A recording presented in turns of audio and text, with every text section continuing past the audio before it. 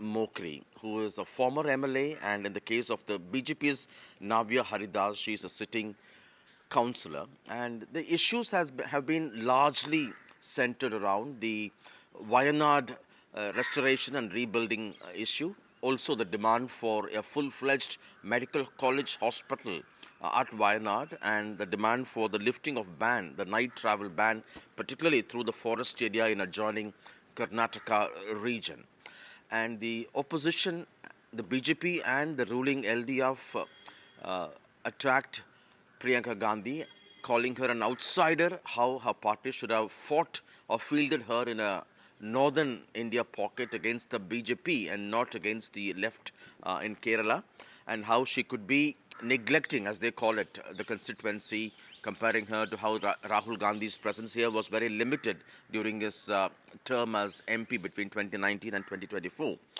And the Congress took on the BJP of, for instance, they call it as abandoning the interests of Wayanad by not giving enough for rebuilding and rehabilitating people at Wayanad hit by the massive floods there. So the campaign was largely on issues, not on local issues, but on political grounds. And Priyanka Gandhi would be hoping that she would not only win back the constituency which elected Rahul Gandhi 2 times, but also increase her margin, proving a point that the Congress is a force to reckon with her in the fray now. That's the expectation by the Congress. Of course, the other 2 candidates are not, in terms of their profile, not so high profile like Priyanka Gandhi. That's an advantage for the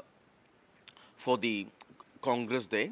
And the larger point, the political point, would be whether Priyanka Gandhi will prove that kind of an expectation by the party. It's just not the Congress in Kerala that campaigned for her. Even leaders from the neighboring Tamil Nadu campaigned for her, reaching out to tribal communities who speak Tamil, particularly in the border areas. And so the party is quite confident, but we'll have to see if the constituency would elect Congress yet again this time. But the party is quite confident that since the party had chosen Rahul Gandhi with a margin of 3.6 lakh votes, they might be able to, they will be only happy to elect, in this case, Priyanka again.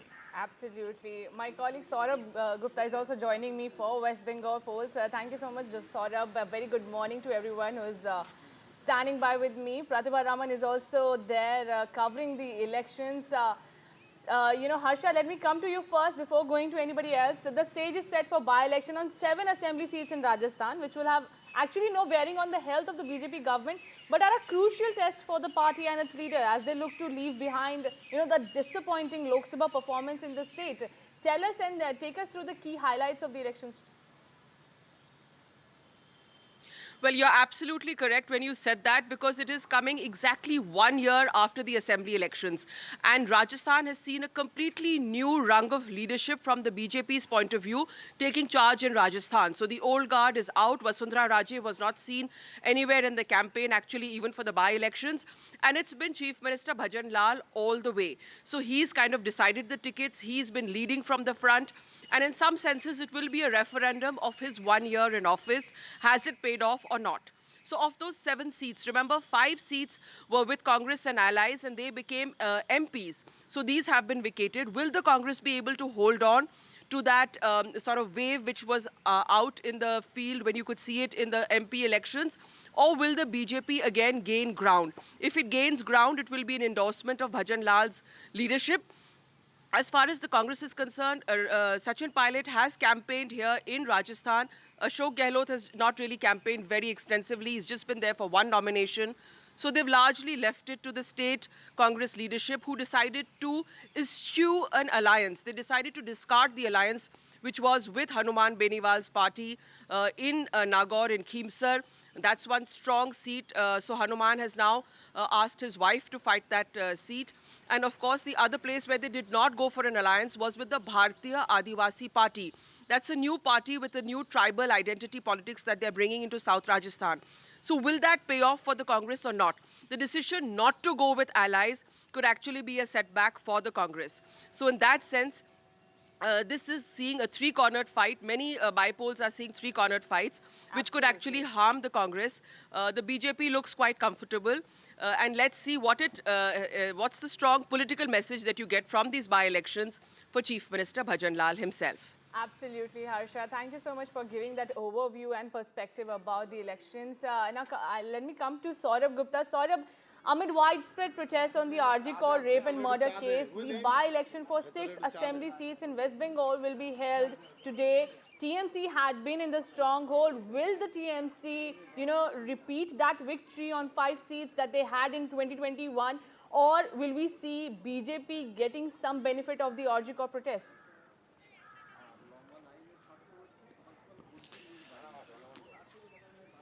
Well, it's similar to what Harsha was saying, actually.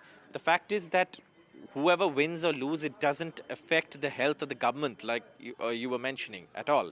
Because even hypothetically speaking, if the ruling party were to lose all 6, it wouldn't affect the government because they still have the numbers. So this is purely looking at the political mood of the state in the backdrop of the RG Kaur protest. The Trinamool is aiming to win all 6. The BJP, of course, is trying to improve its tally in these 6 seats.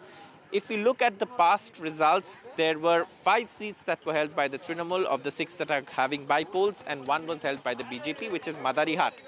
In several of these seats, by-polls have been necessitated because some of them went on to become MPs, the MLAs, and also in this particular seat where I am, Harua, it's very interesting given the fact that, the MLA here who vacated his seat to become MP has also passed away. And therefore, there is also the Boshirhat seat, which is vacant. The MP seat is vacant. Now, his son, of course, has been fielded by the Trinamool Congress. And this is, of course, going to be an interesting battle to see. And these are also minority-dominated seats. So whether the Trinamool still has its grasp on all these sectors of voters. For example, there are, these by-polls are a good indicator of where each party stands amongst segments of the population. For example, there's a tribal seat that's going to polls. There is a Chabagan seat, the Tea Garden seat in Madarihat. There's Shitai again in North Bengal.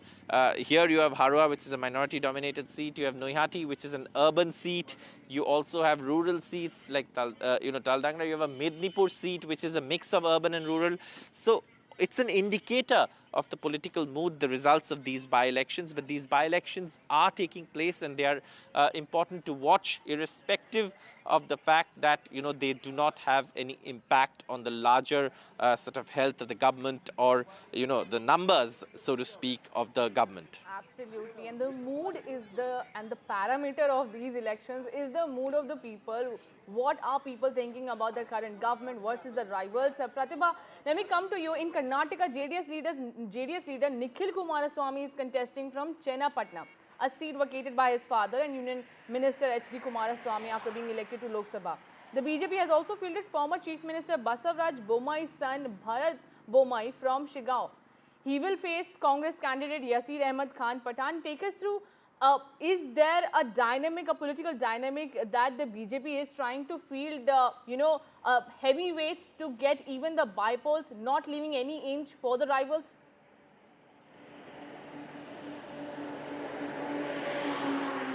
Well, definitely it is going to be a nail-biting and an interesting battle that is Karnataka is set to witness here. We are talking of 3 different seats in 3 different regions of Karnataka.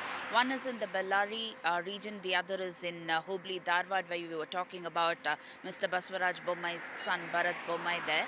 And we are also talking of the old Mysuru region in Karnataka, where the JDS has a strong hold. And this is also the Vokaliga belt. In fact, I am standing and talking to you from Chennapatna, which is one of the most high-profile battles that Chennapatna is set to witness. And it is definitely going to be a nail-biting one for both Nikhil Kumaraswamy as well as CP Yogeshwar, because we are talking of a high-stakes battle, not just with respect to the candidates, but also with respect to their mentors, because it is going to be H.D. Kumaraswamy versus D.K. Shivkumar, both of them Vokaliga leaders, and both of them trying to settle scores because H.D. Kumarasamy here trying to reinstate the party's image in the old Mysuru region, with Nikhil Kumarasamy and D.K. Shiv Kumar trying to settle scores after his brother's defeat here in the Bengaluru rural Lok Sabha election that happened in the recent past. And also Bengaluru rural covers Channapatna as well. So it is going to be an interesting battle with respect to all three regions, all three seats of Karnataka that is set to witness the by-poll election today. Absolutely, Pratibha. Key regions, key seats, and the mood, which is the important takeaway that we had. Everybody is saying that this will not affect the health of the government, but absolutely be a test, a litmus test for the governments, the parties, how much they hold the ground in their own state. Thank you so much, Pratibha. Let me now highlight one more key by-polls that are underway. The Northeast is gearing up for by-elections with 8 seats in focus areas across Assam, Meghalaya and Sikkim. 2 seats in Sikkim have already been secured uncontested by the ruling Sikkim Krantikari Morcha, leading to a historic moment as the SKM now commands all 32 seats in the Sikkim Legislative Assembly. A divided opposition faces a unified BJP-led alliance in the by-polls across 5 legislative assembly seats in Assam, serving as a precursor for the forthcoming 2026 assembly election. So it will be very important to see how much will the parties in the Northeast have a hold on these states. With that, we're slipping into a very short break, but after the break also our poll coverage continues.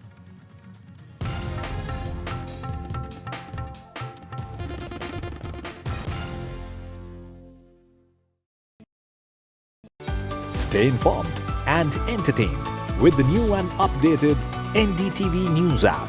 You can watch all our channels live, listen to podcasts, read breaking and exclusive news from around the world and more. Download the NDTV app today and get access to the best journalism and storytelling on your smartphone or tablet. The NDTV app. News that matters to you. NDTV proudly upholds its legacy of trust and credibility. According to the prestigious Reuters Institute's Digital News Report 2024, NDTV is the topmost news platform in the country. Number 1 in both online and offline reach in India. Beating all its competition, NDTV stands for trust. Hello and welcome to India Sense, where I speak with global opinion makers. The United States has made a strategic decision over the last 20 years to move closer to India. So a $7 trillion economy seems a perfectly conceivable number. If you want to be a national party, it's that you sort of accept the way the world is rather than want to endlessly hark back to how it was. Modi is promoting the digitization of the economy, which is accelerating growth in the country. I want to thank the American people for the extraordinary honor of being elected your 47th president. Donald triumphs. What does Trump's win mean for America, for the world, for the wars, and for India-US relations? Non-stop coverage on NDTV. Top analysts and voices from the ground. Extensive coverage on NDTV.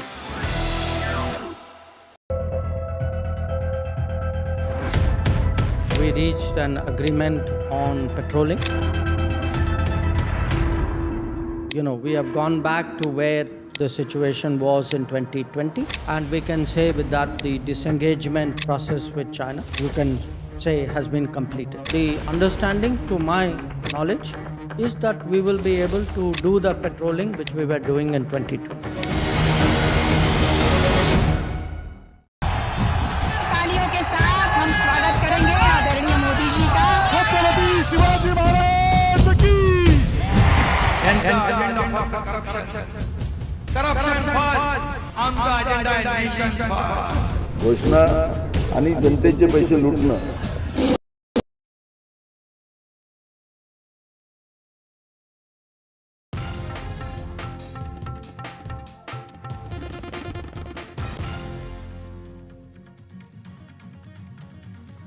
Viewers, every season is the same story. Pollution and smog covering various parts of Delhi NCR. Today morning was no different. It was more chillier and the Delhi NCR was covered in a thick blanket of smog. These are the top five polluted areas. Ayanagar, Anand Vihar, Bhavana. These are hovering in the AQI index of 400 or 300, which is the very poor category, hazardous. And now the doctors advise that unnecessary travel should not be. Now, the major pollutants that we have discussed so far here on NDTV are that the vehicular pollution is adding up to the smog that is covering Delhi NCR. Stubble burning is part of the problem, which is ongoing in neighboring areas of Delhi NCR like Punjab and Haryana. While the centre has doubled down the action and fine over stubble burning, we have seen many reports coming in out of the stubble burning going unabated. Now, the toxic air is engulfing Delhi. AQI is hovering in 406, and the action plan, which is of the dire need, remains to be seen when and where its implementation will affect the health of the people living in Delhi NCR while they gasp for clean air.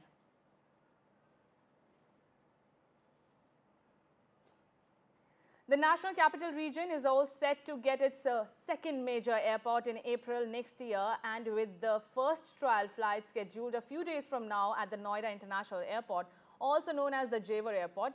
Catch the exclusive first look of the airport in our report. Thanks a look. Hello and welcome to Noida International Airport in Jewar in Uttar Pradesh. This is one of the largest infrastructure development projects happening anywhere in the country. And it's very, very big and absolutely critical when it comes to air connectivity in India. In the initial phase of this project itself, 12 million passengers a year would be accommodated. There could be as many as 12 million passengers. And that's only in the very start of operations. Ultimately, this airport, if expanded, could end up being the biggest airport in all of Asia. But if that were to happen, that would be several decades down the road. But for now, there's a real sense of excitement over here and anticipation, because the first trial landings and takeoffs will be taking place within the next couple of weeks. Passengers from not just Delhi, the National Capital Region, but from several parts of western Uttar Pradesh will be able to use this airport to connect with other parts of the country and ultimately be on international flights as well. Airport construction is an area of real strength and viability for India. It reflects the fact that the aviation sector is really booming. While we often speak about our booming airlines, whether it's Air India or Akasa or Indigo, it is also incumbent to a large extent on the growth of aviation infrastructure. And that's what projects like this actually achieve. There will be dozens of aircraft ultimately operating over here simultaneously when this airport grows. But if you have that primary question on how long it's going to take you to get over here from the National Capital Region, well, that's going to ultimately factor in a couple of different ways of travel. Road access through highways would take you a little under an hour and a half from parts of South Delhi. That would be less if you are not in South Delhi but closer to Uttar Pradesh. It's approximately 45 minutes between this airport and Noida on Delhi's outskirts. There will also be a rail link which will ultimately be developed. The idea is to have various modes of transportation catering to lakhs of passengers as they come over here on a daily basis. Right now, there's still a fair amount of work to be done, but there are certain deadlines to be met as well. And so work is going on over here at an absolutely frantic pace. The primary runway is just about set for operation. The calibration of the instruments for the instrument landing system is all set up. Work is carrying on inside. It is still very much a work under progress, but in a few months from now, all of this is going to look very, very different as this operation, this huge construction, becomes ready and set to cater to lakhs of passengers across the country. With camera person Pooja Arya, Vishnu Shom for NDTV.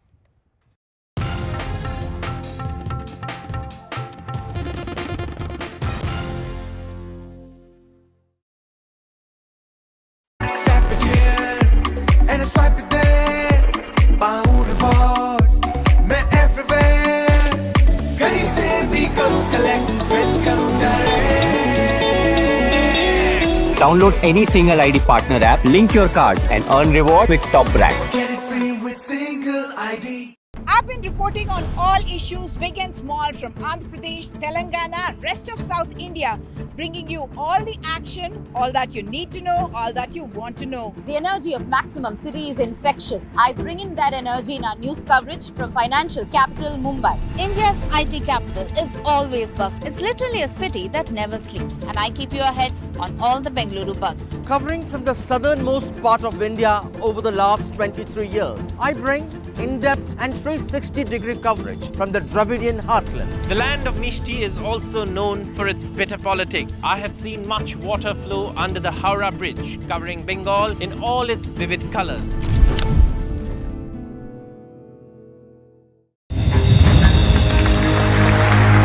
I now request the Honorable Prime Minister to launch NDTV World and address the summit.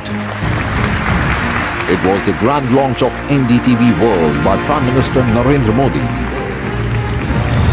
NDTV World, as he laid out his vision for the India century at the NDTV World Summit. ऐसी सदी जिसमें भारत के प्रयासों से दुनिया में स्थिरता आए. In the presence of those who are shaping our future. मेरी तरफ से आपको ढेर सारी शुभकामनाएं हैं. NDTV World, your new home for global news is here. NDTV proudly presents NDTV.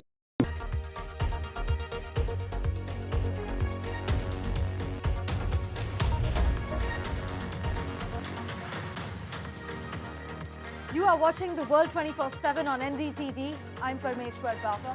Let's begin with the headlines we're tracking at the moment. Trump has announced that Elon Musk and Vivek Ramaswamy will lead the Department of Government Efficiency. Meanwhile, Trump also confirmed he's tapping South Dakota Governor Kristi Noem to lead the Department of Homeland Security while nominating Fox News host and Army veteran Pete Hegseth to serve as his defense secretary.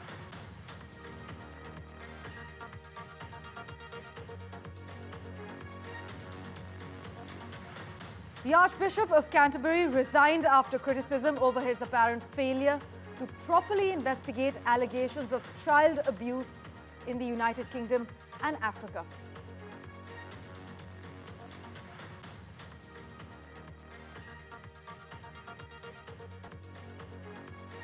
Meta has cut the price of its ad-free subscription versions of Facebook and Instagram by 40% for European Union users to comply with regulatory demands in the region.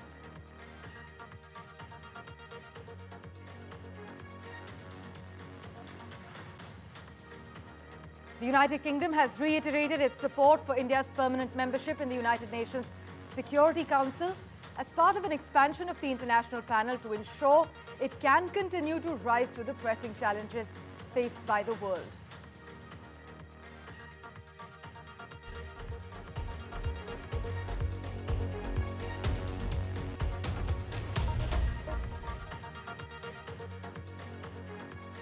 Well, our big focus, US President-elect Trump has announced that Elon Musk and Vivek Ramaswamy will lead a new department of government efficiency to cut government spending and streamline bureaucracy.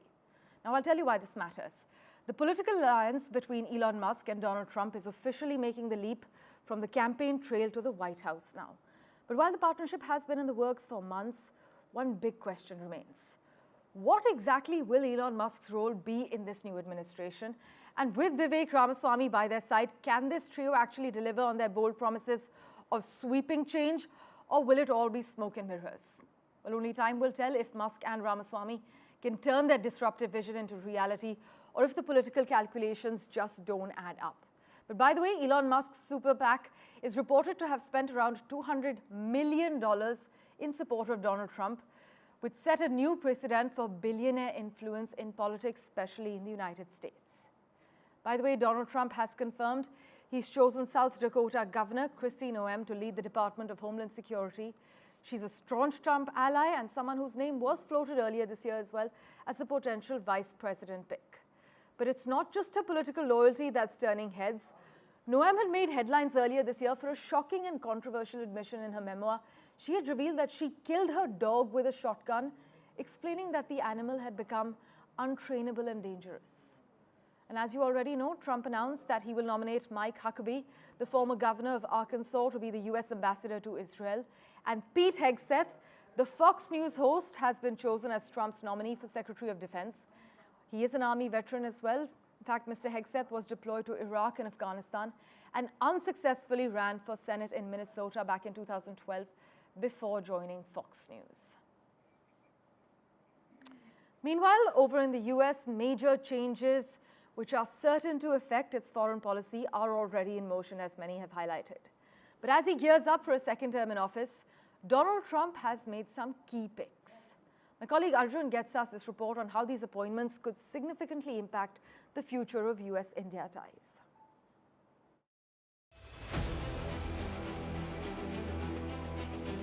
President-elect Donald Trump has picked Congressman Mike Waltz to be the country's next national security advisor and is likely to pick Senator Marco Rubio as his Secretary of State.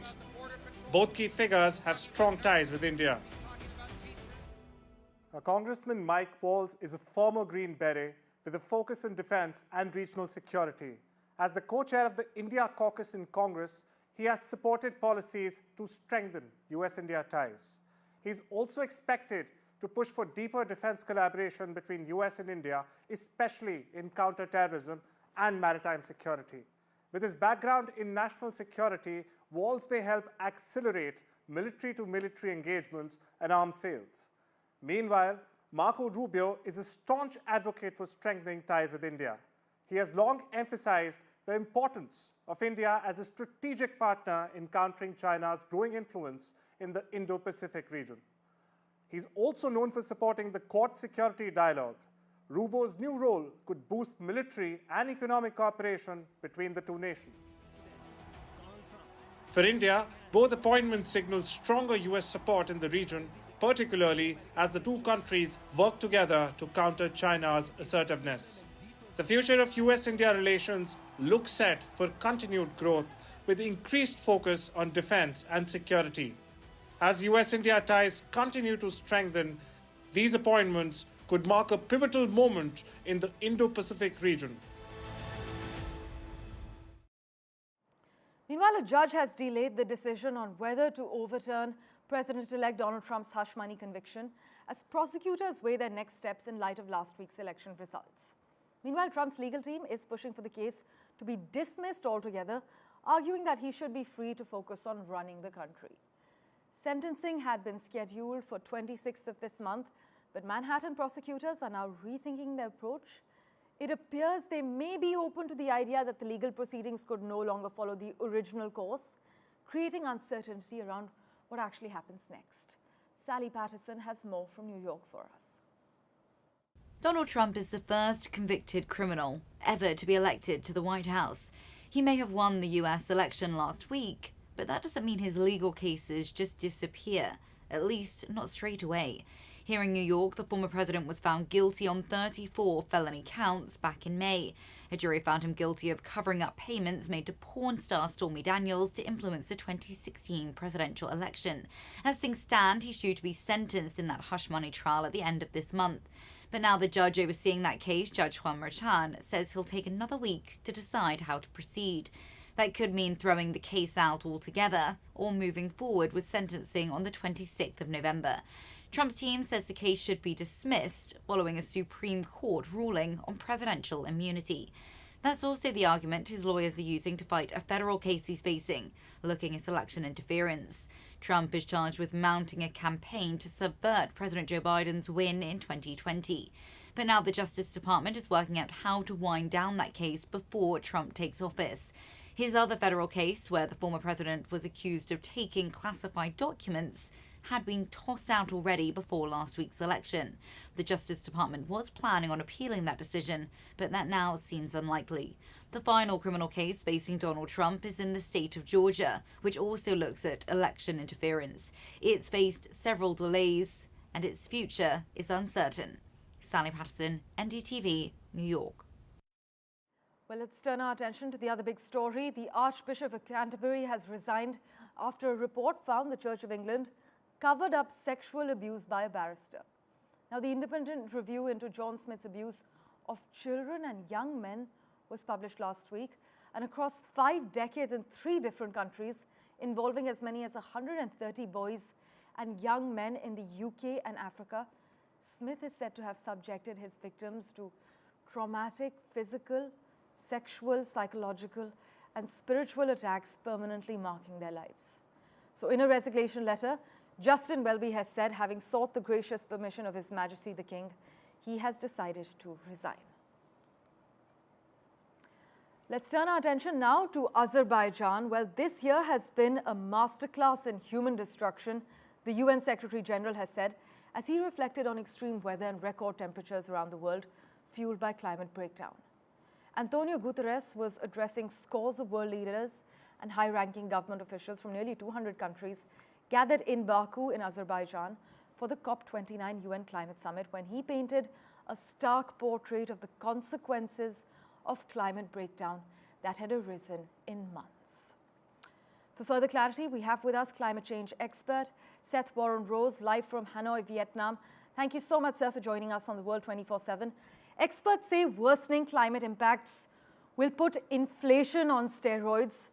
But as the host, Azerbaijan, has said, they will strongly advocate for green transition. But the caveat they've added is, at the same time, they must be realistic. Where does this really leave us, sir? Well, I listened to the Secretary General's speech, and I found him to be overly optimistic. I understand that's his position as Secretary General. He has to encourage the executives that he was speaking with to do more. But, although I think he cited 80% of the global population is looking for more action on climate change. If you look at what's really going on in the world, if you look at the election of Donald Trump just recently, he's pulling out, or had during his previous administration pulled out a lot of the climate incentives, and that the U.S. had been moving in that direction. So I think that it doesn't bode well. The idea that he said we're looking to still approach a 1.5 degrees Celsius, and that is the goal that has been UN's goal for many years. It doesn't look like we're going to get there. So I suspect that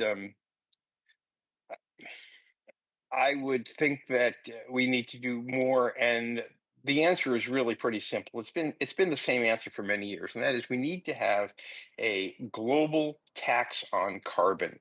I am encouraged because India, as a democracy, is more likely to encourage the moving in the right direction. I think a lot of manufacturing is still going to be in India, so I am encouraged by that. But without a price on carbon, the world is just not going to move in the right direction. If you look at what's going on with artificial intelligence, the amount of energy that they're using, that is going to, that's just competing with what the efforts that we're making now. I'm a big fan of artificial intelligence because it's going to come up with new ideas that we don't have currently. But overall, I think I'm not encouraged. Right. In fact, many experts and climate change watchers have said that they aren't impressed so far by the agenda in Baku. A global tax on carbon is the need of the hour. Now, although leaders like the UK's Keir Starmer, Barbados' Mia Mottley, and Turkey's Erdogan have addressed the summit, the fact, sir, that the heads of government of most of the world's biggest economies have stayed away, what signal would you say this sends to the world, especially the global south? Well, I think that the global south obviously going to be paying the highest price, which is quite unfortunate. And I remember being in Kenya. It might have been 20 years ago. I was in there for a meeting, and at that time, the cost of rice had increased as an American, some small amount. But to the people in Kenya, it was a huge, significant increase. And so your problem is that the folks that are really running the global economy, like the US, they are not going to notice these relatively small increases in things like increased price on rice, whereas an American consumer might see it small. The majority of the world is going to be devastated by the things that climate change is bringing. Meanwhile, some countries like Papua New Guinea have actually pulled out of COP, saying it's a total waste of time. What do you have to say to the critics who argue that UN climate summits have produced no results? Well, it has produced results. It just hasn't produced. I would make the argument that it has done some good. And imagine if there was no global summit on climate at all, we'd be in much worse shape. I don't think we can. I don't think we can avoid getting to where what is probably more likely to be what's called a 2-degree scenario. We're certainly looks like we're heading in that direction, which will be devastating. I mean, I just want to make sure that people understand we're talking about floods and fires and food shortages, droughts, lack of. I mean, we're talking about climate refugees, and look at the U.S. is now pushing people that are coming to the U.S. We're now pushing them away at the very moment that we need to open our doors and help people around the world do more. So I understand their frustration, but a little bit is better than nothing. Absolutely. In fact, politics, economics, and the climate are fatally entwined, as we know. Governments may be feeling the consequences of the worst inflation for decades, but far more serious consequences are in store, as you are highlighting. Thank you so much, Seth, for joining us on The World 24/7.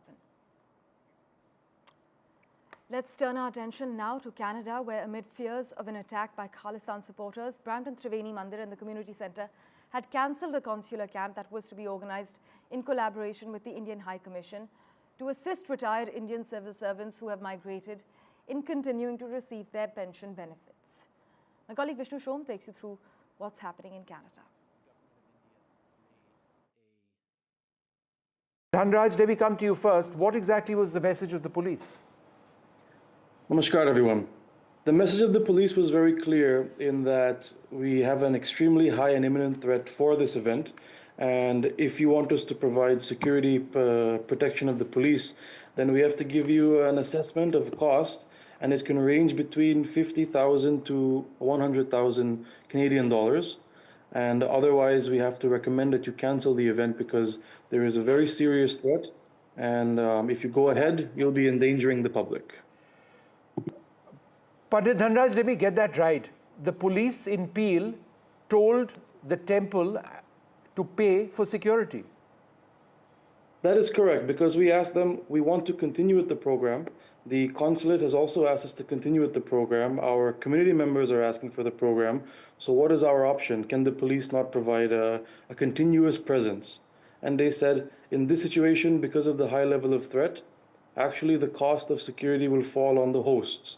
And the host being Brampton Triveni Mandir, we can assume that the cost will be between $50,000 to $100,000. Panditji, isn't that what this is all about? That these are a distinct minority in Canada of violent Sikh extremists who are utterly disconnected from the large number of Sikhs in Canada and certainly the large number of Indo-Canadians who are threatening your temple and Indian nationals. Isn't this what this is essentially about? That's exactly correct, because the life certificate events that were successful, those temples informed us that if not 70% of the seniors who showed up for these certificates were not Hindu, they were in fact Sikh. So it's not a Hindu-Sikh issue. It's a very small minority that we have that are doing these protests and creating this problem. Is this in writing to you, the police saying that you need to pay? No, this was discussed verbally in a sit-down meeting we had with police officers. As soon as that meeting was concluded, we asked them, whatever you've said, can you please send it to us in writing? When they sent the statement, they omitted that part. So I feel that they might have had a change of heart, or perhaps that's not something they wanted to put in writing. Right. So legally at this stage, it's incumbent upon them to actually provide security without any charge, right? We believe that is the law. But when the police is sending you a letter saying we believe this event has a high security threat and you will be endangering the public if you go ahead, then we cannot move ahead without their support. So that is why we had to cancel the event. What is the nature of the exact threat? Do they believe that this small group or this group of Khalistani extremists are physically going to attack the temple and people inside? Is that what it is? Do they fear more? Do they fear potentially murderous attacks? What is it that is the sense the police is concerned? They didn't go into more details. However, last year when we held this event, we had the similar types of threats being made online. and they did not ask us to cancel the event. We had the event successfully with off-duty police officers.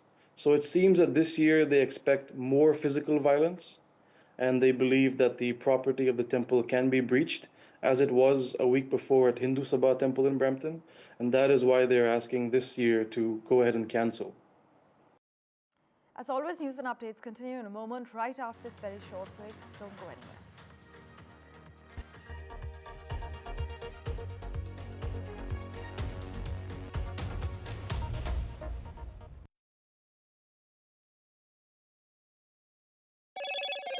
Hello, Moto. Motorola Edge 50 Pro, world's first AI-powered pro-grade camera.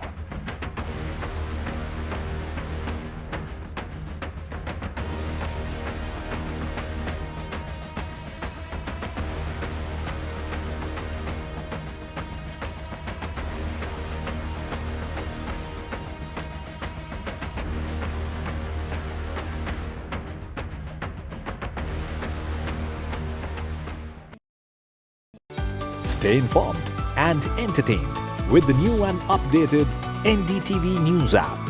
You can watch all our channels live, listen to podcasts, read breaking and exclusive news from around the world and more. Download the NDTV app today and get access to the best journalism and storytelling on your smartphone or tablet. The NDTV app. News that matters to you. NDTV proudly upholds its legacy of trust and credibility.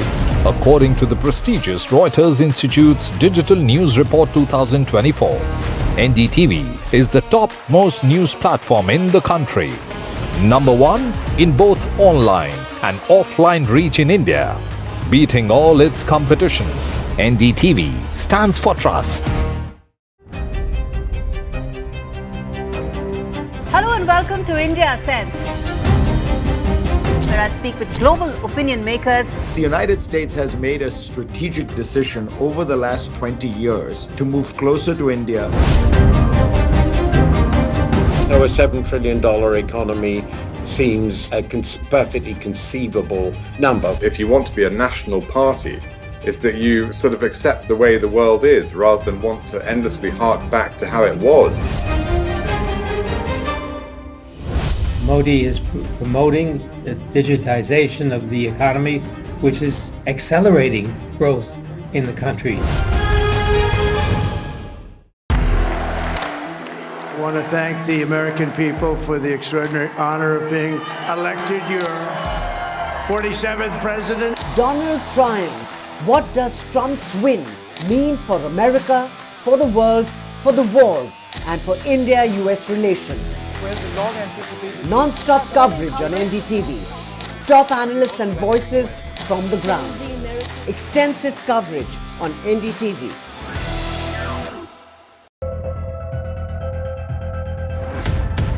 We reached an agreement on patrolling.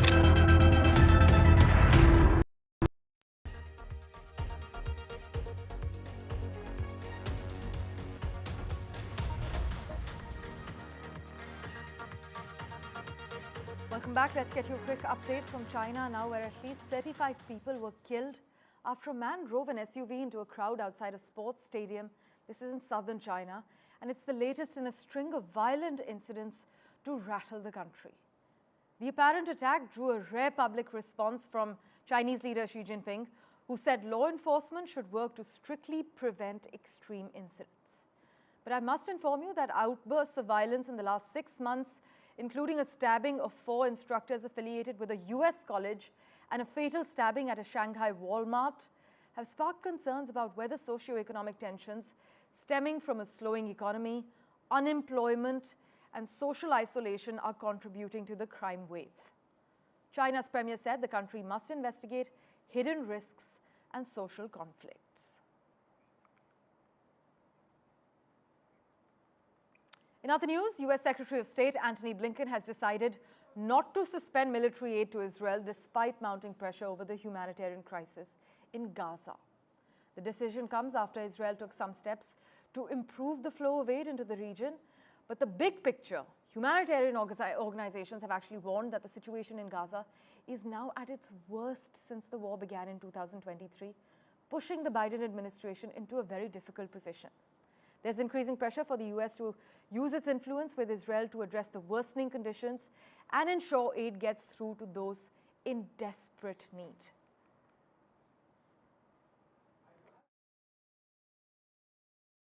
This is what the Gazan side of Kerem Shalom looks like right now. The Gazan side of the Kerem Shalom. This is how it looks right now.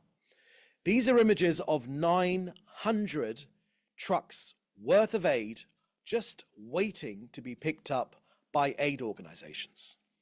Every day we're bombarded with criticism around the world and from UN aid agencies.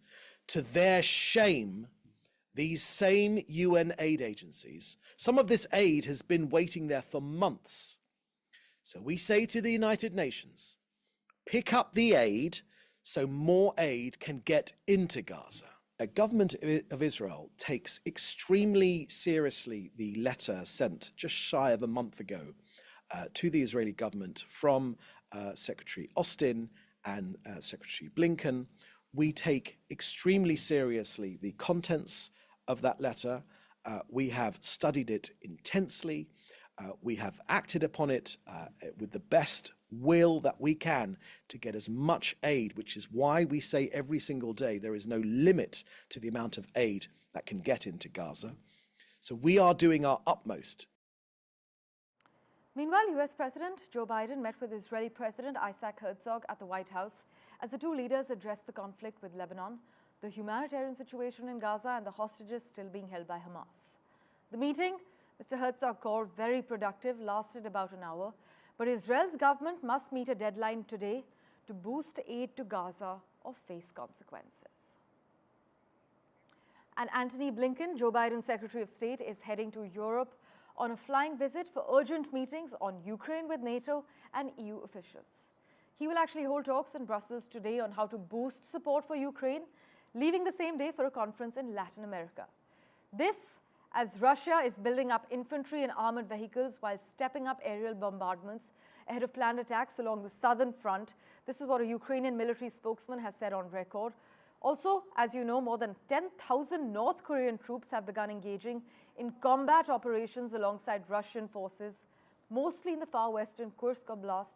This is what the US State Department has said.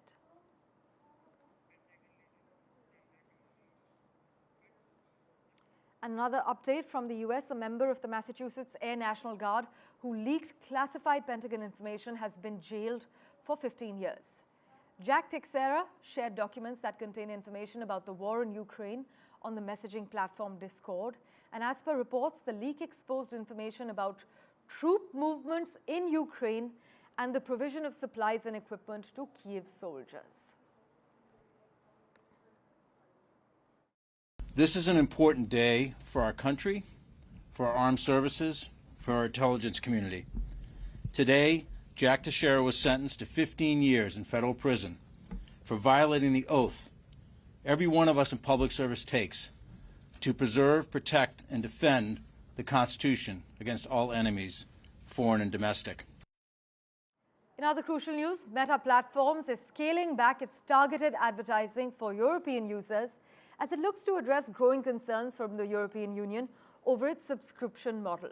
In fact, in a blog post, the company announced that users in Europe will now have the option to switch to less personalized ads on Facebook and Instagram. This move provides an alternative for users who want to limit the amount of personal data Meta collects to serve targeted ads without having to commit to a paid subscription. And the longtime CEO of Saudi Arabia's futuristic megacity, NEOM, abruptly left his post, which is the latest setback for the world's largest construction project.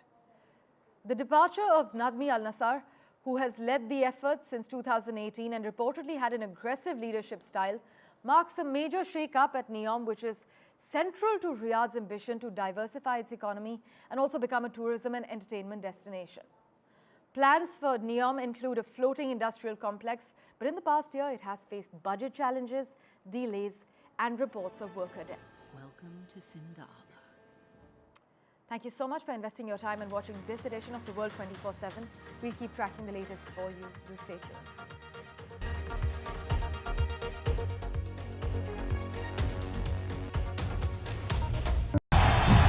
तालियों के साथ हम स्वागत करेंगे आदरणीय मोदी जी का। छत्रपति शिवाजी महाराज की।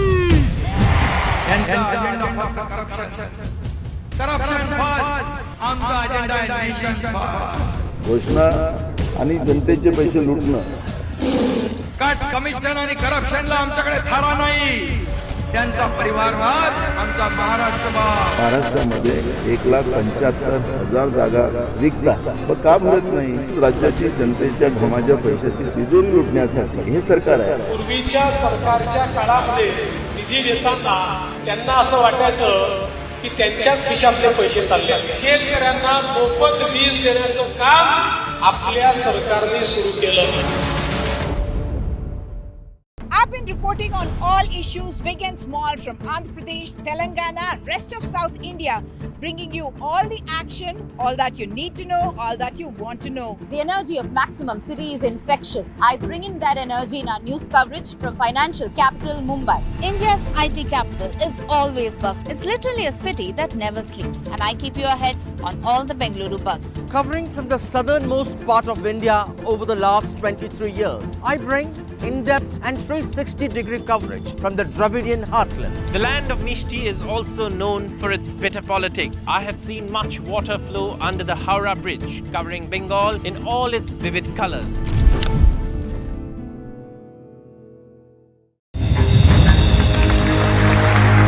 I now request the Honorable Prime Minister to launch NDTV World and address the summit. It was the grand launch of NDTV World by Prime Minister Narendra Modi. NDTV World, as he laid out his vision for the India century at the NDTV World Summit. ऐसी सदी जिसमें भारत के प्रयासों से दुनिया में स्थिरता आए. In the presence of those who are shaping our future.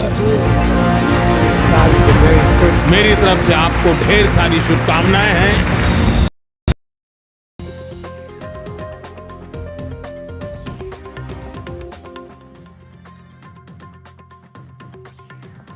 Good morning, ladies and gentlemen. You're watching NDTV. It's a crucial polling day today. In fact, the first phase of Jharkhand elections will be held today.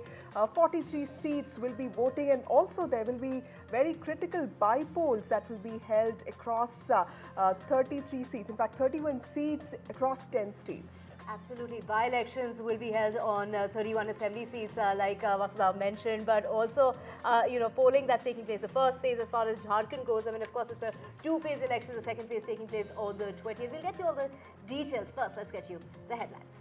And of course, we have all our reporters, Vasudha, joining us as well, including Prabhakar from Jharkhand. Yes, we have Prabhakar from Jharkhand. Remember, 43 seats will be polling today. That is the most important election, Divya, today. We also have Sam Daniel from Chennai. He'll be telling us more about the most critical by-poll, Wayanad, which will see the electoral debut of Priyanka Gandhi. If she wins, all Gandhis will be in the parliament from the winter session. We also have Pratibha Raman joining us from Bengaluru. Bengaluru will also witness 3 critical by-polls, including the sons are in the fray. Sons of 2 former chief ministers are in the fray. We also have Harsha from Rajasthan, which will witness 5 key by-polls. This is the first time elections will be taking place after the 2024 Lok Sabha elections, where the BJP faced a setback. So this is going to be a test for the opposition and also the BJP. But first, the headlines. Crucial by-polls from states.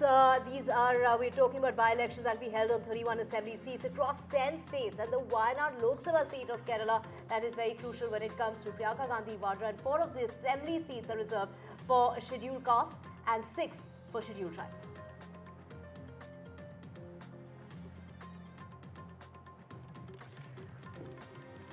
First phase of elections in Jharkhand today. 43 seats will be voting today, and 20 of them are reserved for scheduled tribes. And NCR's new wings, this is the new Noida airport that's set to take off. We're talking about the National Capital Region that's set to get its second major airport, and that's going to happen in April of next year, with the first trial flights that are scheduled a few days from now at the Noida International Airport, and our colleague Vishnu Som gets us a sneak peek.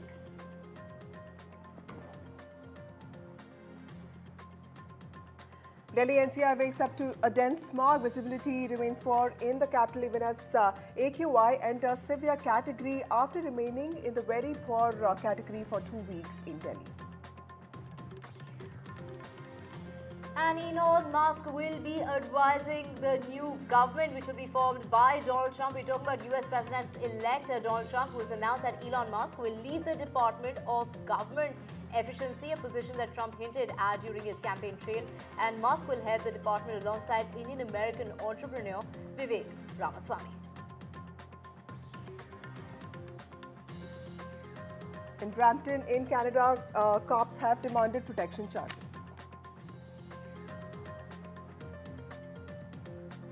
And big tech buckle under the regulatory pressure. We're talking about Meta making changes to Facebook and Instagram in the European Union. This is after they had just started a subscription in the month of October. Now that subscription fee is going to be slashed by 40%, and ads will not be according to your interests, because now the ads are going to be very varied and not really in regard to what really you would be interested in.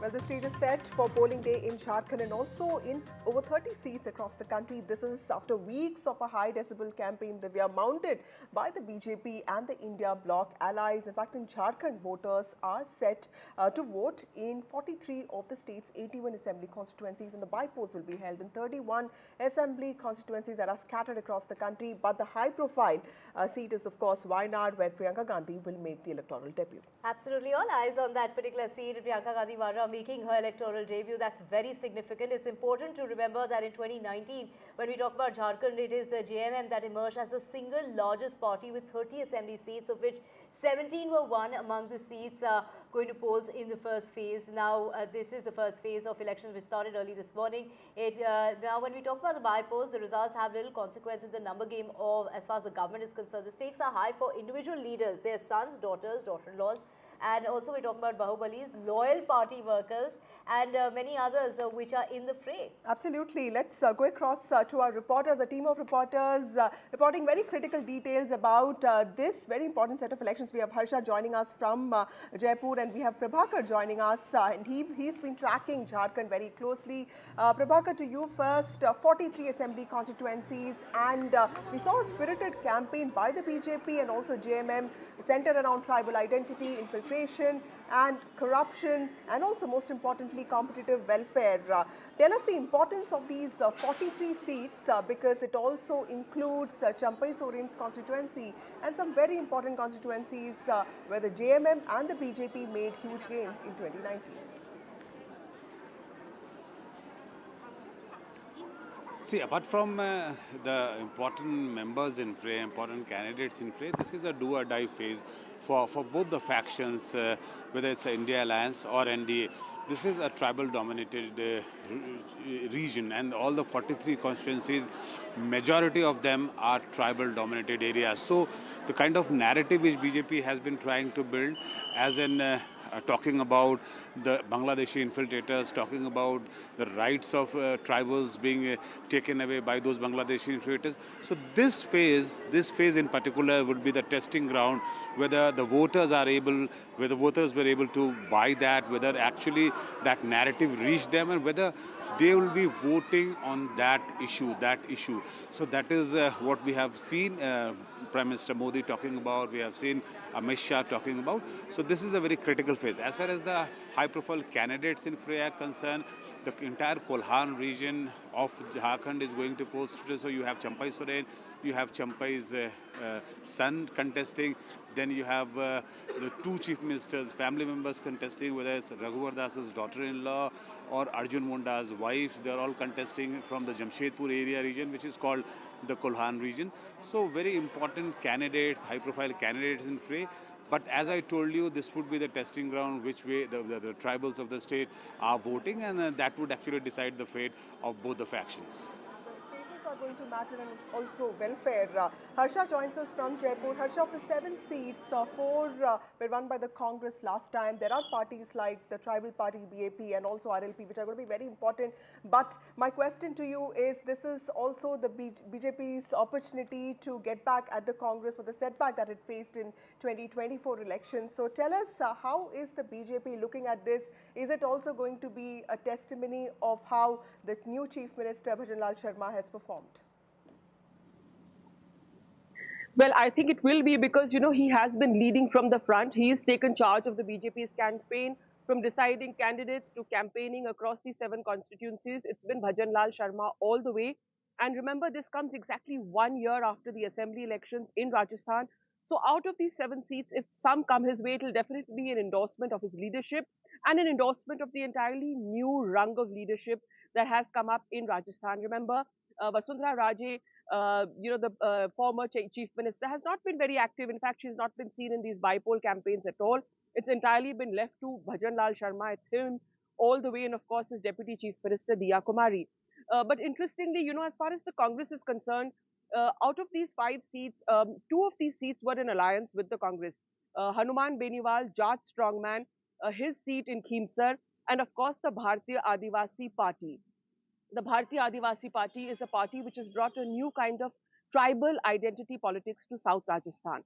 But in this election, in the by-election, the Congress has decided not to ally with them, which has led to a 3-cornered contest, and that could actually serve as a setback for the Congress. Sachin Pilot has, of course, been actively campaigning. A lot of these people who won the MP elections were his candidates, but he's also been given the additional responsibility of Maharashtra. So he's not, as a sort of hands-on or completely in charge as he would have been otherwise, because his attention has been divided between both, though he has campaigned in Rajasthan as well.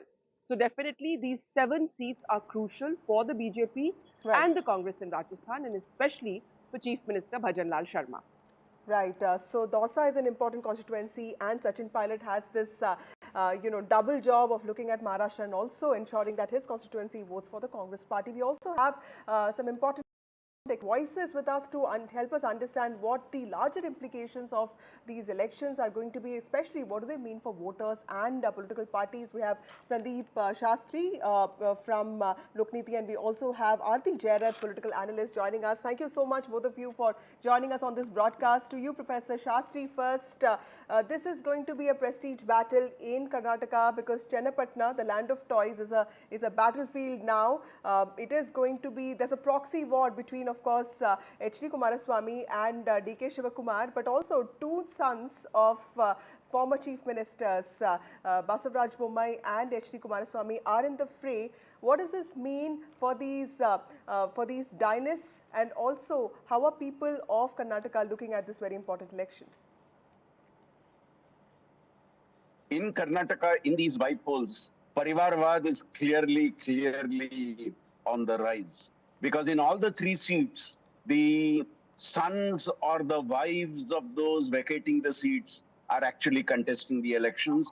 And this Parivarvad is not limited to any one party, because all the 3 seats, 1 seat is a JDS vacancy, 1 is a Congress vacancy, 1 is a BJP vacancy. So it is across the parties. You rightly emphasized Chennapatna, and you also said Chennapatna is famous for its toys.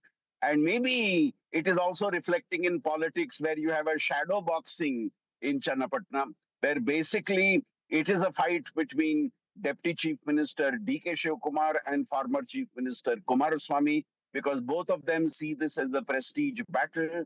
Both of them see this to settle scores. And both of them see this as an opportunity to create a pathway for the future. For Kumaraswamy, he's contesting a 3rd contest. He has been unsuccessful in his first 2 contests. So they would be very keen to win this election.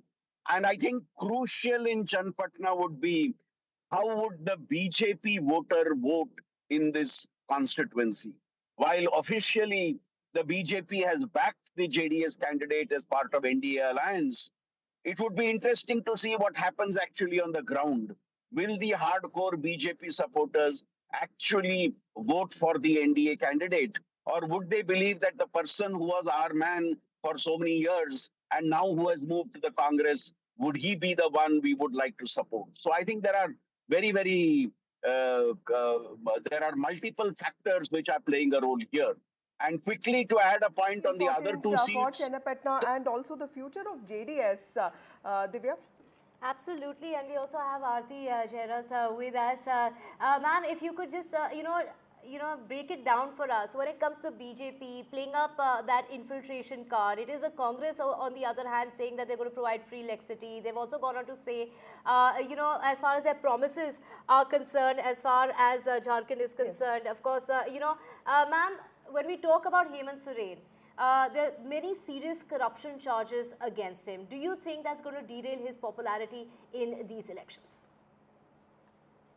Well, I think one is if you look at the Lok Sabha polls, if you remember the India Alliance, that is the JMM and the Congress, they totally swept the tribal belt.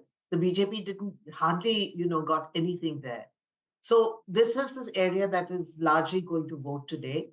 And the point is that, and at that time, I think Hemant Soren really rode on a sympathy wave because he had been arrested on corruption charges, but then he was released. And, I think his entire campaign was conducted around a kind of sympathy factor for himself, that he'd been wrongly implicated in these corruption cases. Now, the question is whether that sympathy is still there for him, or whether today people are going to vote on the basis of the governance of his government for the last 5 years. I think the BJP has been trying to play up this infiltration issue. I don't know how much that's going to really cut ice with the voters.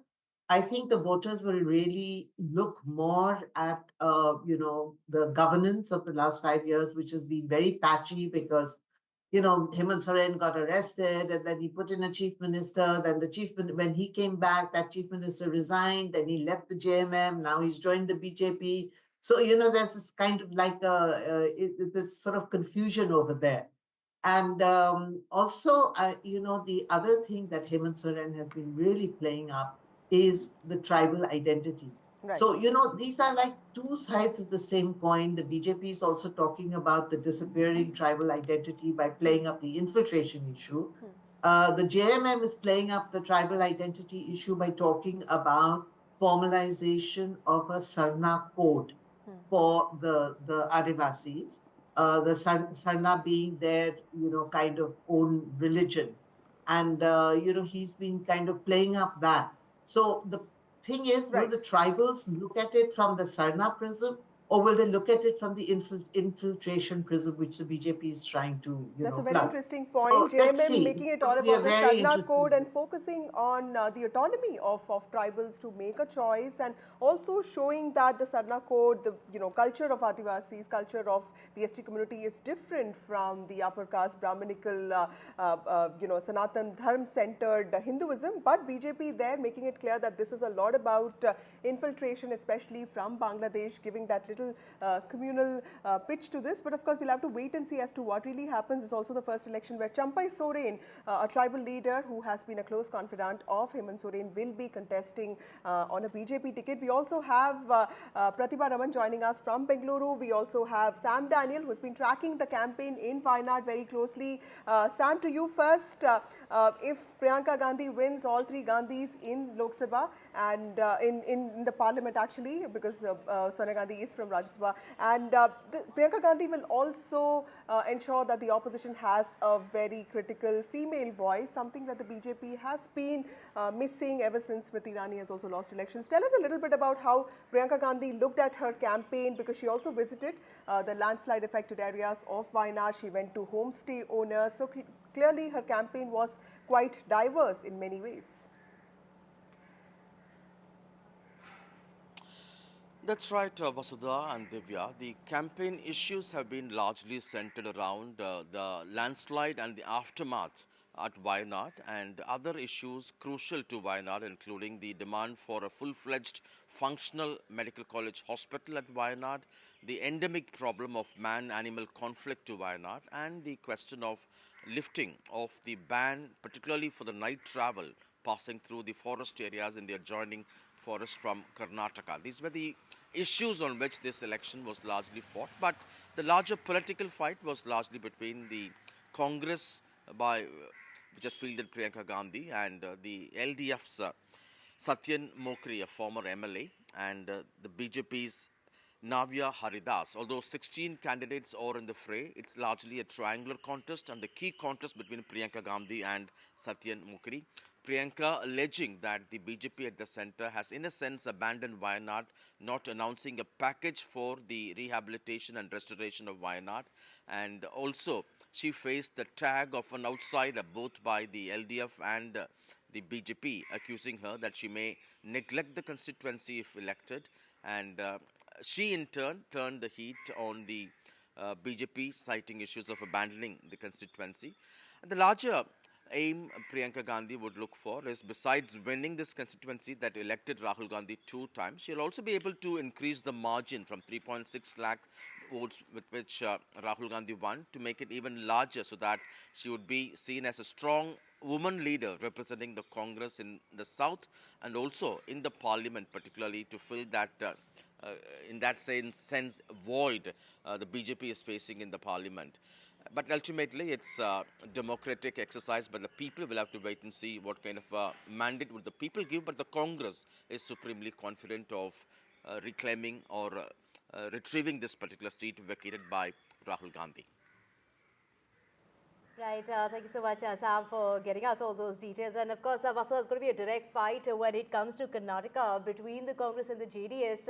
We talk about H.D. Kumaraswamy's son, Nikhil Kumaraswamy, that's fighting against the local war house, and this is the war horse and Congress candidate, C.P. Yogeshwar. While this is a battle of political survival when it comes to Kumaraswamy, doesn't it? Absolutely, and Yogeshwar himself was in the BJP, just joined the Congress a few weeks ago. He's been an MLA there. Pratibha, what does this mean for the survival of JDS as a party? Because we saw JDS embroiled in this horrible controversy where Prajwal Revanna was found accused of abusing, harassing women. So what does this mean, Pratibha, for the future of H.D. Kumaraswamy, Devegowda's family? And because we also saw bigwigs from both sides enter this campaign and canvass for the candidates, including we saw Siddaramaiah and Yadurappa also come out. So clearly this means a lot for the opposition and also the ruling alliance. To answer the first part of your question, it is definitely a matter of political survival for the JDS. In fact, we are in the old Mysuru region, which is considered the JDS belt, and it is also a Vokaliga-dominated region. We are talking of not just a direct fight between the Congress and the JDS here, but it is definitely a fight between the two top Vokaliga leaders of Karnataka, and that is D.K. Shivkumar, the Deputy CM of Karnataka, and H.D. Kumaraswamy, the Union Minister. As far as the JDS goes, yes, H.D. Kumaraswamy is trying to reclaim the party's or revive the party in the old Mysuru region with battling for his son. And in the meantime, D.K. Shivkumar there trying to settle scores after his brother's defeat in the Bengaluru rural Lok Sabha seat, which actually covers Channapatna as well. And C.P. Yogeshwar there, the enmity that he carries with respect to H.D. Kumaraswamy, mainly because of the last 2 defeats that he faced in front of H.D. Kumaraswamy in the same region, that is Channapatna here. All of this coupled together, it is definitely a matter of prestige as well as pride for the Congress. And a win here would definitely mark as a referendum for the Chief Minister, Siddaramaiah, as well, who has been enveloped in a lot of allegations, including the Muda scam. And I'm here outside a polling booth where the place that boasts of over 2 lakh voters here. And let me see if I can actually go across to a couple of them. ನಿಮ್ಮ ಮನಸ್ಸಲ್ಲಿ ಏನು ಇಟ್ಕೊಂಡು ನೀವು vote ಮಾಡ್ತೀರಾ? ಅಂದರೆ ನಮಗೆ ಒಳ್ಳೆ ಅಭಿವೃದ್ಧಿ ಬೇಕಾಗುತ್ತೆ, ಸೊ ಅದಕ್ಕೋಸ್ಕರ ನಾವು ವೋಟ್ ಮಾಡ್ತೀವಿ. ಅಭಿವೃದ್ಧಿ. ನಿಮಗೆ ಮೇಡಮ್? ನಮಗೆ. ನಿಮಗೆ madam? Okay, most of them here trying to talk about development and water as well as facilities, roads as well as infrastructure with respect to government schools. These were some of the key issues that many of the voters were keeping in mind while casting their vote. We'll have to wait to see how the mandate would really play out with respect to this democratic exercise, because on one hand you have Nikhil Kumarasamy, who has faced two electoral defeats in a row, and on the other hand you have a five-time MLA CP Yogeshwar, who's jumped ship and who's trying to prove his mettle with respect to a Congress ticket that has been given to them. Back to you. Right. Thank you, Pratibha, for joining us with those details. We'll keep coming back to you. Aarti, again, Aarti, tell us, when it comes to Jharkhand, the tribal identity was specifically very important. We also saw courts take notice of the infiltration charge, the fact that, numbers are there, and there's been a push for a special investigation team on that front. And this is in some ways also resonating in other states, because Amit Shah has been pushing this as a big pitch. Do you see the BJP doubling down on this infiltration allegations, and how do you think it's going to impact the outcome? Is this something that tribal voters will be very concerned about? Is this something that will impact the outcome of the elections? So I think it's difficult to say how much tribals really worry about infiltration. This is something that the BJP has been trying to play up. The fact is that the tribal population has been going down. In the 1930s, 1940s, tribals were about almost 40% of the population of Jharkhand. I mean, Jharkhand didn't exist then, but I'm talking about that area. Today, the tribal population is down to 27%. So obviously, there is a diminishing of the tribal population, which is largely, I think, due to the tremendous poverty in that region and the migration that is taking place, of men and women outside of Jharkhand looking for jobs. I mean, if you look at Delhi, how many tribals we have in Delhi working in various capacities, largely, as household staff, but also in offices and things like that. The fact is that this is a very poor region. There is not much development. And I think that these are issues that really play on the minds of the tribals, who feel that, governments have just kind of given them reservations and, and they've just, that's it. They haven't done anything more in terms of actually meeting their aspirations or improving the quality of their lives. So frankly, I don't know whether this fear factor about Bangladeshi infiltration is going to really hit the tribals. I think the tribals have other issues which they are worried about. At the same time, I don't know whether the Sarna code, the JMM's concentration on the Sarna code and the tribal identity, whether that is also going to strike a chord with people. Maybe that will strike more of a chord, because I think tribals are worried about the disappearance of their identity and their diminishing population. So, of course, we know on result day which plank has worked with the tribals. But the fact is that this is a pretty poor, underdeveloped area, and governments in the past have not really helped very much to, uplift the people, which is why tribals are migrating outside of Jharkhand looking for jobs. Right. Sandeep Shastri, of course, Champai Soren, who was the Chief Minister of Jharkhand for about 5 months while Hemant Soren was in jail for a money laundering case, says that he's very determined to devote the remainder of his political career to deal with issues regarding infiltration. What, in your opinion, is a key issue that could make or perhaps break this election? I think RCG has made a very important point of the approach of the JMM and the approach of the BJP. I think given the fact that the JMM is in power, the BJP has launched its typical strategy of being very aggressive against the government in power. This is what they have done across the board. And what they have used in Jharkhand is basically what they would like to focus on: the infiltration of the migrants into the tribal belt, and the fact that the migrants are, the tribals are losing their identity. And I think one important factor you need to keep in mind here is the JMM is seeking to consolidate the tribal and Muslim vote in the region. And the BJP's attack on the JMM basically is an effort to drive a wedge between this Muslim and the tribal vote. Now, as you very rightly said, in the Lok Sabha election, the JMM was able to retrieve its position in the tribal belt. However, it would be interesting to see how much the development schemes that the JMM tried to implement when it was in power, how are people responding to that scene? Because if you look at the BJP's manifesto, they have a slew of benefits that they are offering the people if they come to power. So I think it will also be a contestation between public perception of which of the two, whether the BJP or the JMM, is more trustworthy in terms of the benefits that they are offering. Because we have noticed in the past that especially in areas of backwardness. So that's a very important point, Professor Shastri. BJP is also riding high on its momentum of Haryana victory, and also in the neighboring state of Chhattisgarh in 2023, BJP won a huge majority, and that also makes the party very confident that when it comes to welfare, the party can can pitch welfare better than the opposition. Also, like Aarti and Professor Shastri have been saying, tribal identity is very important. The BJP saying that tribals are losing the resources to infiltrators, and JMM making it clear that it is about autonomy of tribals and also protection of their practices. To you, Saurabh Gupta. Saurabh Gupta joins us from Kolkata. Saurabh, a lot has changed after 2024 Lok Sabha elections. We saw massive protests with regard to the brutal rape and murder at Archbishop Medical College and Hospital, and 6 seats in fray. TMC had won 5 seats. There was only 1 seat, Madarihat, which BJP won then. How does it look like right now? Shuvendu Adhikari has been quite aggressive, but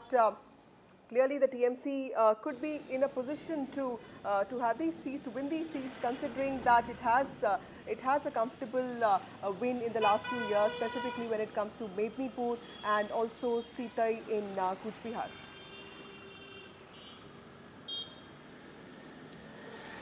Absolutely, these elections are likely to be a barometer of whether the Archbishop incident has any impact on electoral politics and whether it can damage the Trinamool to some extent or not. And given the fact that this by-election has 6 seats which are very different in terms of demography.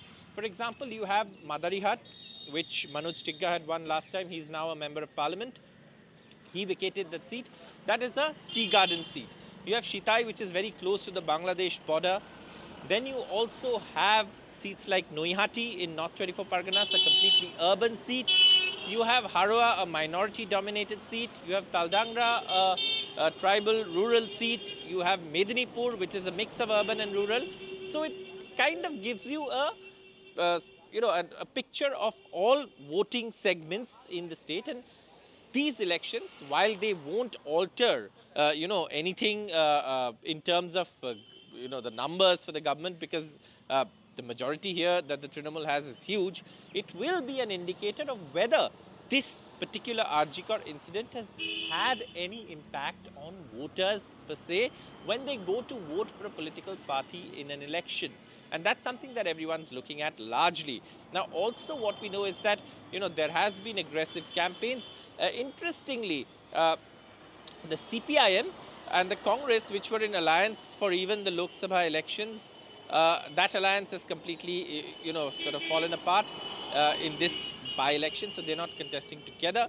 And that perhaps is an indicator of whether the Congress may be also warming up to the TMC in the larger scheme of things. So all of that is being looked at. And while, like I said, these results won't alter, the larger political sort of, structure in the state, what it'll do is it'll give us an indication of whether the Archbishop Medical College and Hospital rape and murder incident has had any impact on the fortunes of the TMC. The TMC aims to win all 6. Last time they won 5 of these 6 seats. The BJP won 1, which is Madarihat. And the BJP hopes to at least defeat the Trinamool in some of the seats so that it can, increase its tally. By-poll elections that are being held. Of course, this comes at a time when the state's opposition parties are trying to corner the ruling TMC over the Kolkata rape and murder. Take us through the impact this is going to have on the elections and the security that's in place. Well, in West Bengal, elections always are, they have this problem of whether there is violence or not, and that's something that perhaps even this time around, that concern is there. Central forces have been deployed, and they're of course in charge of security. Flag marches, etc. have been done. But given that this is a bipole, it is perhaps that concern of violence is slightly less. However, yesterday also the BJP had, said that, there were malpractices happening in some places, and the use of central forces has been, an issue between the TMC and the BJP. And this time around, right before the by-elections, we've seen the TMC go to the Election Commission as well. So, yes, security in West Bengal during elections, which has seen political violence, it's a state which has seen political violence, is a concern. It remains a concern, and which is why central forces have been deployed. However, the Trinamool has questioned the role of the central forces and say that they've gone way beyond the mandate and beyond the brief and are trying to influence voters. The BJP says that central forces are required to hold, sort of free and fair elections in the state. Thank you, Saurabh Gupta, for joining us with those critical details. Remember, 43 seats in Jharkhand are voting today. Voting has begun. This is first phase of elections in Jharkhand. The second phase, of course, will be held on the 20th of November. We also have 33 seats across 10 states voting as part of critical by-polls, because many of these MLAs became MPs in the recently held 2024 Lok Sabha elections. That's right, Vasudha. BJP, they're promising to implement the uniform civil code in Jharkhand if voted to power in the state, but has promised to keep the tribals out of its ambit. While the Congress is, promising free electricity, and also has gone on to say that they'll fill up all vacant government posts in a matter of a year. We will keep tracking the elections for you in that first phase in Jharkhand. That and a whole lot more on the other side. Stay with us.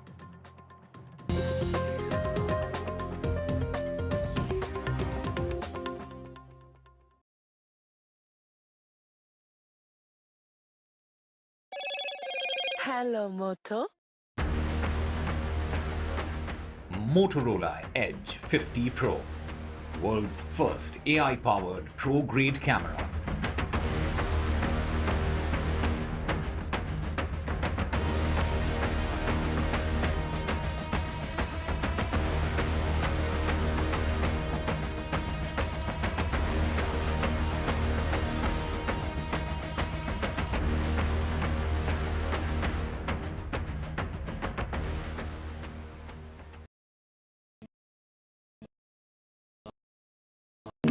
NDTV proudly presents NDTV World Summit 2024, the India Century. I now request the Honorable Prime Minister to launch NDTV World and address the summit. Prime Minister Narendra Modi's inaugural session at the NDTV Summit outlined his vision for the India Century, driven by aspirational India. हमारा प्रयास होगा भारत की century सिर्फ भारत की नहीं बल्कि पूरी मानवता की जीत की सेंचुरी बने. The summit brought together prominent global leaders, highlighting India's pivotal role on the world stage. Not just Indians trusting India's leadership, but the global South especially trusting India's leadership. Permanent seat on the UN Security Council is something that should be India's right. Canada is concerned, I think there are some very specific issues. I think a lot of people know that. AI is going to be one of the most important, drivers. It's a very exciting time for India, Indian cinema as well at a global level.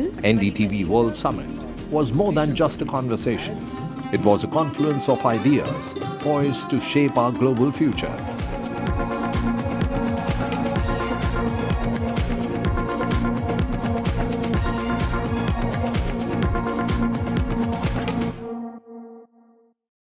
Stay informed and entertained with the new and updated NDTV News app. You can watch all our channels live, listen to podcasts, read breaking and exclusive news from around the world and more. Download the NDTV app today and get access to the best journalism and storytelling on your smartphone or tablet. The NDTV app. News that matters to you. NDTV proudly upholds its legacy of trust and credibility. According to the prestigious Reuters Institute's Digital News Report 2024, NDTV is the top-most news platform in the country. Number 1 in both online and offline reach in India. Beating all its competition, NDTV stands for trust. Hello and welcome to India Sense.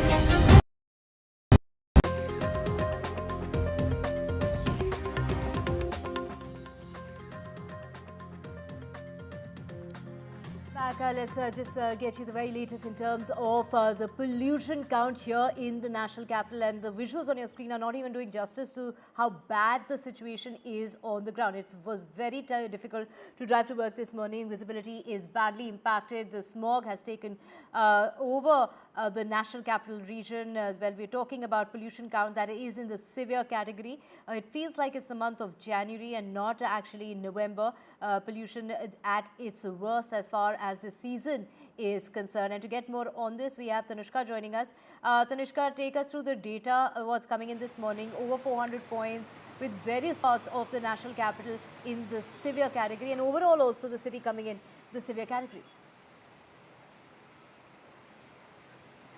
Exactly, Divya. This is the 15th consecutive day that the air quality index has remained in the very poor category. However, in the previous few days, the air quality index has dropped to the severe category. Right now, as of now, the AQI today stands at 355, and the major pollutant present in the air of Delhi is that of PM 2.5 and PM 10. Now, PM 10 is a pollutant in the form of dust, mold, and vehicular emission. I am currently at Delhi IGI Airport, the international airport, wherein, as you can see around me, there's a dense layer of fog that are surrounded and engulfed the entire atmosphere out here. The visibility at the Delhi airport stands, the general visibility stands at 0 meters.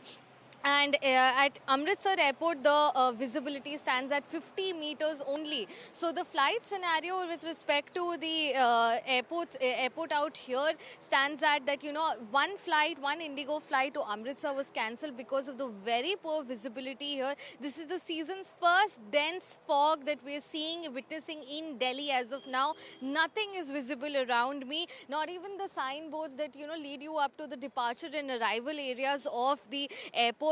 And apart from the one flight that was cancelled to Amritsar, all the other flights as of now remain at a level where it is not delayed or cancelled. It is still on time. However, as we can understand clearly that the pollution as well as the fog with the onset of winters, it's only November as of now still, but this is the season's first dense fog situation that we're witnessing, with the pollution levels as it is in a very severe category. Right. What is the forecast looking like in terms of the pollution levels? When is this going to improve in terms of the weather conditions? I mean, of course, it's going to start getting colder. We're seeing the impacts of that. What about the winds? When are they going to pick up speed, and when can we finally see some clear skies?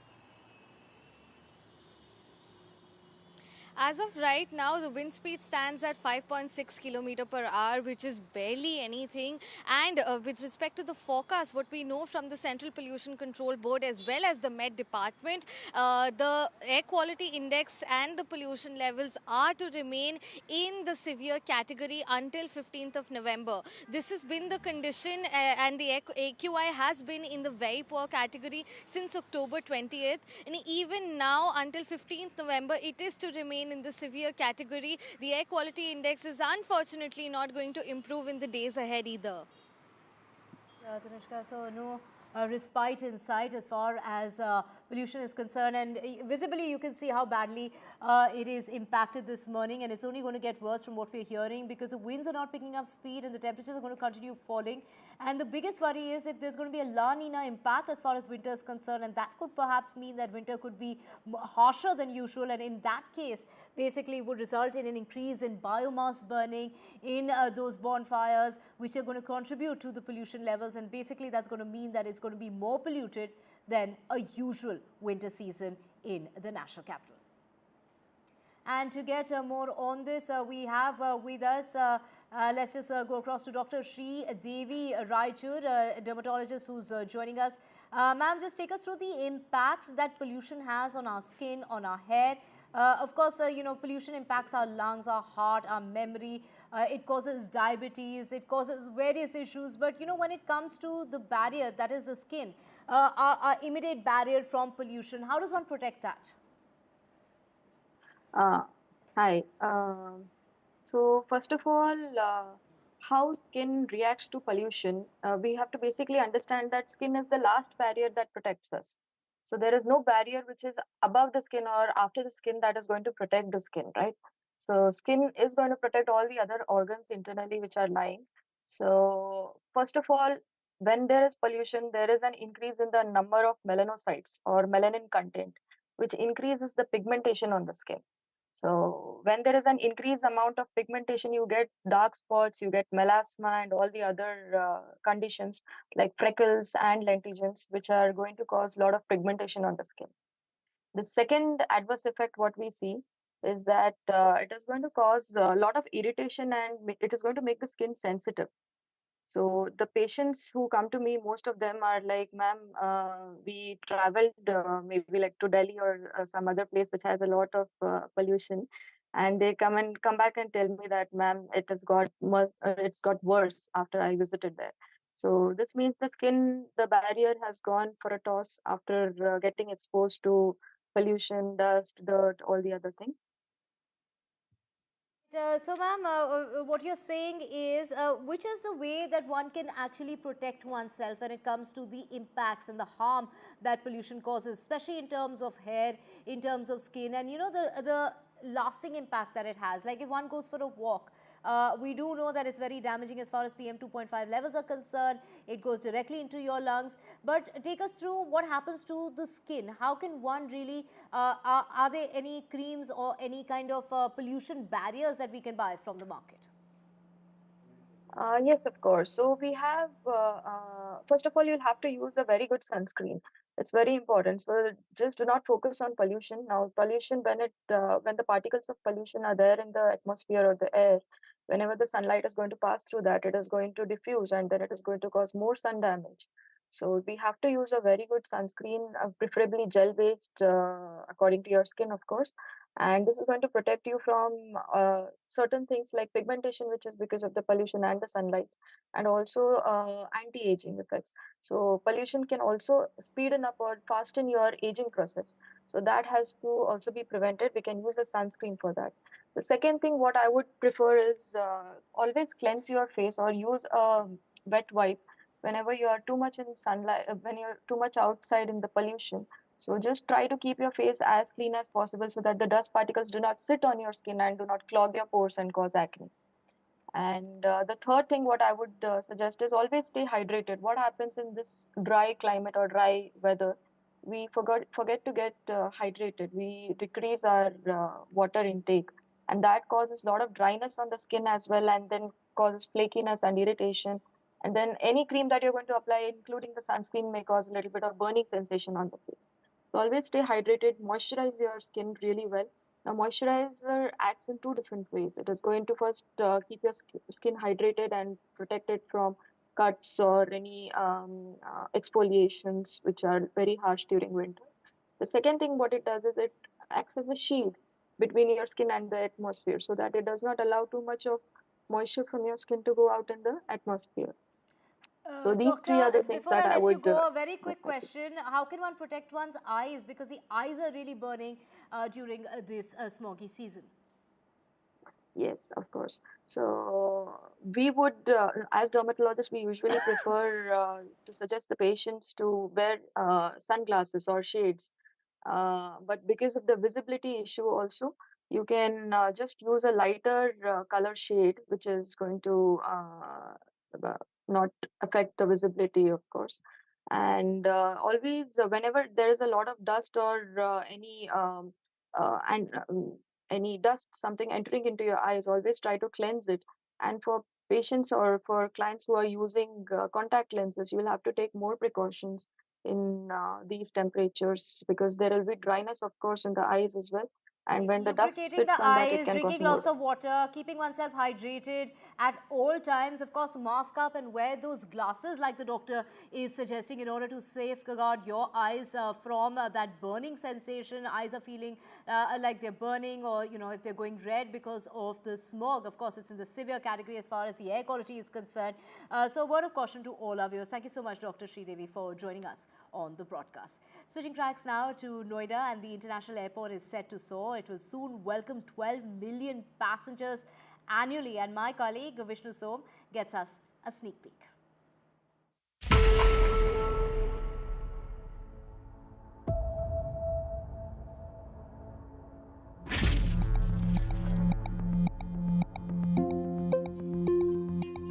In just a few weeks, this airport, India's latest, will see the first airliners touching down, and though these will be trial landings and takeoffs, this will be a red-letter day for the Noida International Airport, the National Capital Region's second major airport.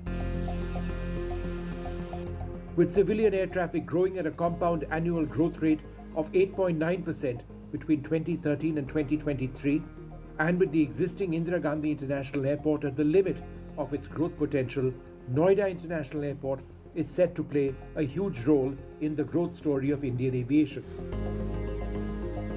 In Phase 1, 12 million passengers will fly out every year. In Phase 4, several years later, this airport may cater to a whopping 70 million passengers every year. The airport, which will open with a single runway, will eventually operate two. And while it will start with 28 aircraft stands for aircraft, there may be ultimately 200. The entire site at Jewar spans 1,334 hectares.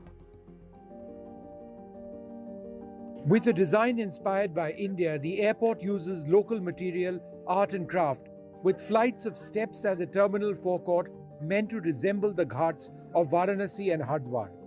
The airport uses natural lighting and ventilation to reduce its CO2 footprint and energy costs. The airport is being developed by the Yamuna International Airport Private Limited, a 100% subsidiary of Zurich Airport International AG, in conjunction with the Noida International Airport Limited, the implementing agency on behalf of the UP government. Access to Jewar is through this, the signal-free Yamuna Expressway, which features a dedicated access road for the airport. Eventually, there'll be train services as well. We're standing today on the airport project site, which is 600 or 700 meters from the Yamuna Expressway that leads from Delhi, Noida, Greater Noida, on to Agra and Lucknow. The National Highway Authority is in the process of completing an interchange that will then lead directly from the airport to the expressway on to Greater Noida, 25 minutes, Noida 45 minutes or so, and then on to Delhi. But how long does it take to get there? We did some basic calculations. I live in Saket. It took me an hour and 45 minutes to reach when I left home at 10:50 a.m. From Noida, it takes approximately 55 minutes, and the drive between Greater Noida and Jewar takes about 35 minutes. With air travel in India booming, it's really all about infrastructure keeping up to the massive growth of India's airlines. And that's what this airport is all about. It's part of a process in the country to take into account the massive growth of air travel. When this particular airport, the Noida International Airport, becomes operational, in the first phase, it'll cater to at least 12 million passengers every year. Ultimately, perhaps a few decades down the road, it could become the largest airport of its kind in Asia.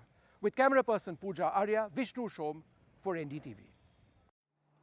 Thank you so much, Vishnu, for getting us behind the scenes look as far as that frantic construction activity at the project site, as well as details of that design, the connectivity and the projected passenger numbers. Well, this is in just a few weeks. This airport, that's India's latest, will see the first airliners touching down, and though these will be trial landings and takeoffs, this will be a red letter day for the Noida International Airport. Now, amid fears of an attack by Khalistan supporters, now it is the Brampton temple there and the community centre that's cancelled a consular camp that was to be organised in collaboration with the Indian High Commission to assist retired Indian civil servants who have migrated in continuing to receive pension benefits. My colleague Vishnu Som takes us through what's really happening in Canada. Dhanraj, let me come to you first. What exactly was the message of the police? Namaskar, everyone. The message of the police was very clear in that we have an extremely high and imminent threat for this event. And if you want us to provide security protection of the police, then we have to give you an assessment of cost, and it can range between 50,000 to 100,000 Canadian dollars. And otherwise, we have to recommend that you cancel the event because there is a very serious threat. And if you go ahead, you'll be endangering the public. Pandit Dhanraj, let me get that right. The police in Peel told the temple to pay for security. That is correct, because we asked them, we want to continue with the program.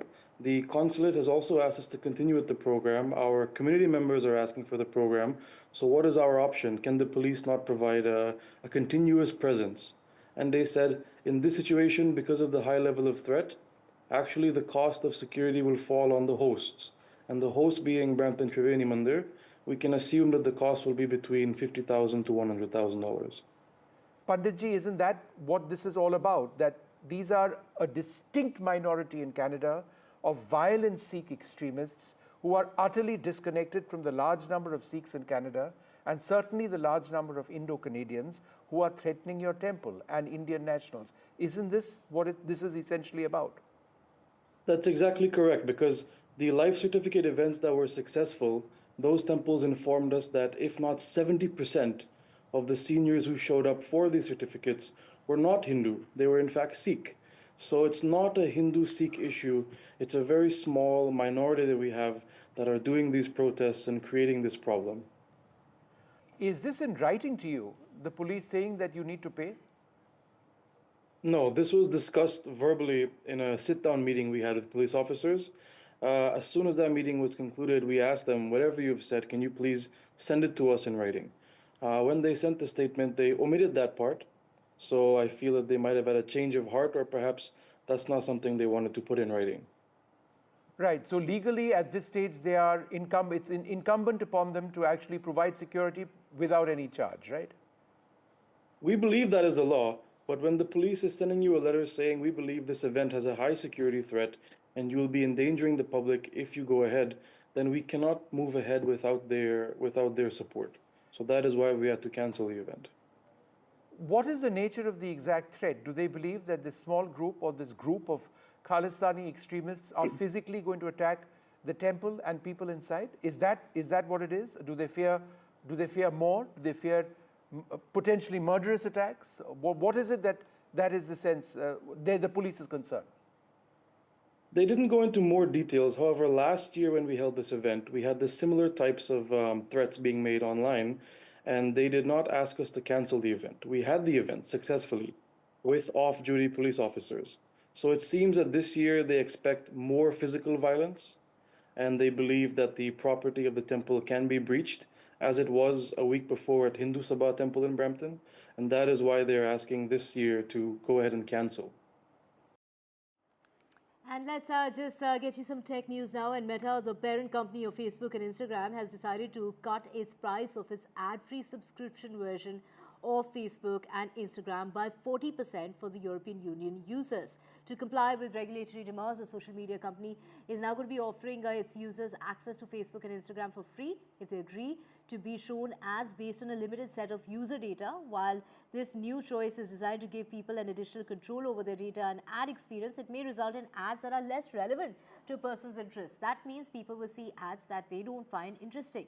This is the second time in a year that Meta has made significant changes to their business model in the European Union to address regulatory feedback. In October, people in EU could choose to continue to use these social media sites with ads, or they could choose to pay a monthly fee for a subscription service with no ads on Facebook and Instagram. So that subscription fee now is going through a change, and they're going to slash that subscription fee by 40%. And with that, we're slipping in a very short break. Back with a whole lot more on the other side. To stay with us.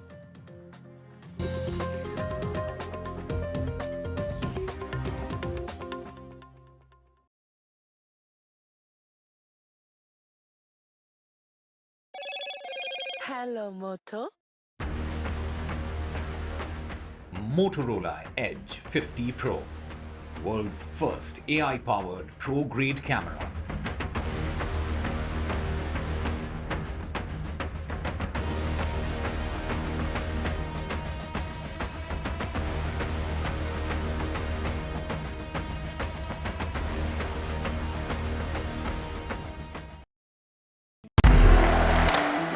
I want to thank the American people for the extraordinary honor of being elected your 47th president. Donald triumphs. What does Trump's win mean for America, for the world, for the wars, and for India-US relations?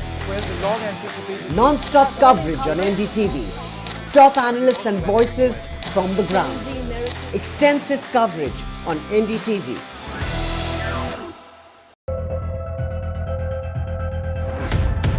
We reached an agreement on patrolling. We have gone back to where the situation was in 2020, and we can say with that the disengagement process with China, you can say, has been completed. The understanding, to my knowledge, is that we will be able to do the patrolling which we were doing in 2020.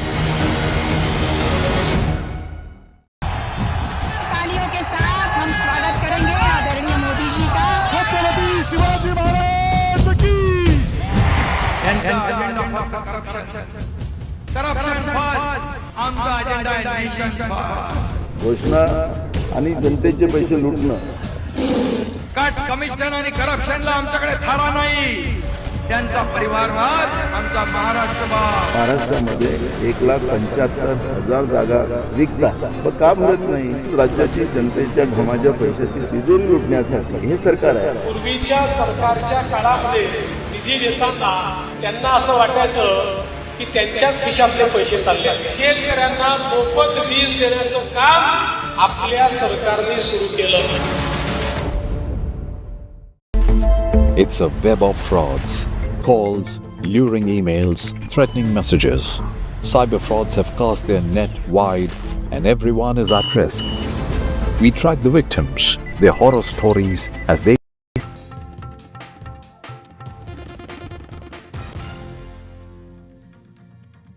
Good morning, ladies and gentlemen. You're watching NDTV. Today is a special day. It's polling day today. 43 seats in the state of Jharkhand will be voting as part of the first phase of elections. Other than that, there are also 33 seats across 10 states which will be witnessing very critical by-polls. Remember, in many of these states, elections are happening for the first time after 2024 Lok Sabha elections. But the spotlight is on Jharkhand, which saw a spirited campaign by the BJP and the JMM and Congress combined, specifically centered around tribal identity, infiltration, corruption and competitive welfare.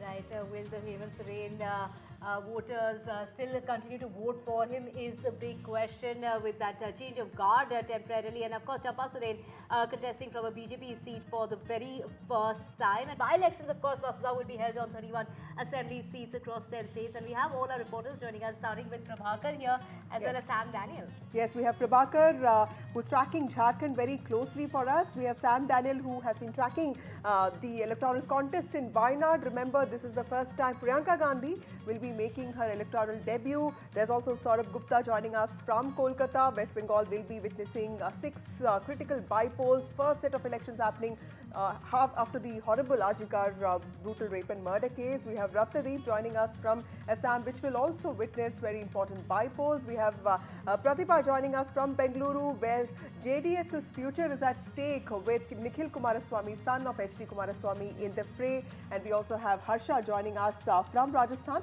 which is going to witness very important 7 by-polls, direct fight between the Congress and the BJP. Right, Vasudha, first let's just get us the headlines.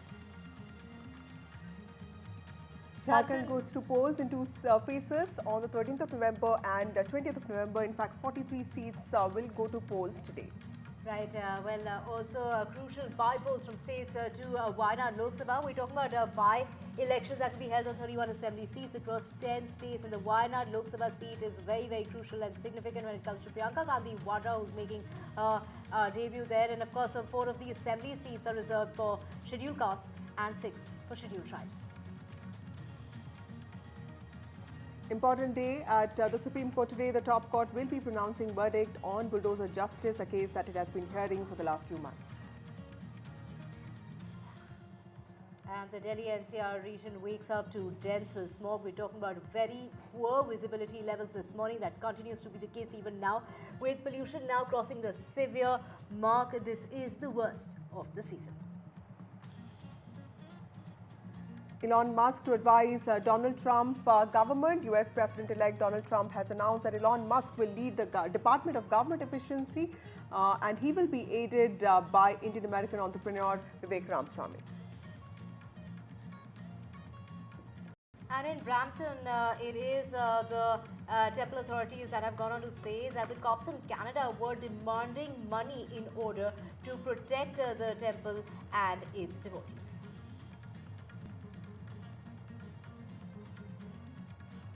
Big tech buckles under regulatory pressure. Meta platforms will come up with a new feature where Instagram and Facebook users will be given a choice of less personalized ads.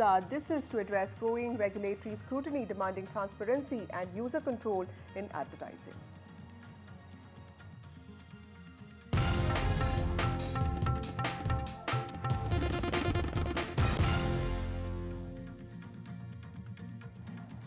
Well, 43 seats of Jharkhand will be voting today as part of the first phase of elections, and also by-polls will be held in 31 assembly seats spread across 10 states. Kerala's Wayanad Lok Sabha constituency, from where Priyanka Gandhi is making her electoral debut, is very important. Though these by-elections, they are not going to have any bearing on the state governments, they are being seen as a big test for the Congress, the India bloc and also BJP, because in many states this is the first set of elections happening after the Lok Sabha elections of 2024. Absolutely. So the Haryana Assembly polls, the voting that will be held in 7 seats when you talk about Rajasthan, 6 in West Bengal, 5 in Assam, 4 seats in Bihar, 3 in Karnataka, 2 seats in the state of Madhya Pradesh, 1 seat each, whether it's Chhattisgarh, Gujarat, Kerala and Meghalaya.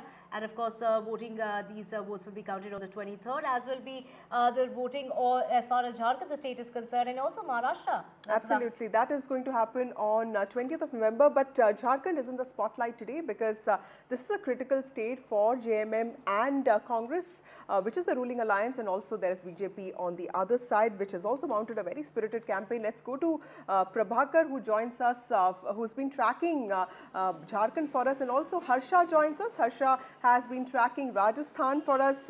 Prabhakar, to you first. Jharkhand in spotlight. There's been a lot of talk about infiltration, competitive welfare, Maya Vandan Yojana, and of course allegations of corruption and Sarna Code. Many issues there, but big faces also, because you have Raghuvar Das's daughter-in-law fighting her election. You have Champai Soren's son and Champai Soren himself fighting elections. Tell us about the key battles that Jharkhand will witness today. See, there are many big names in the fray whose fate would be decided today, right from Champai Soren to his son, to Raghuvar Das, who is the former chief minister and presently the governor of Odisha, his daughter-in-law, or also wife of Arjun Munda, who happens to be the former chief minister. This is the Kulhan area of Jharkhand, which is going to post today 43 assembly constituencies. And remember, out of more than half of it are reserve constituencies. So basically the kind of narrative which BJP has set in, talking about the Bangladeshi infiltration, those narrative would actually be tested on ground today. This is the region, this is the zone where the tribals are the deciding voters. Though the entire Jharkhand happens to be a tribal-dominated state, but this is the area where they decide the fate of the candidates in fray. So whether the tribals were able to buy the kind of narrative which BJP has sold to them by raising the issue of Bangladeshi infiltration and way they were eating into the resources of tribals, and that was the message they wanted to convey to the tribals out here. So whether that has been bought or not is something which will be tested today. And you see the people who are coming out after voting, they are being presented with this flower, gulab ka phool is what they are being greeted with. So these are the pleasantries which has been arranged at polling stations by the election commission, especially the old people who are reaching out here. They are greeted by the officials out here, and They have flowers in store, and after they cast their vote, they are given they're greeted and given flower.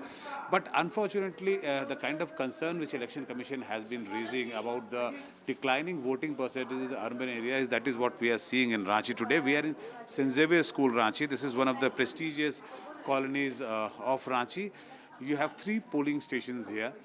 And in morning, there was a long queue, but as we are standing here at 9 a.m., it almost seems vacant. So this was the precise concern which Election Commission had in mind, and that's the reason why they had actually scheduled this entire election on the working day in between on the working day, so that the maximum people could come and vote out in large number. But unfortunately, that apathy of voters is what we are seeing in the urban centers. Right. Thank you, Prabhakar. We'll keep coming back to you. Over to Harsha now. Harsha, we've seen Rajasthan battle play out in Lok Sabha elections of 2024, but this time it is going to be Congress versus BJP, but other parties, including Hanuman Beniwal's party and the Bharat Adivasi party, are also going to play an important role. Tell us about the important constituencies, including Junjunu, where the Jat vote is going to be significantly important, and also Dausa, which belongs to Sachin Pilot. Tell us the key faces which are contesting today. I think that's a very important question, Vasudha, that you asked me. Vadra, who is in Wayanad, do remember that she's making her debut there, and of course a very crucial seat there, Vasudha, of Wayanad, and visuals on our screen coming to you live of Priyanka Gandhi Vadra there. So Priyanka Gandhi Vadra all set to make her electoral debut from Wayanad. She ran a spirited campaign for the last 1 month. Remember, this bypoll was necessitated after her brother retained the seat of Raebareli, from where he's an MP now. Wayanad is a constituency that he won in 2019. In fact, because of Rahul Gandhi, the UDF also managed to perform really well both in 2019 and 2024. Priyanka Gandhi making her electoral debut after years of campaigning for her mother and brother Rahul Gandhi. And if she wins the seat, all 3 Gandhis will be in the parliament. Rahul Gandhi himself has endorsed his sister's candidature. In fact, he has actually taken part in roadshows and campaigns along with Priyanka Gandhi, assuring voters of Wayanad that he himself will be monitoring development of Wayanad. But Priyanka Gandhi is contesting against Navya Haridas of the BJP and Satyen Mokeri of the CPI. It's the left party which has actually come out and spoken against Priyanka Gandhi, saying that the Congress, by fielding a candidate in Wayanad, where a left party is contesting from, is actually helping the BJP. In fact, Pinarayi Vijayan also has said that Priyanka Gandhi taking support of Jamaat is in fact not in line with democratic ideals of India. Right, Vasudha, in fact, it is Priyanka Gandhi Vadra who's competing against 15 candidates, including Satyen Mokeri of the Left Democratic Front and Navya Haridas of the National Democratic Alliance, the NDA. Of course, you know, there are visuals on our screen of that electoral debut of Priyanka Gandhi Vadra. This bypoll, of course, gained importance after Rahul Gandhi, who held the seat since 2019, decided to vacate the Wayanad seat to retain the Raebareli seat in Uttar Pradesh, a seat that he has won in the 2024 general elections. Of course, Rahul Gandhi there, who had to make that decision whether to keep the seat of Wayanad or to keep the seat of Raebareli. Absolutely, Divya. And if you look at the announcement that was made even before she was made the candidate from Wayanad, both Rahul Gandhi and Priyanka Gandhi visited the constituency when it was hit by landslides. In fact, she went to the most affected parts of Wayanad, including Churaimala and Mulakadu. But of course, she is there in one of the booths there, and we'll have to. Okay, we'll keep tracking that for you. Sam Daniel also joins us, and he's been tracking Wayanad for us. Sam, tell us what are the big takeaways from Priyanka Gandhi's campaign? How different was it from what she does in Amethi, in Raebareli?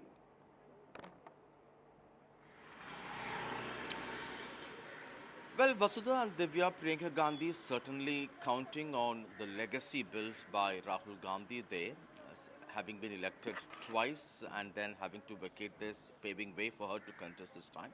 But also, on the other hand, controversies regarding that Churaimala landslide issue, and last, that Waqf board issue, and how is your response on these things? on this policy? I don't think today is a day of talking about these controversies. I think it's the day for polling right now, and I just hope that everybody exercises their democratic right, comes out and votes. Will you close the majority of Rahul? That is to be seen. We will see. Okay.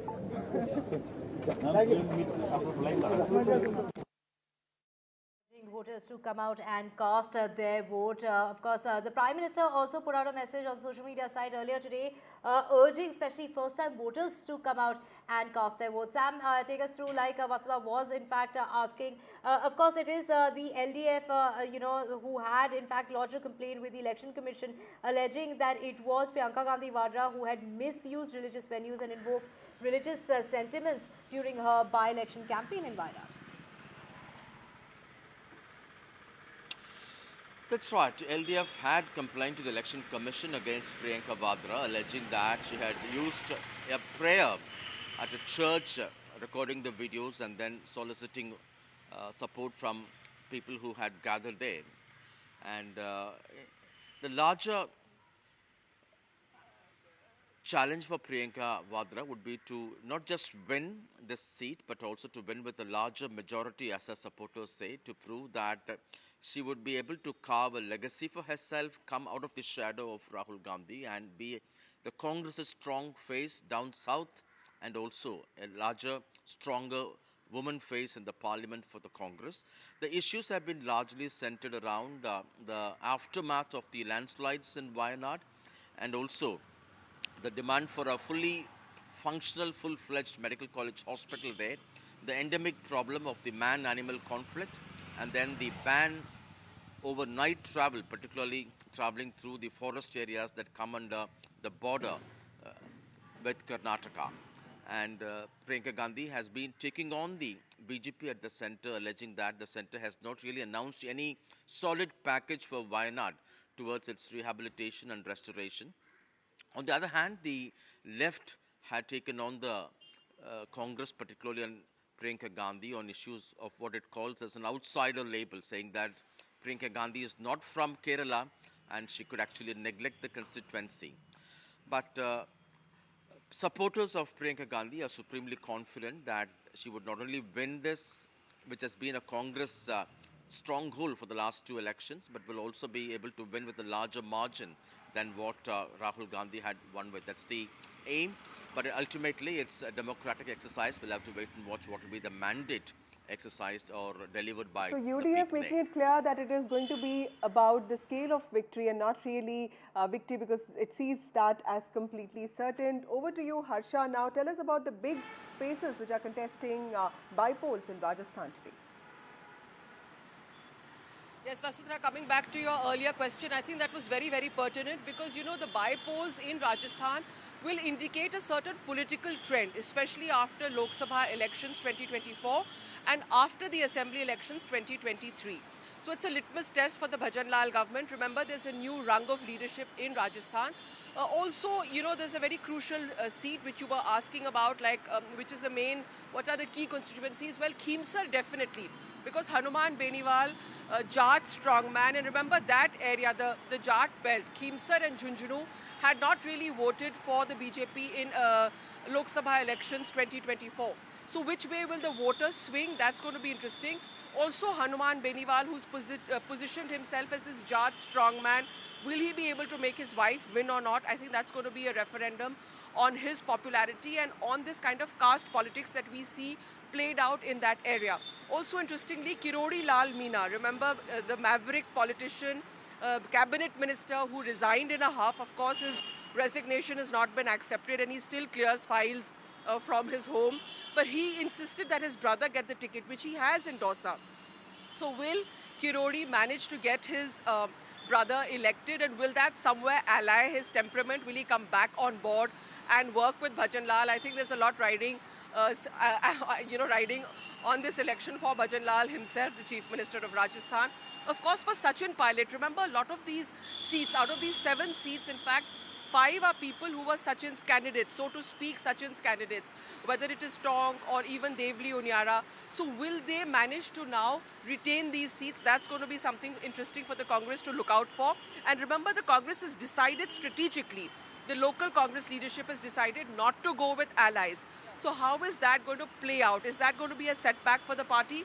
So this election, this by-election, at least for Rajasthan, is not something that we are taking very lightly. In fact, it's definitely going to give a sense of which way the political winds are blowing in the state 1 year after Assembly and Lok Sabha elections. Right, so that's an important point. Rajasthan by-polls could have implications on national politics as well. Let's also, we also have another expert with us, Sanjay Singh, who's consulting editor with NDTV. Before we go to Sanjay Singh, Ratnadeep from Guwahati joins us. Ratnadeep, very interesting 5 by-polls in the state of Assam and also in other parts of the northeast, but specifically in Assam because Himanta Biswa Sharma is also in charge of Jharkhand, and he actually found time to campaign for AJP and other allies in Assam. Tell us the importance of these 5 seats. Also, a worrying factor that in one of them we did see bouts of violence in the last couple of days.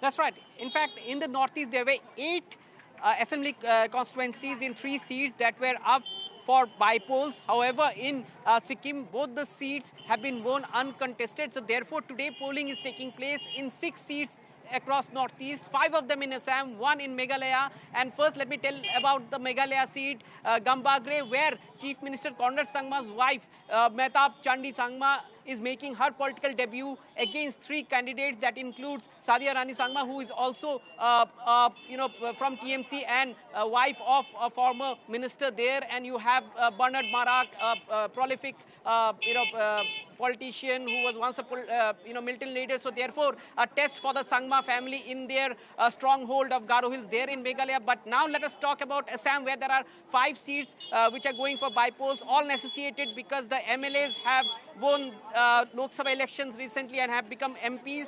We are right now reporting from Samaguri constituency. Among all the 5 seats, all eyes are on Samaguri because in the run-up to the elections, there have been massive pre-poll violence here in Samaguri, where there is a tough fight between the Congress and the BJP. In fact, in Samaguri, in pre-poll violence, 1 person have died, several people have got injured. Samaguri is a Congress stronghold. It is a seat which from 2001 has been continuously been won by Congress, by its heavyweight leader, Rakibul Hussain, who, remember, in the last Lok Sabha election, fought from the Dhubri Lok Sabha constituency in Assam and won with a record margin, one of the highest in the country. And this time, as he vacated this seat, his son, 26-year-old Tanzil Hussain, is contesting. You can see here, there are a lot of people who have turned up. There's massive security arrangement here in Samaguri, given the fact that there were massive pre-poll violence, so much so that even media is being restricted to some extent in terms of, its media movement has also been restricted. You can see right from the morning, there is long queue. Taking on Tanzil Hussain in his electoral debut is BJP's Diplu Ranjan Sharma, a young leader, also BJP, state BJP's General Secretary. So therefore, in Samaguri, you had the entire BJP leadership of Assam and top leaders of its allies like the AGP and UPPL campaigning, and Assam Chief Minister Himanta Biswa Sharma, who for the last 3 months have been very busy with the Jharkhand election, initially said that he would not campaign for the party in the by-polls, but he eventually actually campaigned. He campaigned in Samaguri quite extensively and in other parts. The other seats, going to polls, by-polls rather, are seats like Bongaigaon, where you have ally AGP contesting. Its candidate is Dipti Mohi Chaudhary, the wife of Fani Bhushan Chaudhary, who since 1983 had been the MLA of Bongaigaon. This year, in the Lok Sabha election, he won the Barpeta Lok Sabha seat and went to Lok Sabha. So, of the 5 seats, 4 are with the BJP and allies, and 1, which is Samaguri, is with the Congress. And the main battle is for Samaguri. BJP is trying to win this Congress bastion from the Congress. The Congress has a challenge because ahead of this by-poll, the Congress-led opposition alliance in Assam had broken, and therefore this is a test for the Congress here in Samaguri. Right, of course, so we have Sanjay Singh with us. Sanjay, the BJP claiming that the JMM coalition government has been allowing Bangladeshi infiltrators. On the other side, of course, we have Rahul Gandhi and Mallikarjun Kharge who are raising the issue of caste census. Take us through the popularity, especially of Hemant Soren. Now with Champa Soren, his loyalist who has switched sides, who will be contesting on a BJP ticket for the first time, and the role that Hemant Soren's wife plays, who has in fact held about 400 rallies, Vasudha, since her debut in May this year. Absolutely. Kalpana Soren has also come out as a strong, candidate to campaign. But Sanjay sir, like Divya was also asking, this competitive welfareism that we saw specifically in the state of Jharkhand, do you think BJP is far more confident because it won Chhattisgarh when a lot of polls actually said that the party would find it very difficult? Because these elections are perhaps one of the most interesting assembly elections, and also so many parliamentary and assembly segments are going to polls. First, about the slogan that you are talking about, and also the kind of promises that have been made by both the political formations. I think BJP has come out very smartly with Prime Minister improving on UP Chief Minister Yogi Adityanath's "Ek hai to nek hai, batenge to katenge" to "Ek hai to safe hai."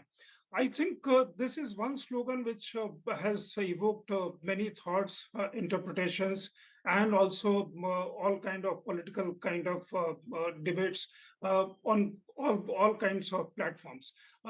Having said that, the constituency is going in this particular phase in Jharkhand, 43 out of 81, which is more than half. And in 2019, JMM and their allies had done better in these constituencies than the BJP. If you look at 2024 parliamentary elections kind of indications, BJP done better than what it had done in 2019 assembly elections. Parliamentary elections, of course, 19 BJP had swept. Therefore, this is also an area where those talks about demographic change will actually be tested. There is no doubt that demographic change has taken place. Now, there are two sides of it. Some people argue that that is because tribals have left to other states in search of livelihood, better life elsewhere. But there is also a fact that Muslim population in these areas have gone up substantially. And that raises concern among sections of people. And there are so many issues related to that. The issue about Durga Soren's wife Sita Soren and Hemant Soren's wife Kalpana Soren. Kalpana Soren, of course, is campaigning. Durga Soren, no more. His wife Sita Soren exited from JMM and joined the BJP. Also, Champai Soren. Babulal Marandi, who was not there with the BJP, originally with the BJP chief minister, subsequently gone out. He is back in BJP's fold. So BJP is trying very hard, and also brought in the leaders like Sita Soren. Kind of there is. Right. Trying to make some battle, kind of I think, for BJP also because it lost all the tribal seats in Lok Sabha elections of 2024. So I think it is going to be as important for the BJP to wrest Jharkhand as it is going to be for JMM and Congress Alliance to ensure that it comes back to par. Let's also go to Saurabh Gupta, who joins us from Kolkata. Saurabh, 6 important seats there in 2024 Lok Sabha elections. TMC performed remarkably well, winning 29 seats, restricting the BJP to 12 seats. But after that, everything changed because the Arjikar rape and murder case happened, which showed that the TMC's governance had a lot of flaws. There were many questions that were raised on the way the state government handled the case. In fact, the victim's parents themselves came out and spoke against the government, the working of the government, specifically when it came to women's safety. Tell us, in the shadow of the protests that happened with regard to this rape and murder case, these bypolls that are happening, what are the larger implications for the state? Well, I'm currently in the Noihati, assembly seat, and voting is underway. This is, of course, one of the, areas where voting is taking place in the Noihati constituency. This constituency, again, is seeing a bypoll because the former minister in the West Bengal government and the Noihati MLA, Partha Bhaumik, He, of course, was, elected to the Lok Sabha from the Barakpur constituency, and therefore this seat was vacated and by-polls are taking place. But the important thing, like you mentioned, is these are the first elections that are taking place in the shadow of the Arjikar Medical College and Hospital rape and murder protests. And this seat is one of the urban seats close to Kolkata. So if there is any impact of that on electoral politics, it's most likely to be felt here, and which is why this is one of the seats which again is situated in North 24 Parganas district but is closer to Kolkata. The impact the Arjikar protests, many political analysts have said, is limited to urban pockets, and therefore if there was to be an impact, it would be here. This seat again was held by the TMC earlier, and the BJP of course would want to try and wrest this seat. But this is of course, like I said, an election where the win or loss really won't alter anything in terms of the larger political picture. But significantly, what is the political mood in the backdrop, in the shadow of the Arjikar protests? That's something that perhaps will be clear once these election results come in. And if the TMC, like it aims to do, which is win 6 out of the 6 seats that are going to polls, then it would be in a very, very comfortable position. If it doesn't, if it's 5-1, for example, which is where it is currently, which is that the 1 seat was held by the BJP and 5 seats were held by the Trinamool, that also would be comfortable to the Trinamool. But if it falls below 5, if the Trinamool gets below 5, there it would then definitely signal some sort of a discomfort, and the party would then of course have to look at how it wants to prepare for 2026, which is really the big election. Because remember the people who are going to get elected here, they're not going to have a full term. They're going to again face elections in 2026. So, like I said, it won't alter the larger picture, but it will clearly be an indicator. Right, of course, the state's opposition parties there try to corner the ruling Trinamool Congress over the Kolkata rape and murder. The 5 of these seats that were won by the TMC in 2021 assembly elections, the TMC leadership, on the other hand, claiming that the impact of the urban protests over the Arjikar issue will not have an impact as far as the rural and semi-urban voters are concerned in these by-elections. Of course, Vasudha, the focus now back on Jharkhand. And, when we talk about the BJP, they're playing that infiltration card. And Yes. of course, what are the major issues about also the BJP talking about the uniform code of conduct? Absolutely, and it is going to be largely about tribal identity, but some of those valid points that Saurabh had, very important points that Saurabh had raised. Let's take that question to our guest, Sanjay Singh. Singh, when it comes to Mamata Banerjee's popularity, we all saw that being questioned. We saw governance in Bengal being questioned when the Arjikar Medical College rape and murder case took place. It in fact shook the nation the way the state government handled it. But given that TMC has complete institutional control, it is said to have a lot of institutional control over things, over how really processes play out in the state of West Bengal. How critical are these electoral polls for Mamata Banerjee to show to her own supporters that all is well within the state? Of course, these polls are very critical. Depends about the electoral participation, because in by-polls there is generally lesser interest among the people. Results, of course, have far greater impact, as you suggested. Mamata Banerjee has complete control. BJP has a tough challenge at hand because, as our correspondent was saying, post Arjikar incident and the kind of popular outrage that was there. So Mamata Banerjee's actually how she controlled, how she managed to tide over that kind of popular protest, whether or not that percolated areas beyond Kolkata, that all would be tested. The fact remains that Mamata Banerjee is one leader who is, because in some ways that is Republic of West Bengal. There are many norms, many institutions, many other kind of things which are prevalent or we talk about in other parts of the country that in Mamata Banerjee's West Bengal, that's a different case altogether. Therefore, it is very important for the BJP to make a dent in Mamata Banerjee's fortress if the party is to send some signal for 2026, and similarly for Mamata Banerjee. Because if whatever has happened in West Bengal in recent past, if the outcome of these polls show that people are actually not liking Mamata Banerjee, or there is electoral disbalance that was there earlier in favor of Mamata Banerjee, that has deteriorated currently. And then there is larger political messaging, because in these elections, it is West Bengal, the bypolls are spread across India. And therefore, when we will be talking about the final outcome on November 23, not only the two states of Maharashtra and Jharkhand will be discussed, but the implications of these elections are going to be far greater, and there are going to be far greater talking points. And shortly thereafter, Parliament will assemble for the winter session.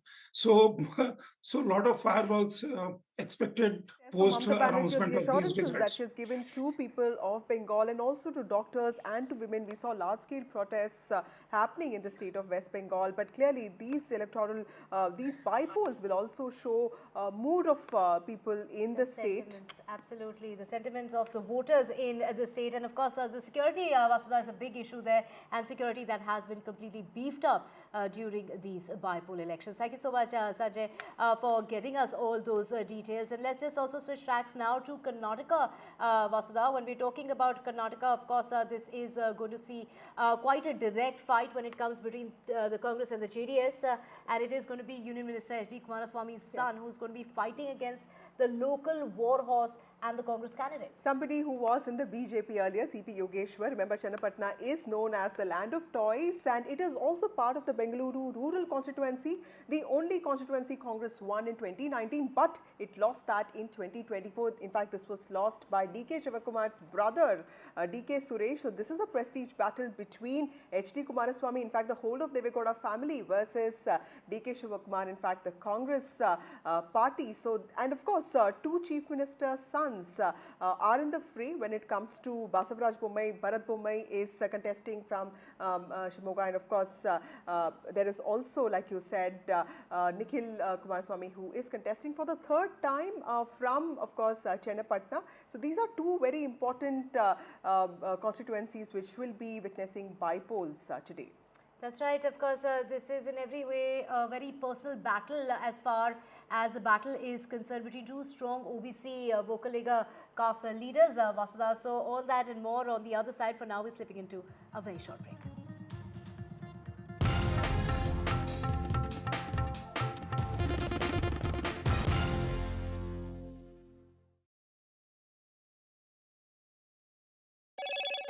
Hello, Moto. Motorola Edge 50 Pro, world's first AI-powered pro-grade camera.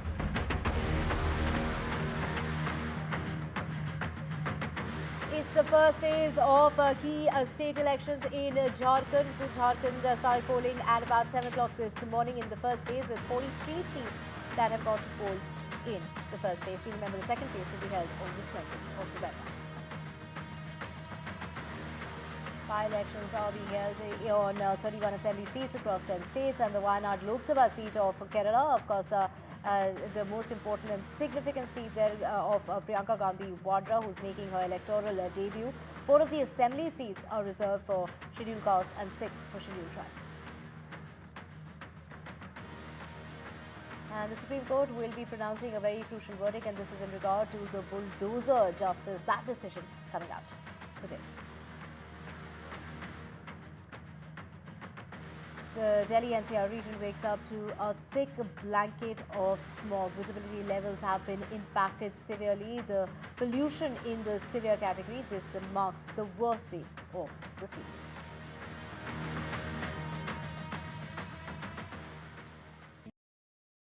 अब have been reporting on all issues big and small from Andhra Pradesh, Telangana, rest of South India, bringing you all the action, all that you need to know, all that you want to know. The energy of Maximum City is infectious. I bring in that energy in our news coverage from financial capital Mumbai. India's IT capital is always buzz. It's literally a city that never sleeps. And I keep you ahead on all the Bengaluru buzz. Covering from the southernmost part of India over the last 23 years, I bring in-depth and 360-degree coverage from the Dravidian heartland. The land of Mishti is also known for its bitter politics. I have seen much water flow under the Howrah Bridge, covering Bengal in all its vivid colors.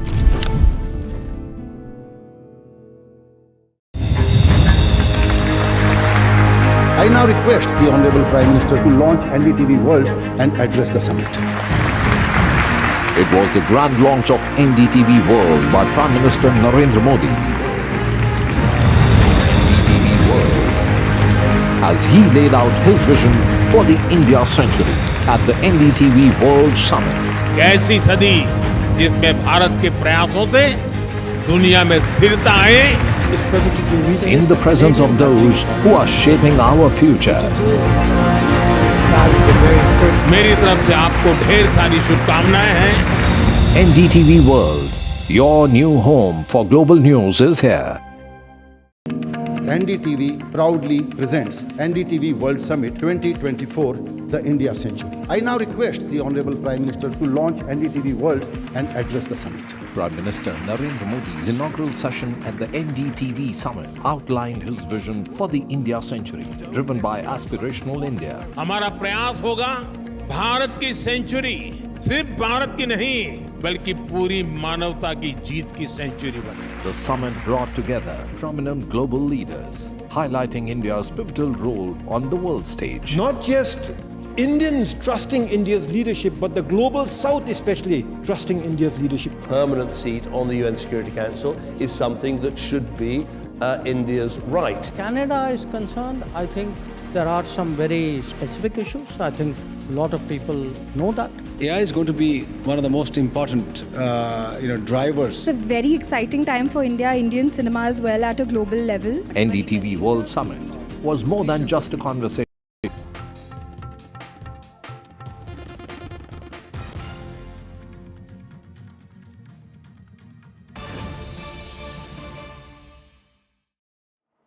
Breaking news coming in regard to Maharashtra and a bag-checking video that has been shared by the BJP. The BJP has responded to Uddhav Thackeray's claims about only the MBA bags being checked. Now, the BJP is sharing a video of Devendra Fadnavis's bag also being checked. Now, this is a video of the airport and visuals when it is the BJP asking Uddhav Thackeray why is he really creating a fuss. And of course, we did hear Devendra Fadnavis yesterday saying that, he is in fact just diverting the issue. He's seeking votes by whining. What is wrong with checking of bags? That is a question that was being asked in regard to the Deputy Chief Minister. They're questioning Uddhav Thackeray for, because his bags were being checked, and he had, gone on to allege that it was only his party where the bags were being checked. The MBA's leaders' bags were being checked. There should be a level playing field is what Uddhav Thackeray had gone on to say about his bags being checked. Now, take a look at the visuals on your screen of Devendra Fadnavis where his bags are being checked. So that video that has been shared by the BJP in response to Uddhav Thackeray's claims. My colleague Anuj joining us on the phone line. Anuj, now the BJP hitting back at Uddhav Thackeray, claiming that he's only seeking votes by whining, and which is why he's making a big deal about his bags being checked.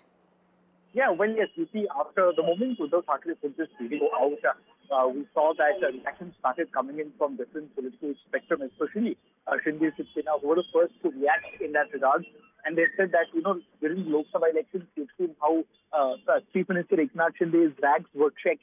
And that was used as a counter by the Mahayuti government to tackle the argument put forth by Uddhav Thackeray. And now we are seeing that, after Uddhav Thackeray had already put 2 videos out about his bag getting checked, the Bharatiya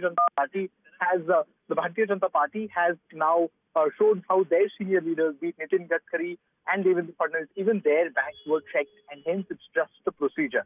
The entire Mahavikas Aghadi were trying to make an argument about the perceived biasness that the Election Commission of India is showing in this regard. They had carried on with the same debate in the Lok Sabha elections as well.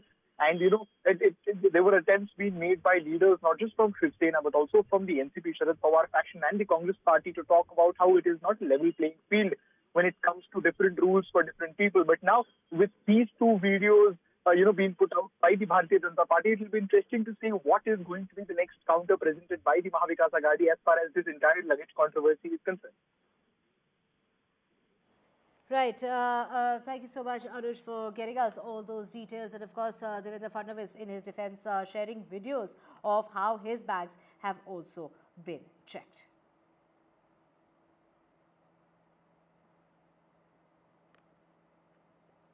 And switching tracks now to the Supreme Court, that is going to be making a very crucial judgment. This is after making strong observation on the practice of demolishing house of criminals to send out a strong message against crime. Now, the Supreme Court is expected to issue a set of pan-India guidelines on bulldozer action.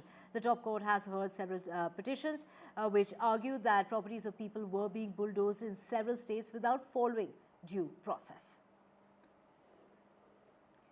So the Supreme Court today will be delivering that very crucial verdict on pleas seeking to stop authorities as far as their bulldozer action against accused people as a punitive measure. The top court will decide on framing pan-India guidelines in order to prevent this illegal demolition of properties. Well, it is the court that extended its interim order from October to today, asking authorities to stop this demolition drive until further orders were received. The interim order did not apply to unauthorized construction, including religious structures on roads and footpaths. The court also remarked that public safety is paramount and no religious structure, be it a temple, dargah or a gurdwara in the middle of the road, can obstruct the public.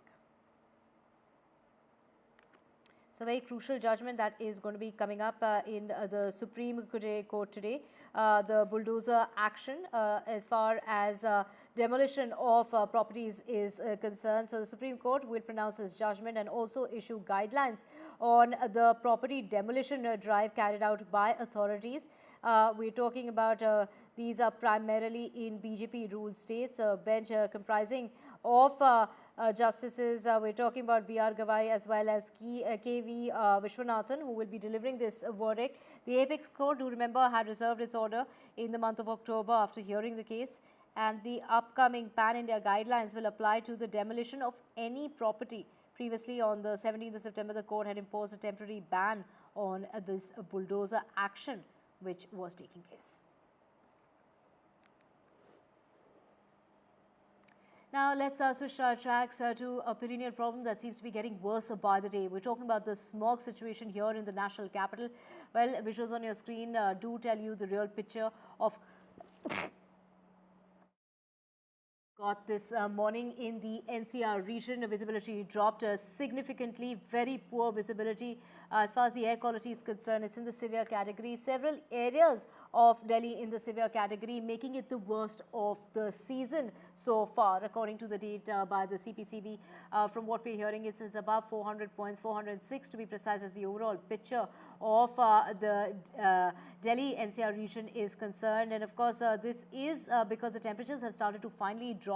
We did have temperatures above 5 degrees. This was around Diwali and the week after, where temperatures were hovering around 35 degrees. But now there's been a slight drop in temperatures combined with high humidity and low speed winds. We're talking about winds that are as slow as 5 kmph, which basically means that the pollutants that are hanging in the air for longer, they're not being allowed to disperse because of the weather conditions. And of course, the visibility this morning was extremely poor and of course very dangerous as well for the commuters on the road.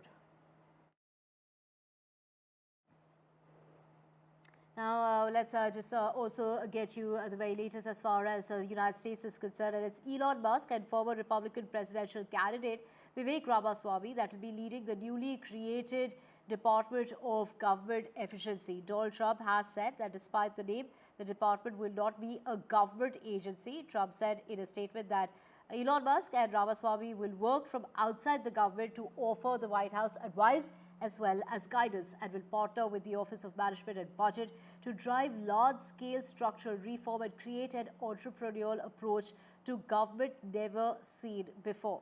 He also added that the move would shock government systems, and according to Trump, they will drive out the massive waste and fraud from the government. During his victory speech, to remember that Donald Trump had gone on to praise Elon Musk and described him as an amazing and super genius guy. He also mentioned that the billionaire spent 2 weeks in Philadelphia and Pennsylvania campaigning with him, and also all the support that he gathered from the millionaire has also seen a lot of voters who had cast their votes in favor of Donald Trump.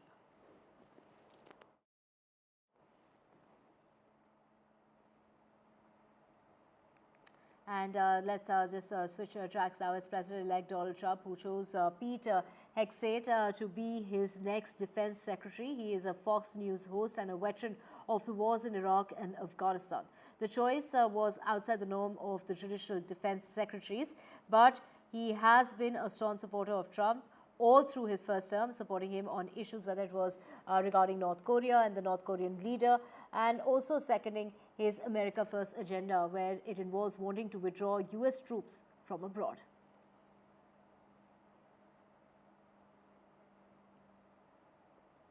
Meta, the parent company of Facebook and Instagram, has cut the price of its ad-free subscription versions of the social media sites by 40% for the European Union users. To comply with regulatory demands, the social media company will also offer the users access to these social media sites for free if they agree to be shown ads based on a limited set of user data. While this new choice is designed to give people an additional control over their data, what it really means is they're going to be shown ads which are going to be irrelevant to them. It may result in ads that are less relevant to a person's interest. That means people will see ads that they don't really find interesting, and this is of course the second time this very year that Meta has made significant changes to their business model in order to address regulatory feedback. In October, people in the EU could choose to continue to use Facebook and Instagram with ads, or they could choose to pay a monthly fee for a subscription service with no ads on those social media sites. Now, those subscription amount has been slashed by 40%. The changes meet the EU regulatory demands and go beyond what's required by the EU law, is what Meta had to say. Now, amid fears of an attack by Khalistani supporters, the Brampton Triveni Mandir and Community Centre has cancelled a consular camp that was to be organised in collaboration with the Indian High Commission to assist retired Indian civil servants who have migrated in continuing and have been continuing to receive pension benefits. Now, it is the authority at the temple who's gone on to say it was the cops in Canada who had come demanding money in exchange for protection. Let's listen in. Dhanraj, let me come to you first. What exactly was the message of the police? Namaskar, everyone. The message of the police was very clear in that we have an extremely high and imminent threat for this event. And if you want us to provide security protection of the police, then we have to give you an assessment of cost, and it can range between 50,000 to 100,000 Canadian dollars. And otherwise, we have to recommend that you cancel the event because there is a very serious threat. And if you go ahead, you'll be endangering the public. Pandit Dhanraj, let me get that right. The police in Peel told the temple to pay for security. That is correct, because we asked them, we want to continue with the program. The consulate has also asked us to continue with the program. Our community members are asking for the program. So what is our option? Can the police not provide a continuous presence? And they said, in this situation, because of the high level of threat, actually the cost of security will fall on the hosts. And the host being Brampton Triveni Mandir, we can assume that the cost will be between $50,000 to $100,000. Panditji, isn't that what this is all about? That these are a distinct minority in Canada of violent Sikh extremists who are utterly disconnected from the large number of Sikhs in Canada and certainly the large number of Indo-Canadians who are threatening your temple and Indian nationals. Isn't this what this is essentially about? That's exactly correct, because the life certificate events that were successful, those temples informed us that if not 70% of the seniors who showed up for these certificates were not Hindu. They were in fact Sikh. So it's not a Hindu-Sikh issue. It's a very small minority that we have that are doing these protests and creating this problem. Is this in writing to you, the police saying that you need to pay? No, this was discussed verbally in a sit-down meeting we had with police officers. As soon as that meeting was concluded, we asked them, whatever you've said, can you please send it to us in writing? When they sent the statement, they omitted that part. So I feel that they might have had a change of heart, or perhaps that's not something they wanted to put in writing. Right. So legally, at this stage, it's incumbent upon them to actually provide security without any charge, right?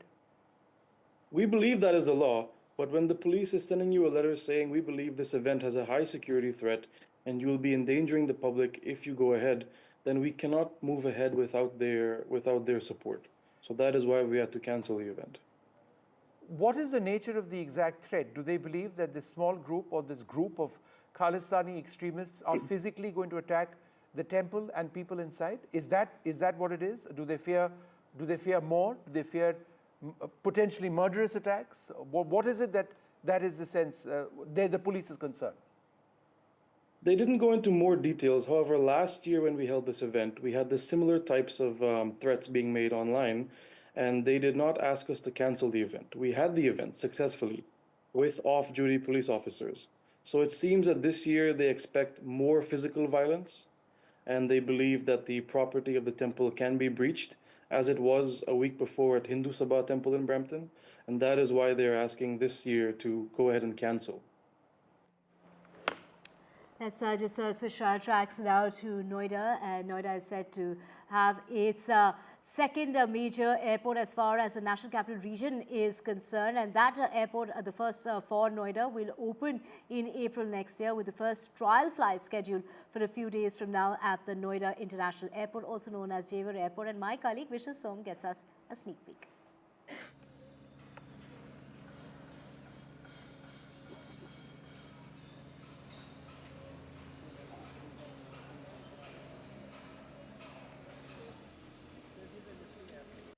Hello and welcome to Noida International Airport in Jewar in Uttar Pradesh.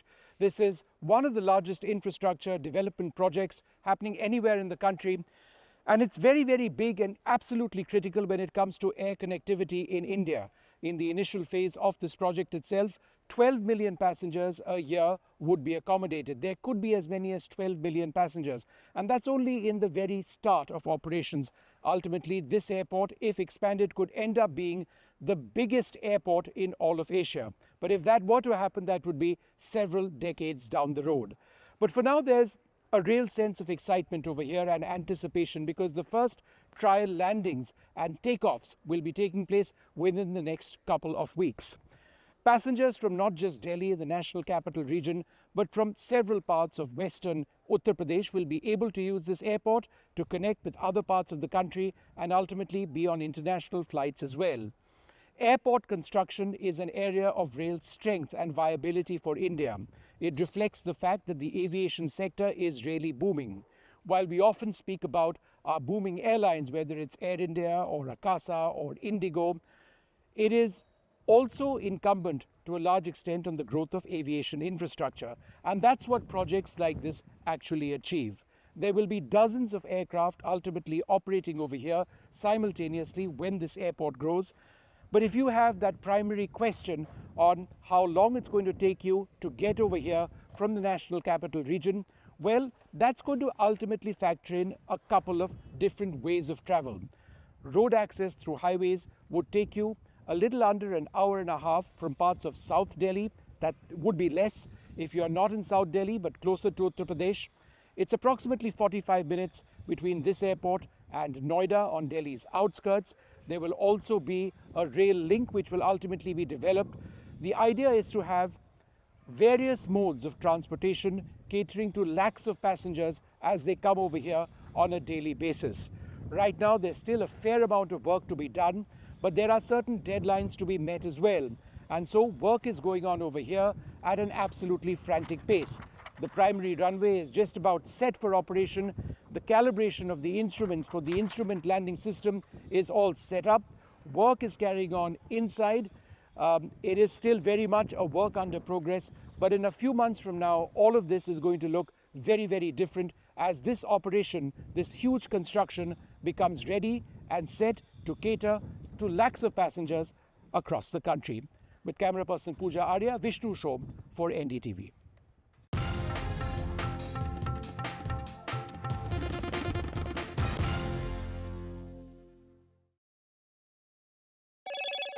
Hello, Moto. Motorola Edge 50 Pro, world's first AI-powered pro-grade camera.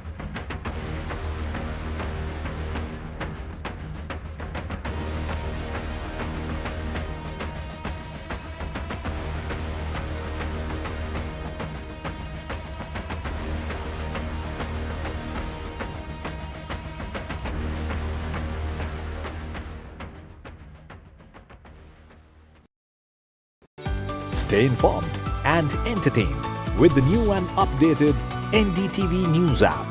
You can watch all our channels live, listen to podcasts, read breaking and exclusive news from around the world and more. Download the NDTV app today and get access to the best journalism and storytelling on your smartphone or tablet. The NDTV app. News that matters to you. NDTV proudly upholds its legacy of trust and credibility. According to the prestigious Reuters Institute's Digital News Report 2024, NDTV is the top-most news platform in the country. Number 1 in both online and offline reach in India. Beating all its competition, NDTV stands for trust. Hello and welcome to India Sense, where I speak with global opinion makers. The United States has made a strategic decision over the last 20 years to move closer to India. Now, a $7 trillion economy seems a perfectly conceivable number. If you want to be a national party, it's that you sort of accept the way the world is rather than want to endlessly hark back to how it was. Modi is promoting the digitization of the economy, which is accelerating growth in the country. I want to thank the American people for the extraordinary.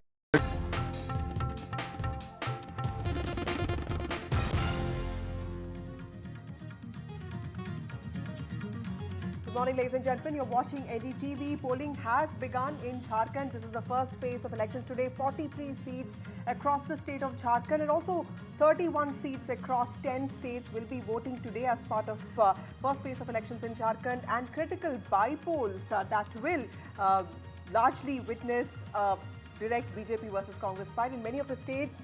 Parmeshwar, these elections are taking place for the first time after Lok Sabha elections of 2024. In fact, Vasudha, a turnout of 13% has been recorded so far in the 43 Jharkhand seats that are voting today. But as Vasudha has been covering, this is after weeks of a high decibel campaign that's been mounted by the BJP, the India bloc parties in Jharkhand. Voters are going to polls in 43 of the state's 81 assembly constituencies, while the by-polls are in 31 assembly seats, as Vasudha has been covering.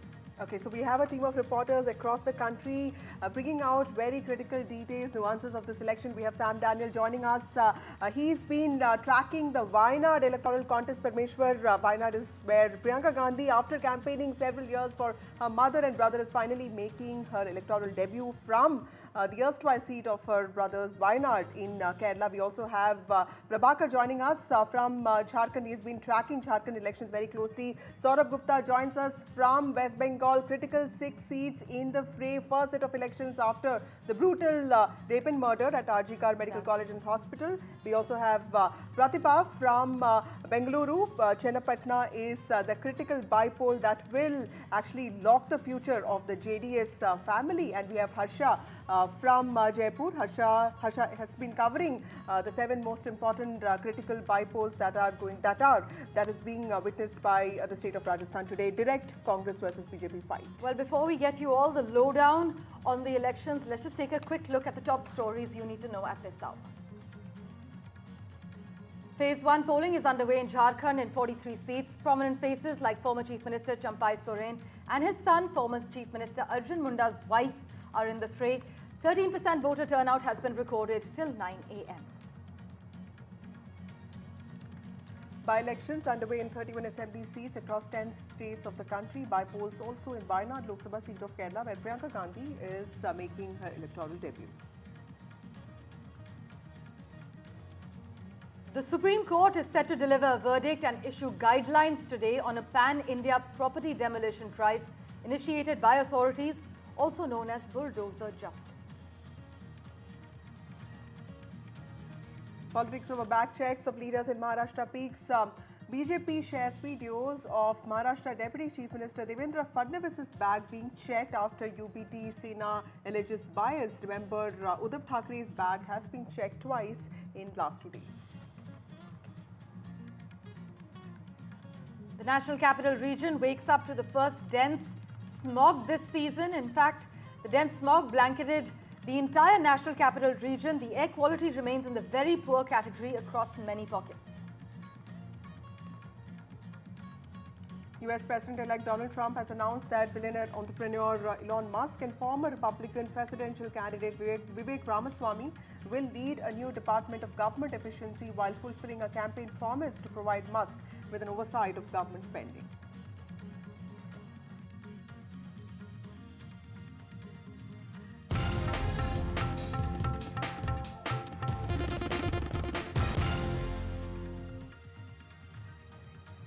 The crucial electoral battle is being fought in Jharkhand. It's the first phase of elections in Jharkhand where the tribal identity has become very important. It's the BJP that's alleging that infiltration from Bangladesh has also led to discrimination in division of resources, distribution of resources. The number of tribals is going down is what the BJP has alleged. And of course, courts have also gotten into this, with the court deciding to examine a petition demanding a special team, a fact-finding team to look at the truth with regard to infiltration. But there's also competitive welfareism. Hemant Soren, who was jailed in the past 1 year, is out there. He's campaigning for his party to come back to power. This is a direct fight between the BJP and ATSU on one side and JMM and Congress on the other. Right, Vasudha, the BJP has gone all out to dethrone Hemant Soren and return back to power, as we have seen through their aggressive campaigning. But Jharkhand is going to polls in 2 phases. One today that's kick-started at 7 a.m. and the second one on the 20th. 43 seats will go to the polls in the first phase. And elaborate security arrangements have been made for polling, which kick-started at 7 a.m. this morning. It will continue until 5 p.m. and it will end at 4 p.m. at 950 sensitive booths that are spread over 31 constituencies. But as you know, ever since Jharkhand was born in 2000, it has often been in the limelight for unstable governments, hung assemblies and numerous chief ministerial terms, except the year 2014 and 2019, which can be treated as the exceptions. Well, let's go across to our colleague Prabhakar, who joins us from Jharkhand. We also have Harsha with us. We also have Pratibha with us. Remember, Parmeshwar, there are also 33 assembly constituencies that will be voting as part of critical bypolls. In fact, 31 constituencies, because 2 of them in Sikkim have gone uncontested. Pratibha also joins us from Bengaluru. First to Prabhakar. Prabhakar, Jharkhand is in the spotlight here, 43 seats. Last time, JMM and Congress party came back to power despite not performing well in 2019. This time in 2024 elections, BJP has lost all tribal seats. So the larger focus has been on the tribal identity.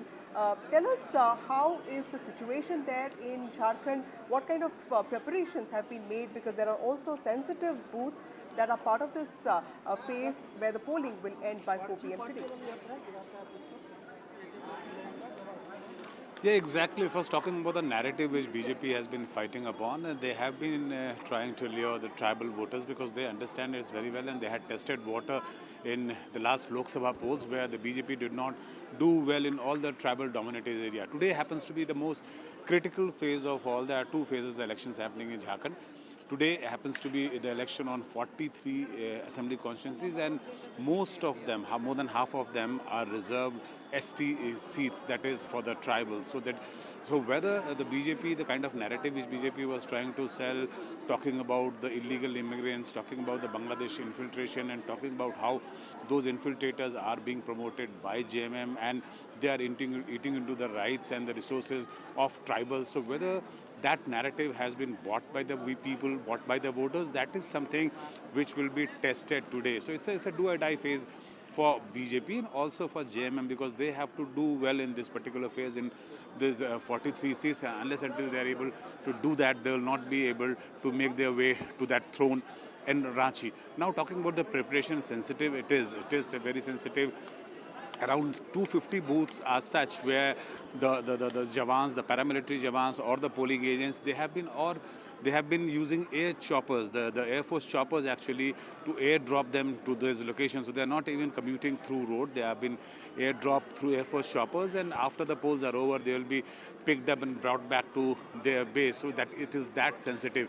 Otherwise also, this entire zone is a Naxal infested area, so the administration, the authorities, the election commission, they are taking no precautions. Yesterday we had a word with the chief electoral officer of Jharkhand, and he said that the strict SOP has been put in place and everybody involved in this entire poll process has to follow that, because they don't want any Naxal related violence which has always been seen in past, especially in the Jharkhand elections. Yeah. Right. Thank you, Prabhakar, for joining us. We also have Pratibha from Bengaluru joining us. Pratibha, there are two sons who will be contesting elections, this time. There is Basavaraj Bommai's son, Bharat Bommai, and of course, there is Nikhil Kumaraswamy, who has actually failed to make a mark in the last two elections. How confident is the JDS of actually ensuring his victory this time? Clearly, because the party is in a lot of trouble with whatever that happened with Prajwal Revanna. Both BJP as well as the JDS, being in alliance, are trying to ensure that they've put up the strongest candidates with the winnability factor, and that has been the motto that has been followed, is what we hear from the BJP as well as the JDS leaders. Like you pointed out, it is definitely going to be a make or break situation for the JDS as far as the old Mysuru region is concerned, because remember, that is the region that is dominated by Vocaligas, and H.D. Kumarasamy has been portraying himself as the top Vocaliga leader here.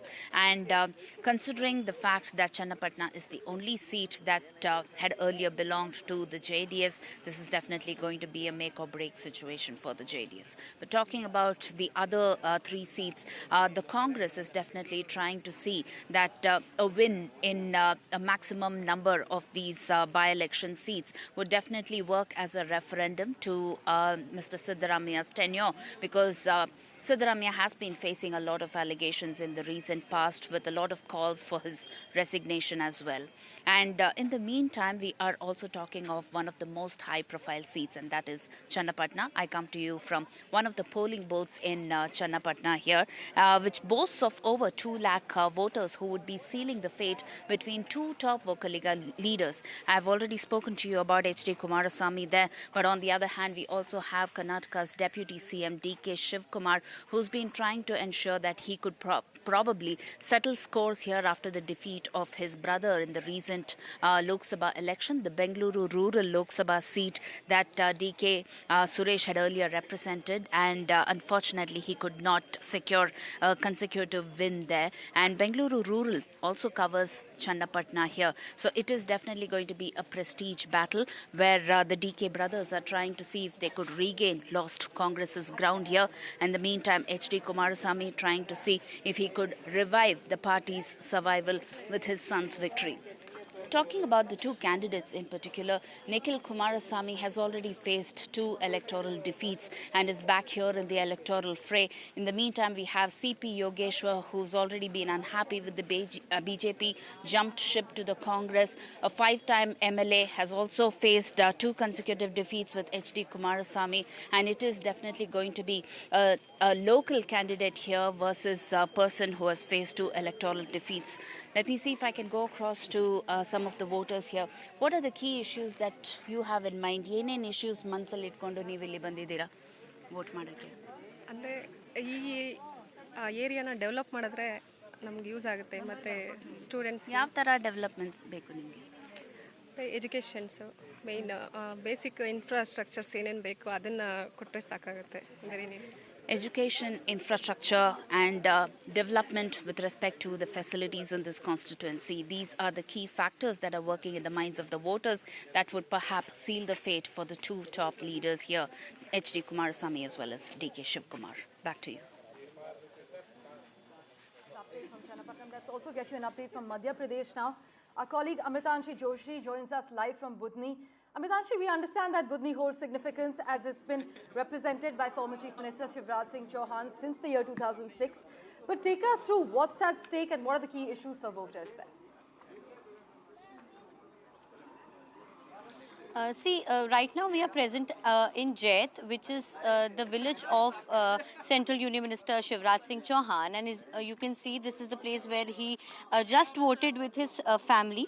And also, if we talk about other things, these are the first by-elections after the Lok Sabha elections and have some things at stake for both Bharatiya Janata Party and Congress.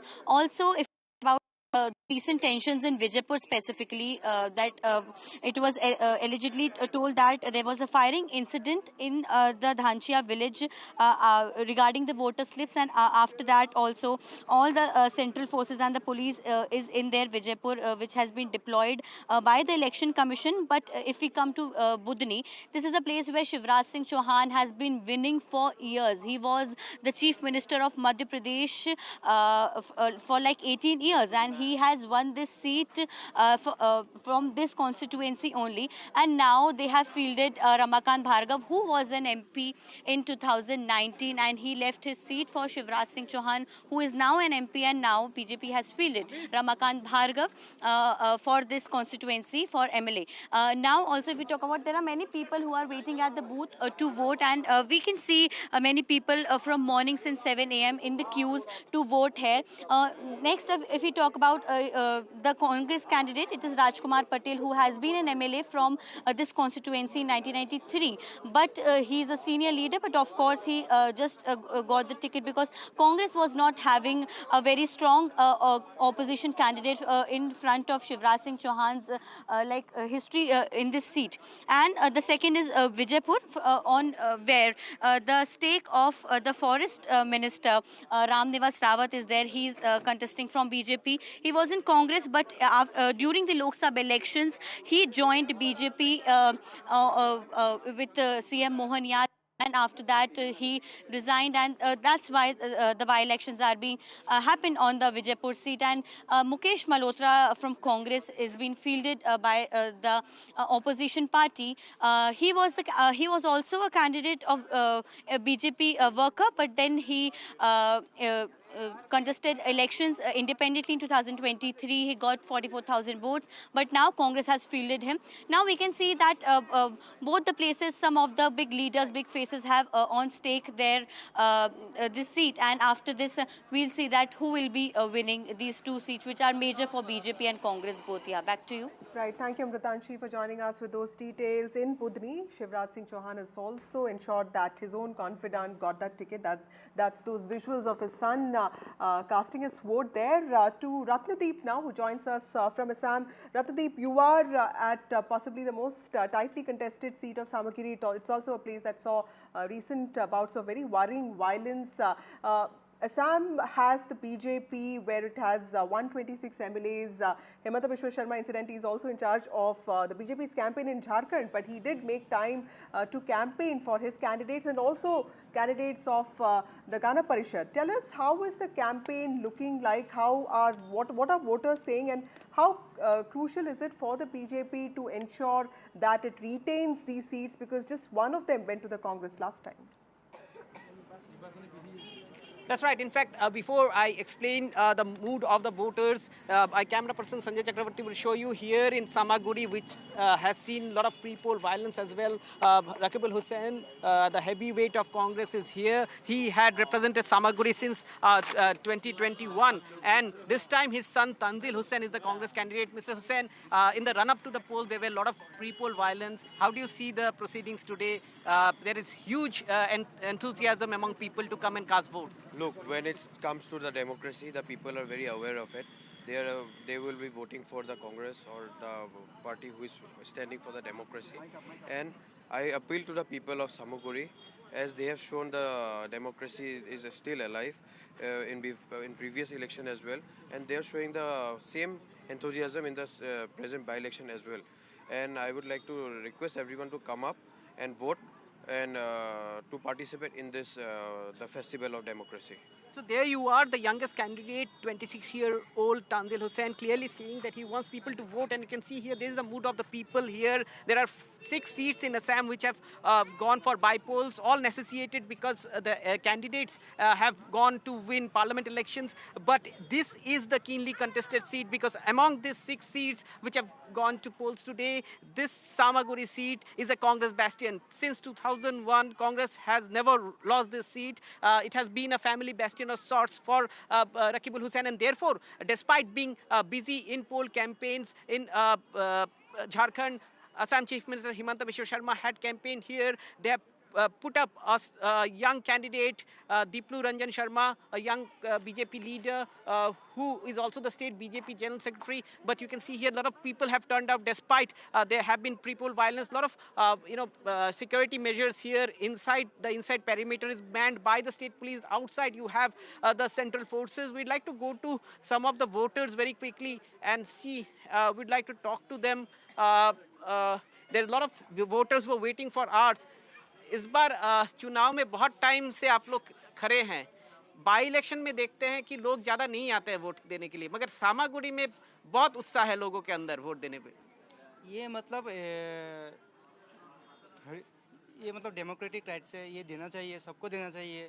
मतलब ये हमारा नेता चुनने का ये अवसर है, इसीलिए मैं कहूँगा वोट देना चाहिए. और हमने देखा चुनाव के पहले थोड़ी हिंसा हुई यहाँ पे, एक जगह पे लोग मारे गए, मगर इसका कोई प्रभाव, डर, ये सब नहीं रहा लोगों के बीच, क्योंकि मैं सुबह से देख रहा हूँ कि लोग बाहर निकल के आ रहे हैं वोट देने. हाँ, आ रहा है. ये मतलब डर क्यों रहेगा? ये हमारा डेमोक्रेटिक राइट्स है. मतलब ये लोगों का बात है, जिसमें वोट देना चाहिए वोट दे दो. मतलब ये हमारा बीच में हिंसा है. ये मतलब क्या बोलूँगा इसके बारे में. So there you are, this young voter clearly pointing out the most important fact that despite pre-poll violence, people are not afraid. They want to come and cast their vote. They want to exercise their democratic rights.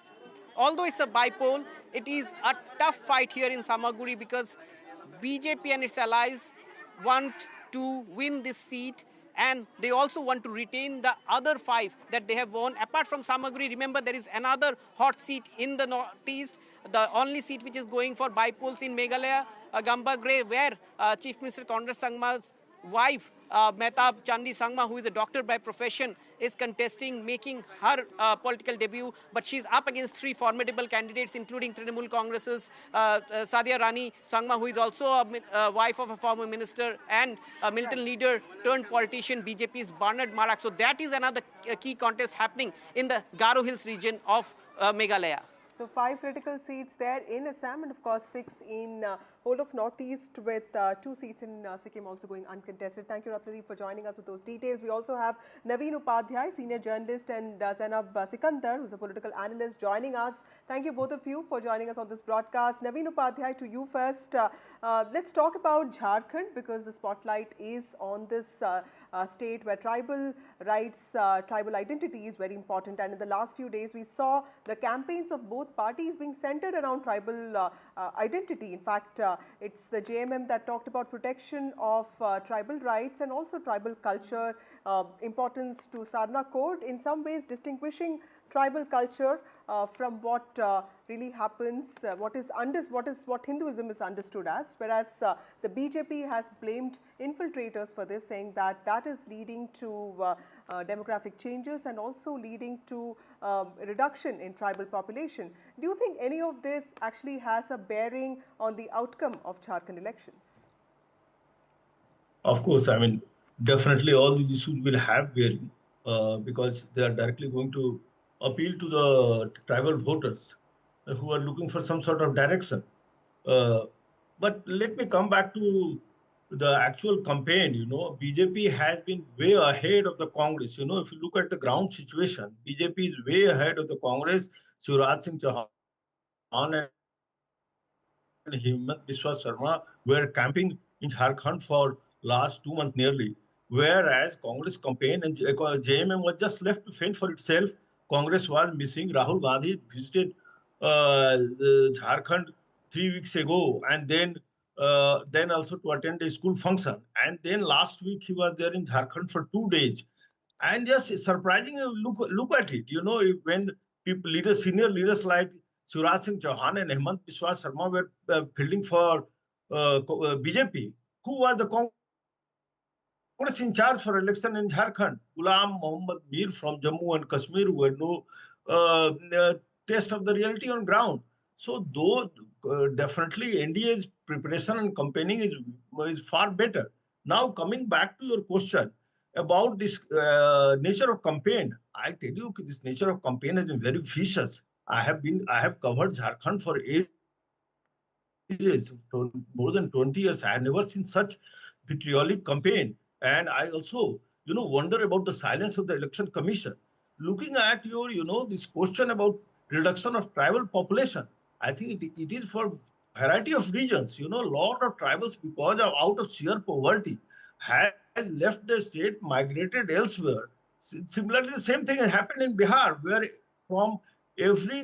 out of every 3 household, one person from every household is in the Delhi or elsewhere looking for job. So you can't say population of some backward caste or Dalit in Bihar has come down because of atrocity of upper caste. Similarly, you can't say. Many are arguing that the BJP's campaign this time has focused around religious lines, except as opposed to the last election, this time the focus is not so much Christians, but it's the infiltrators. Is this entire hypothesis of the infiltrators, as Vasudha had highlighted, likely to pay electoral dividends for the BJP, knowing that the BJP does not have a chief minister face, and knowing that the national leadership has actually got on ground zero to campaign for the party? Would you still say the NDA is in a more formidable position than it was in 2019? Look, firstly, we should know that BJP always pulls all its best campaigners whenever there is an assembly election. Even for the smallest of elections, they will get all the national leadership and, they will congregate in the state where the elections are, even if sometimes it's a very small election, still they will do it. And, so that's a signature style of BJP. So we can't say that, probably they're nervous. They are not. This is what they do. This is their signature style. Now, when it comes to talking about infiltrators, that's again, you have to realize that's a campaign, sort of a cornerstone of theirs in many states and also in Jharkhand. They had been talking about it, especially because in the previous election, there was a panic amongst voters that the lands of the tribes were going to be grabbed, and that actually harmed BJP. There were 2 schemes that there was this rumor that they're going to be amended. There was this controversial, talks of amending the Santhal Pragna Tenancy Act of 1949 and the Chota Nagar Tenancy Act of 1908. Now, because of this, there was a lot of talk that land of tribes was going to be grabbed. But then BJP and the campaigning and the on-ground campaigning, they ensured that people were assured that this was not going to happen. And therefore, they also shifted their campaign into talking about infiltrators more than, this entire talk of land grabbing or anything by the government. So basically what has happened is BJP has changed gears, and it has ensured that by talking about infiltration, they assure the people of Jharkhand that they are there for their benefit. They don't want the demography of Jharkhand to be changed. You also have to understand that BJP has ensured that they are putting up the best candidates possible. And I would like to take you and gloss you over some candidates. For example, Geeta Koda. She's again the former CM she's the former CM's wife. Then there is Arjun Munda's wife, who's Meera Munda there. Then also besides that, we have Babulal Soren, who's Champai Soren's son. It's his electoral debut. Right. They also have social activists, coming in and, giving them debut tickets. So what we realize is that BJP is actually putting it all efforts in the Jharkhand election, and Jharkhand never votes, in a similar pattern. If they voted a certain way in Lok Sabha, if they voted a certain way in the previous assembly election, they will always bring in a twist. This is the voting pattern of the Jharkhand taking population. off from what Zainab also said, do you think that the victory that BJP got in Chhattisgarh 2023, is that also something that has made BJP far more confident of its welfare promises? Because now there is competition in welfare, especially with regard to outreach towards women. Both JMM and BJP are actually competing with each other when it comes to, the Matru Vandan Yojana.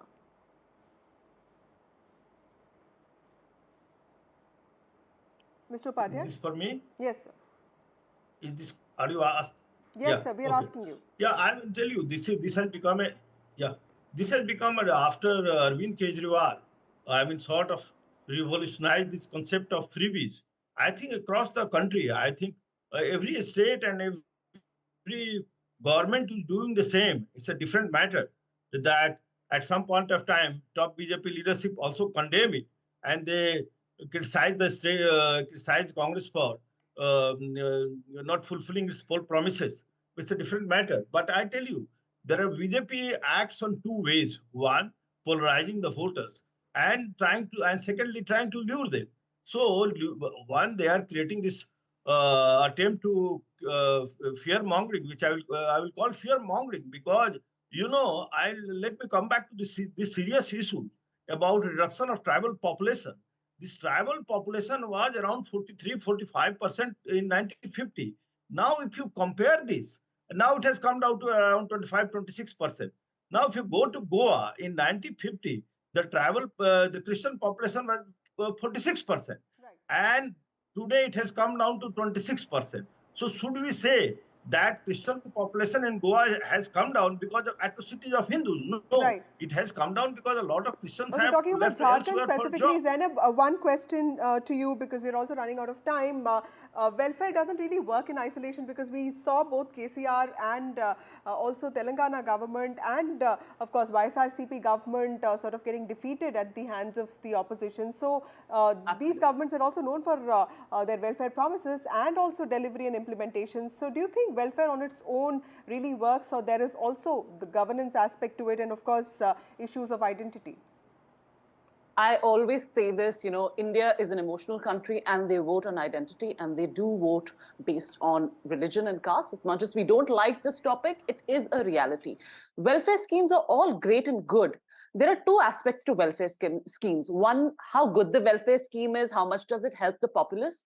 But the second part is implementation. And most of the times people are unhappy with the implementation parts. They say we don't get the benefits. So what happened in Telangana with the KCR government, they know better that there was a lapse in the implementation of the welfare schemes, which is why people were very upset with them. Now, when it comes to Jharkhand specifically, I'm again emphasizing the tribals there are a very key, demography that vote, and they vote en masse. And, this time I'd also like to point out to you, there has been an expansion of coalition. When it comes to the India bloc, they have brought in the CPI, ML and L. They have brought them in, whereas BJP has brought in AGSUP. They have also brought in Chirag Paswan's LJP, and they have also brought in Nitish Kumarji's JDU. What does this show?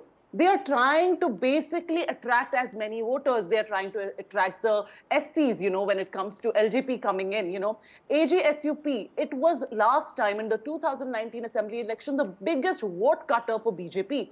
This time they're standing with BJP, and therefore there is one election. This time there is Neeru Shanti Bhagat of AGSU, who's standing against Rameshwar Oraon of JMM. Last time, Rameshwar Oraon in the 2019 election won because the vote was split between BJP and AGSUP. But because this time BJP and AGSUP is together, someone as big as Rameshwar Oraon is also very nervous about this election, because now, so the coalitions have expanded. So what I'm trying to say is Jharkhand election this time will be more interesting, because BJP has realized where they were missing out and where the votes can come in, which I'm again saying are the tribal regions. And I think this time there are 20 seats. This first polling, 20 seats of the tribal areas are going into election today. Yes. So, and there are a total of 28 and 6 of the SC seats. So it'll be interesting to see, the voter turnout in these places, because I think if the voter turnout is more, I think it will be advantage BJP. In fact, up until 9 a.m., the turnout has been recorded as 13%, and this is till 9 a.m. in the 43 Jharkhand seats voting today. Thank you so much, Naveen Upadhyay and Zainab Sikandar, for joining us on NDTV as always. 43 of Jharkhand's 81 assembly seats are voting in the first phase of elections, and a handful of by-elections are also taking place. The most prominent of which is Priyanka Gandhi Vadra's test in Kerala's Wayanad. Of course, in many of these states, elections are happening for the first time after 2024 Lok Sabha elections. So it will also show us in some ways mood of the country, but that actually in many ways is contested, because by-polls often are seen as not really having much of an impact on the state of any state government. But clearly this is a prestige battle in several states, including in Bengal, where Mamata Banerjee will have to perform well to ensure, to sort of show that her assurances to women and doctors of the state is working. As always, news and updates continue right here on NDTV 24/7. We're taking a quick break. Don't go anywhere.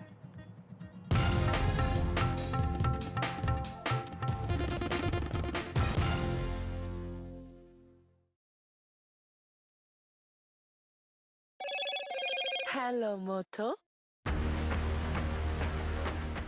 Motorola Edge 50 Pro, world's first AI-powered pro-grade camera.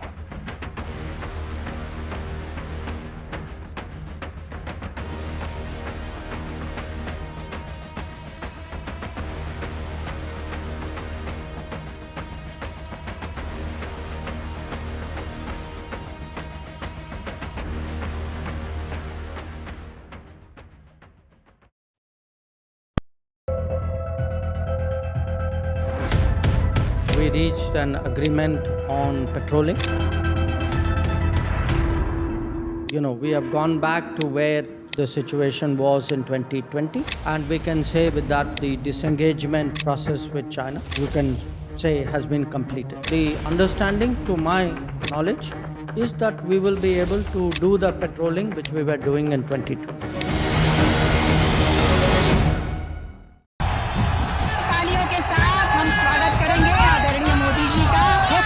Shivaji Maharaj की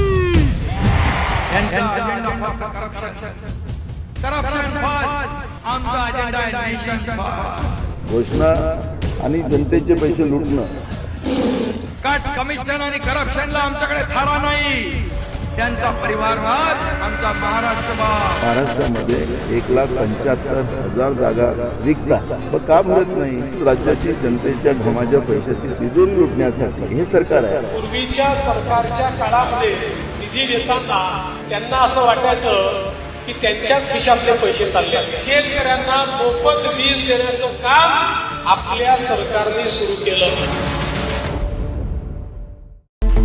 It's a web of frauds, calls, luring emails, threatening messages. Cyber frauds have cast their net wide and everyone is at risk. We track the victims, their horror stories as they get conned online, extorted and robbed of their hard-earned money. How to identify a cyber fraud and how to stay cyber safe. What are your options? Fraud.con. Only on NDTV 24/7.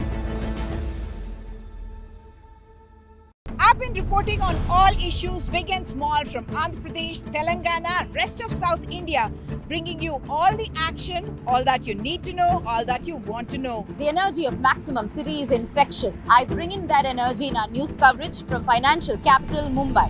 India's IT capital is always buzz. It's literally a city that never sleeps. And I keep you ahead on all the Bengaluru buzz. Covering from the southernmost part of India over the last 23 years.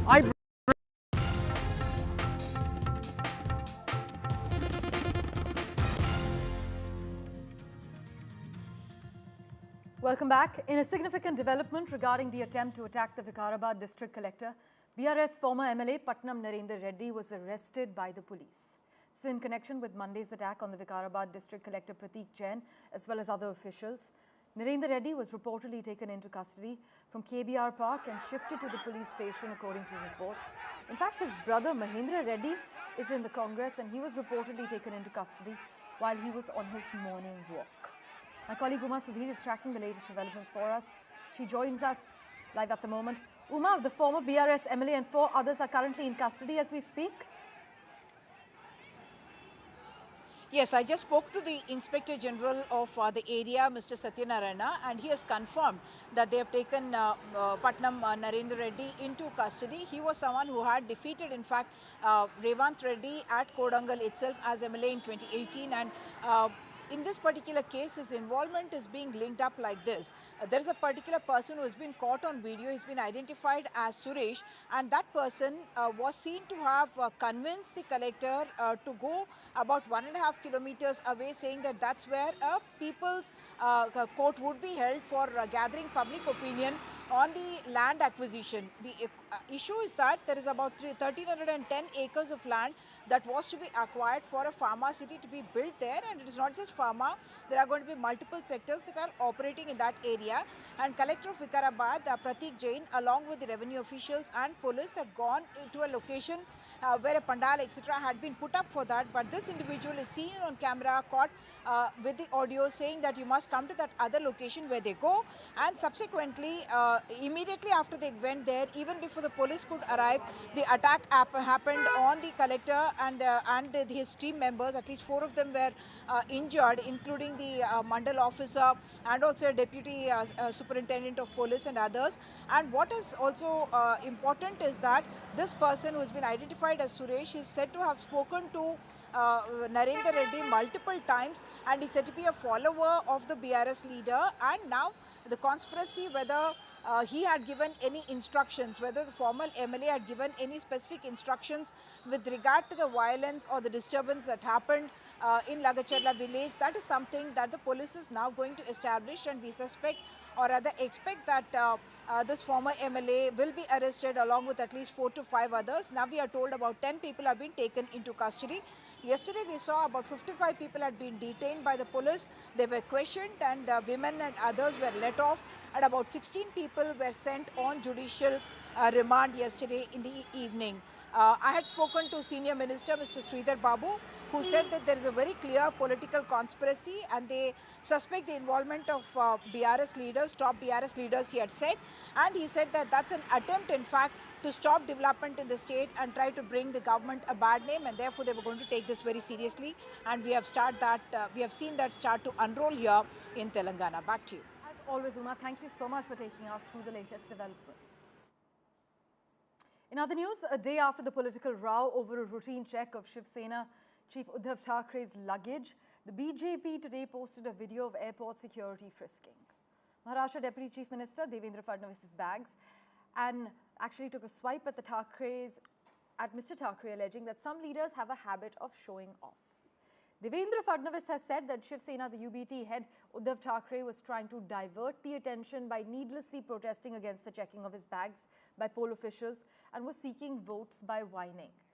In fact, the EC has said that this is a routine procedure, but I must also inform you that the BJP has slammed the Mahavikas Aghadi. In fact, they have said that Mr. Fadnavis and Mr. Gadkari's bags were also checked, and they've cited the 2024 polls to add that Mr. Nadda and Amit Shah's bags were also checked. Anuj Raite has been tracking the developments very closely for us. He joins us live at the moment. Anuj, now their video was regarding the bag checks. What latest details can you disclose to our viewers? Yesterday and day before yesterday, Uddhav Thackeray himself shot a couple of videos and posted it on his social media platforms, which showed that while he was in Yavatmal and then in Latur, his bag was checked by the ECI officials. And this led to, a sort of a debate in the political circle of Maharashtra, where the opposition primarily started to blame the Election Commission of India for not keeping a level playing field when it comes to treating those in power and those who are in the opposition. right after that, we also saw that Sharad Pawar, NCP's Amol Kohli's bag also got checked. This also led to reactions coming from different leaders from the Mahavikas Aghadi camp, be it Supriya Taisure, be it Sharad Pawar himself, or even Sanjay Raut. They spoke about how the public perception which has been created because of this is not going to favor the government, and it will cost them. But today we see that two videos have been posted by the Bharatiya Janata Party, or two news items have been made public by them. Firstly, about how Devendra Fadnavis's bag was checked on the 5th and 9th of November. They've also put a video on what happened on the 5th of this month, where they've shown that while he's entering an airport, his bag has been checked thoroughly by the ECI officials. And then they also talked about how it is a routine checkup. It is something that has been happening with leaders who are usually involved in the political happenings, but then Uddhav Thackeray is making a mess of a procedure. A reaction to this is still awaited from Mahavikas Aghadi's end, but this seems to be a very timely post and a very timely response given by the Mahayuti and especially by the Bharatiya Janata Party against the allegations put forth by Uddhav Thackeray, who very categorically told the ECI officials to also check the bags of Fadnavis, Shinde, Amit Shah and Modi. So much for joining us with the latest. Well, let's turn our attention now to Delhi, where dense smog engulfed the national capital region, the surrounding areas this morning, with visibility dropping and the air quality settling in the very poor category. A few flights were diverted at the Delhi airport due to low visibility conditions this morning, and the Indian Met Department has said that very dense fog began forming around 5:30 a.m. There were low visibility conditions in the city, and as far as the data by the Central Pollution Control Board is concerned, well, the city's air quality index was at 361 at 8 a.m. However, the Ayanagar station reported the worst air quality with the AQI at 417, that's in the severe category, followed by Anand Vihar at 399, that's in the very poor category. But a persistent layer of smog has covered Delhi, the nearby areas, affecting visibility and raising health concerns predominantly. But adding to the pollution woes, the Indian Met Department has reported 100% humidity level this morning. In fact, high humidity combined with low wind speeds has intensified the already dense smog, making it harder for pollutants to disperse, as you can see on the visuals that are playing out on your screens at the moment. My colleague Tanushka Datta has been out and about taking a stock of the toxicity as far as the national capital region is concerned. She joins us live at the moment. Tanushka, very worrying data coming in from the CPCB. The weather department also has forecast shallow to moderate fog in many parts of Delhi, which basically means that visibility will be impacted and pollution is expected to remain bad. Right, exactly, Parmeshwar. The visibility, of course, the dense layer of fog engulfs the capital at this point. I'm currently at the Delhi airport area, wherein, of course, a lot of flights have been delayed. One flight, as of now, we know that has been cancelled. This flight was on its way to Amritsar. The visibility at the airport stands at, 0 meters, which was as of 7 a.m. But as of 8 a.m., the visibility rose up to only 200 meters. The visibility at Amritsar Airport is also only at 50 meters. And in such visibility conditions, of course, it's very difficult for flights to depart or take landing, of course, at the airport. We know that 7 flights have been diverted. 6 of these were on their way to Jaipur, and one of them was to Lucknow, and at least 9 flights have been delayed as well at the airport. Of course, this is mixed with the fog situation, is mixed with the pollution situation as well. It is a moderate to heavy layer of smog also engulfs the capital at this point. And as you also mentioned, the air quality index, this is the 15th consecutive day that the air quality index has remained in the very poor category for Delhi. Some parts of Delhi are also witnessing an AQI in the severe category, which is above 400. However, in Delhi, as of now, the air quality index stands at 351, and the wind speed also is at 5.4 kilometers per hour, which is barely, any movement at all, which in turn contributes to an adverse air pollution situation. And the major pollutant present in the air right now is that of PM10. PM10 includes dust, pollen, mold, and vehicular emission especially. So, the pollution situation, it's only November and the pollution situation is worse at this point in Delhi, and it is only expected to, stay in the very poor category as per the Met Department data and forecast. Until the 15th of November, the AQI will remain in the very poor category for Delhi. Thanks so much for joining us with the latest. In other crucial news, the Taliban regime has appointed Ikramuddin Kamil as the acting consul in the Afghan mission in Mumbai. In the wake of the Taliban takeover in 2021, India had pulled out its diplomats from the mission in Kabul, whereas Afghan diplomats manning the embassy in New Delhi left India and sought refuge and asylum in different Western countries. Responding to the appointment, India has said it doesn't recognize the Taliban government of Afghanistan. But if you want to know a little more about Ikramuddin Kamil, he had actually studied in India for 7 years while completing his doctorate from South Asia University on an MEA scholarship, and he has agreed to function as a diplomat in the Afghan consulate. So the Taliban regime has appointed Ikramuddin Kamil as the acting consul in the Afghan mission. This is in Mumbai. Let me just rejig your memories a little bit. In the wake of the Taliban takeover in 2021, India had pulled out its diplomats from the mission in Kabul, whereas Afghan diplomats who were actually stationed in Delhi, they left and they sought asylum in different countries in the West. But responding to the appointment, India has categorically said it does not recognize the Taliban government of Afghanistan.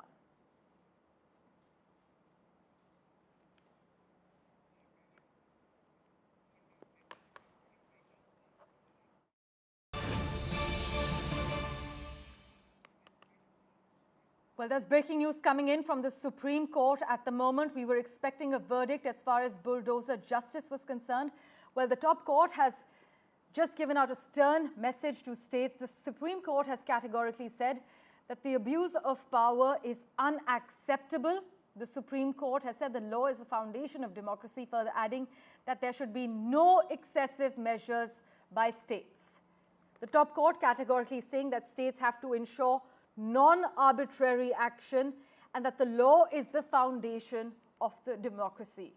The Supreme Court has delivered this verdict on pleas seeking to stop authorities' bulldozer action against accused persons as a punitive measure. In fact, the top court was expected to decide on framing pan-India guidelines to prevent the illegal demolition of homes as well as other properties. I must inform you, back on the 1st of October, the court had extended its interim order, asking authorities to stop demolition drives until further orders were received. But the interim order did not apply to unauthorized constructions, including religious structures on roads or footpaths. Earlier, the court had also remarked that public safety is paramount and no religious structure, be it a temple, a dargah or a gurudwara in the middle of the road, can obstruct the public. Also, during the hearings, the court had observed that being an accused or convicted of a crime was no grounds for authorities to actually initiate bulldozer action against homes and shops. I must inform you that the Supreme Court has now categorically said in a stern message to states that the abuse of power is absolutely unacceptable. The top court has further added that there will be no excessive measures undertaken by states and that the law is the foundation of the democracy and states have to ensure non-arbitrary action.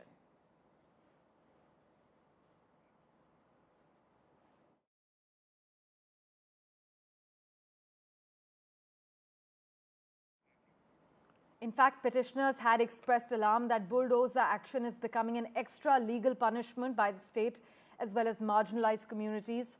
They were being extremely victimized. I also must inform you that Justice Gawai had earlier clearly said that we are a secular country. Whatever we lay down, we have to lay down for all citizens. He had added that there cannot be a particular law for a particular religion, and unauthorized constructions belonging to members of any community have to go no matter their religion or faith. But a stern message coming in from the Supreme Court currently saying that the issue is of fairness in justice. The Supreme Court saying that states have to ensure that there's non-arbitrary action taken. Alok Pandey joins us over the phone line at the moment. Alok, take us through the key takeaways as far as the top court is concerned and the stern message to states that's just been released. It's a very stern message, Parmeshwar. You are right. In fact, as we speak, the judgment is still being read out. But I think the court, by what it has said right now, has made it clear that arbitrary demolition of houses of accused is not going to be accepted. And they have in no uncertain terms said that this is a violation of the Constitution and the violation of the law. A two-judge bench of the Supreme Court, like I said, is reading out the verdict right now. But like I said, even till this moment, they have said that you cannot go and demolish somebody's house just because that person is an accused. They have said that officials cannot take law into their own hands. The homes cannot be demolished arbitrarily. The state cannot take excessive measures. This is important. You see, what the Supreme Court is saying that, instead of going and raising homes with bulldozers, it is the state's responsibility to ensure non-arbitrary action. They are saying that at the end of the day, if you abuse power, then the law cannot spare you. The court of law is not going to spare you. Another very important observation or part of the judgment or the order by the court is that, see, the executive cannot declare a person guilty. That is a matter of the courts. I mean, if I am an accused in a legal case, it is not the government who can come to me and say that you are guilty, I am going to demolish your house. Now, as a reporter who has covered this on the ground, I can tell you that there are times, for instance, I covered a house demolition in Prayagraj. If you remember, there were these protests when, one person was declared guilty on social media or whatever you may want to call it, and then you had a situation where the authorities pasted some notice and said that your house violates some conditions, and they brought down a whole bungalow. Now, again, this, as per the Supreme Court, would qualify as an excess, and they are saying that it is the state's responsibility to actually ensure that these excesses do not take place. That's what they are saying. So I think the order is very clear that you cannot do this. And that the right to shelter is a fundamental right, and that at the end of the day, you have to ensure that legal processes are followed if you are doing something like this. Again, for instance, just now what Justice Gawai has said that when a particular structure is chosen for demolition all of a sudden and other similar properties are not being touched, then the presumption is that the real motive is not the structure, but the act of penalizing without a trial. Now, you can extrapolate this to many demolitions that we've actually covered on the ground, and not just me. Our colleagues across bureaus in India have covered actions where you have one particular bungalow or a house that is taken down, while you have homes next door that are perhaps carrying out the same violations that are not. So again, the Supreme Court has taken note of that and said that, you have to satisfy, authorities have to satisfy that demolition was the only option, and that you could not have lived with, say, taking down only a part of the house. Right. That is something that they are saying, and that appears to be very, very important. Alok, as always, thank you so much for taking us through the details coming in from the Supreme Court as they read out that verdict. As my colleague Alok Pandey is reporting, the Supreme Court has clearly, in a stern message to states, said the executive cannot replace the judiciary and legal process, should not prejudge the guilt of an accused. These are the words of the Supreme Court, taking a tough stand on the issue of bulldozer justice. The Supreme Court has clearly said arbitrary demolition of houses will not be accepted, and the right to shelter is a fundamental right. In fact, petitioners had expressed alarm that bulldozer action is becoming an extra legal punishment by the state, and marginalized communities are increasingly victimized.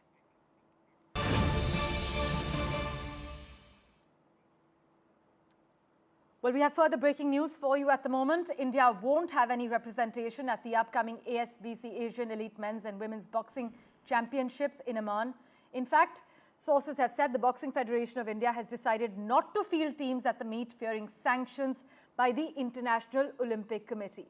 This event was expected to be held from the 28th of this month until the 12th of December in Jordan. Rika Roy joins us over the phone line at the moment. Rika, what details can you disclose?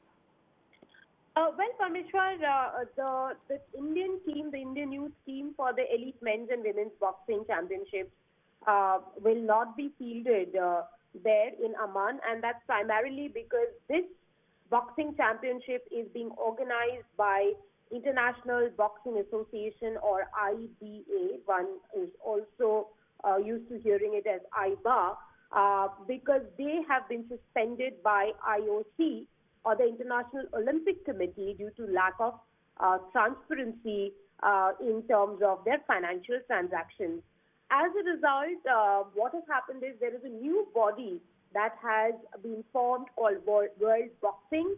Right. However, IBA is still continuing to register some new members, though it is not the body that is recognized by IOC.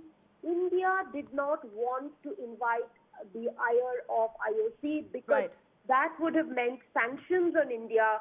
That would have meant non-participation of our boxers for future world meets. So at the moment, the World Boxing Body is still being formed. They need about 80 members. As always, Rika, thanks so much for joining us with the latest breaking news information coming in. And as always, news and updates continue right here on NDTV 24/7. For now, we're slipping into a very short break. Don't go anywhere.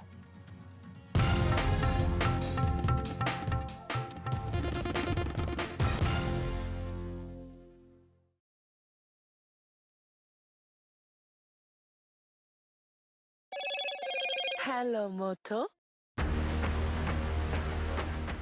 Motorola Edge 50 Pro, world's first AI-powered pro-grade camera. Dr. S. Jaishankar has posted saying, delighted to launch the 18th Pravasi Bharatiya Divas, the website alongside the Odisha Chief Minister. The MEA is proud to partner with Odisha and welcome our diaspora to the temple city of Bhubaneswar to experience India's rich culture and heritage. It's a long-standing occasion to renew bonds and develop friendships.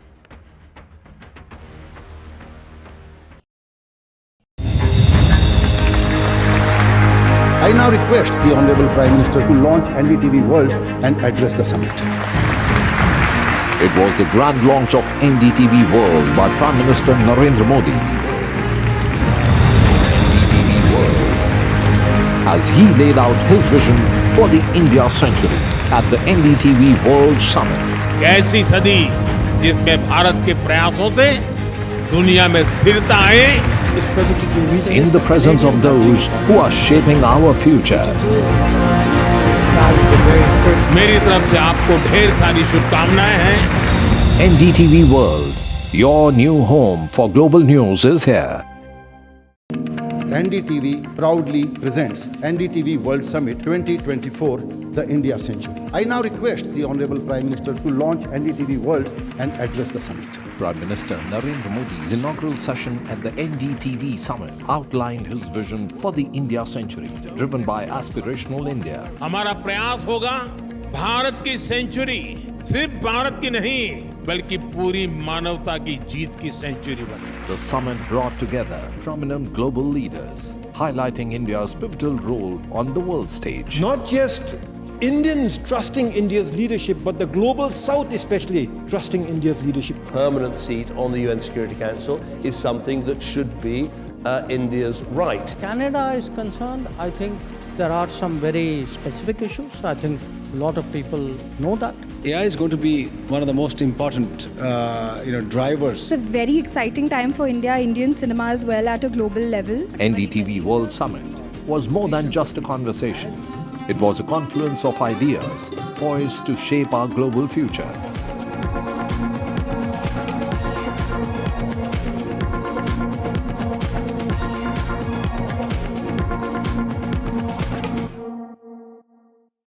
Stay informed and entertained with the new and updated NDTV News app. You can watch all our channels live, listen to podcasts, read breaking and exclusive news from around the world and more. Download the NDTV app today and get access to the best journalism and storytelling on your smartphone or tablet. The NDTV app. News that matters to you. NDTV proudly upholds its legacy of trust and credibility. According to the prestigious Reuters Institute's Digital News Report 2024, NDTV is the topmost news platform in the country. Number one in both online and offline reach in India, beating all its competition. NDTV stands for trust.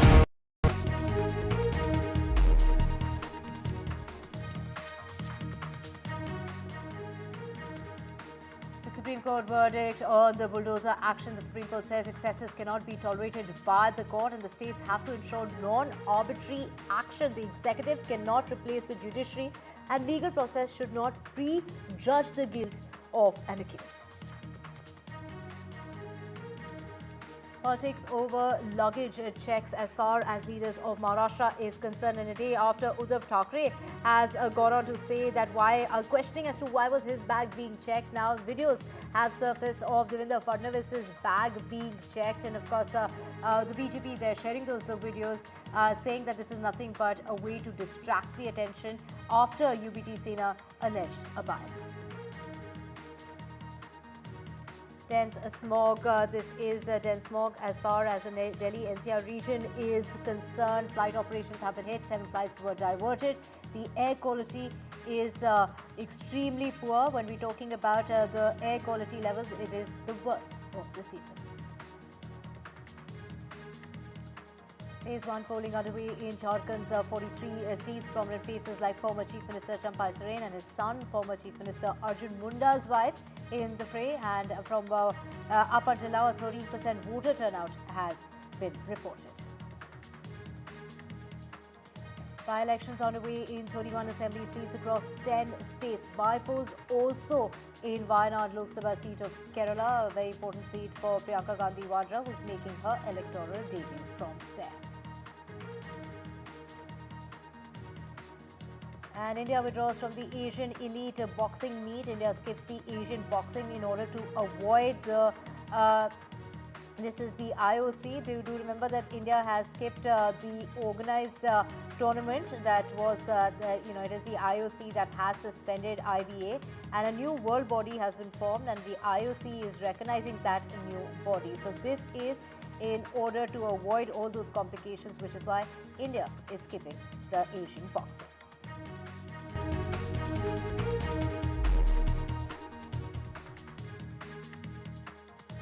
Let's get into the very latest. A very good morning. You're watching NDTV 24/7 on Divya Vadra. We have the top court verdict that's out as far as the bulldozer action is concerned.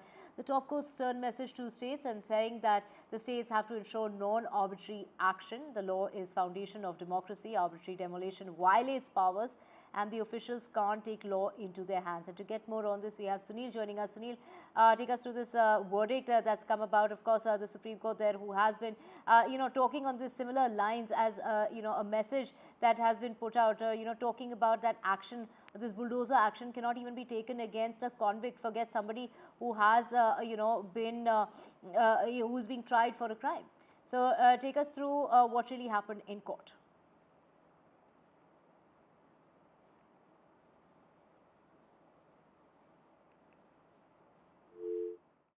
Three important points that we need to, keep in mind. That the executive cannot become the judge. Demolishing homes of the accused without due process is unconstitutional. Even for convicted, punishments cannot be raising their property, and you cannot penalize before the trial. And the rule of law and compliance must be even for municipal laws. People have to be given adequate time to respond to and challenge the demolition notices. It is not a pleasant sight to see women and children rendered homeless, and heavens will not fall if the authorities lend a hand before the set period. So it's in that context that the Supreme Court has made it very, very clear and categorical that they want certain norms to be followed. This after, of course, as you are well aware, the Solicitor General, no less, Mr. Tushar Mehta, had opposed this nationwide stoppage of bulldozer justice, as it was known. The Supreme Court now laying down clear directions and guidelines, and you cannot, just because there is some crime or some conviction, that you demolish somebody's house and leave the others who are in the vicinity and leave the others who are in the vicinity, untouched. So it's in that context that, both the Chief Justice of India earlier before demitting office, the former Chief Justice Chandrachud, his bench had said that this is completely unacceptable. Now, no less than Justice Gawai as well as Justice Vishwanath have given very clear guidelines and directions, as well as how that modus should be done through what they call registered post and others to get that semblance of justice in terms of ensuring that no bulldozer will go against people. The right to shelter, as they say, is something that needs to be protected to a great extent. Right, of course, recognizing the diverse municipal and local laws, the court has, of course, noted its concerns about the potential misuse of these regulations, and which is why these pan-India guidelines are being issued. That's true. So, as we were saying that clearly the Supreme Court wants to ensure that there is a civility, there is a dignity in the right to shelter. That you cannot unnecessarily go ahead and bring down just the executive because you don't like somebody's face tomorrow morning, or because somebody has been convicted, or for political reasons you want to do bulldozer justice, as it has been seen in various states across this country. That is why no less than the Solicitor General Tushar Mehta was opposing the nationwide staying of this entire ban until the directions had come. But the Supreme Court made it clear that they are clearly upset with the way things have gone, that it is not proper. You cannot penalize before the trial, and the rule of law must be there even for municipal law. So it's in that context that it's not a pleasant sight when you demolish people's houses and women and children are seen on the streets. That's not a happy sight, and it's in that context that they have said that heavens will not fall if authorities lend them a hand before the period. But one caveat and one proviso that we must inform our viewers: this does not pertain to unauthorized construction or those where there have been public encroachments on roads, on pavements and others. On that, the Supreme Court has not laid a guideline. On that, the rule of law will continue. But this is for people's houses where there has been demolition that has taken place. It's in that context that the Supreme Court has given very, very clear guidelines and directions in the days ahead. Right, Sunil, of course, this a judgment that was perhaps on expected lines because of what, the court had been saying in the past as well. This is a landmark judgment, of course, there with the Supreme Court there talking about how the executive cannot take on the role of law. And of course, this is basically the Supreme Court there coming down heavily and saying that the executive cannot replace the judiciary and the legal process should not prejudge the guilt of an accused. Sunil.